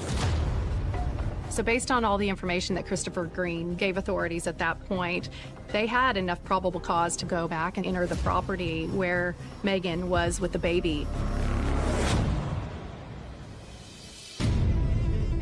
I had been doing So they made me sit out here like a dork. So I sat outside. This is what they call B-rolls. And you have to like pretend that you're on the computer and stuff. Aw, Lisa B, thank you. Thank you, moderator. I had been doing podcasting for roughly a year before the Heidi case came about. It was December 19th. I interviewed her friend, Caressa, to raise awareness about Heidi and the baby's disappearance. After a week of Heidi being missing, I think her friends and family were getting really desperate. So we are talking to Heidi's best friend, Caressa. We were live on YouTube, so everybody is participating in real time. Everything of hers was there, besides her phone and her keys. Which is very, very odd, yeah. As the interview went on, someone in the chat had said, breaking news, they're raiding a home in Houston. And that changed everything. Wait a second, you guys. We have breaking news. Northwest Harris County home swarmed by FBI and Austin police. The address was given out when the raid was announced. And someone in the chat started searching the address to that house, and someone found a baby registry. Megan, Humphrey, and Christopher Green. Oh my God. Oh my God. What? What? That's Megan, her best friend. What? Oh my God, that's Megan's house. That was when we freaked out.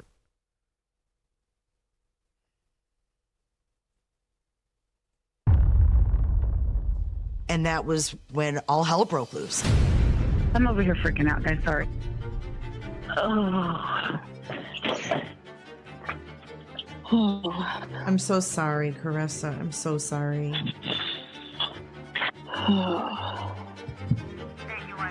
Authorities enter the property where Megan was with the baby and rescue the baby. Some of the agents take this baby to a hospital to make sure that the baby is okay. That was absolutely crazy. I still get those chills. No tinfoil hats needed that night, that's for sure. I was live with the best friend during the raid, yeah. And the best friend had been talking to the girl that did this. And the girl that did this was telling her that she has had a baby, and Caressa could hear the baby in the background. And she told this girl that the baby sounded cute, not even knowing it was Heidi's baby. It's crazy. So yeah, you guys check that out. Watch that tonight. Let me know what y'all think. I know a lot of you guys were in the chat. It was crazy, crazy.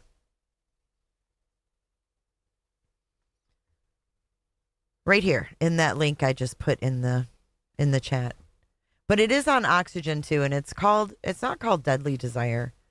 I don't know why he has that on there. But someone on here said they liked seeing J for Justice. Look, Lover of Pink. She says, so nice to see J for Justice. Lover of Pink. Thank you so much. That was really sweet to see that. Because I always cringe when I go to look at comments. I'm always like, oh no, what are they going to say? Sally, good evening. Good evening. Yeah, it was all live. All right, you guys. Well, thank you so much for being here and hanging out with me today. I'll see you guys tomorrow at 8 o'clock Eastern. We're going to take call-ins, then we're going to go to Kick and watch Dateline together. Together forever, naturally. Everybody stay safe. Close or lock your doors. Close and lock your doors. There's the link again. Thank you for your support. Thank you, moderators. Thank you, everybody. I love you all. Bye. Have a great Thursday night. See you guys tomorrow for Dateline NBC. Do.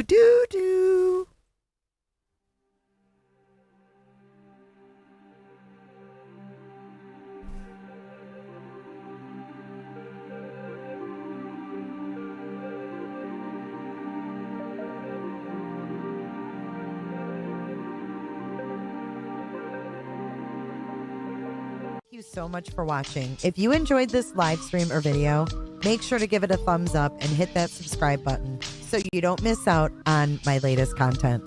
Want to take it a step further? Bring it all in. And join our community clickers by becoming a Patreon or a YouTube member. You'll get exclusive access to our Discord server, special channel perks, and much more. Until then, I'll see you in the next one. Click. It's real easy, man.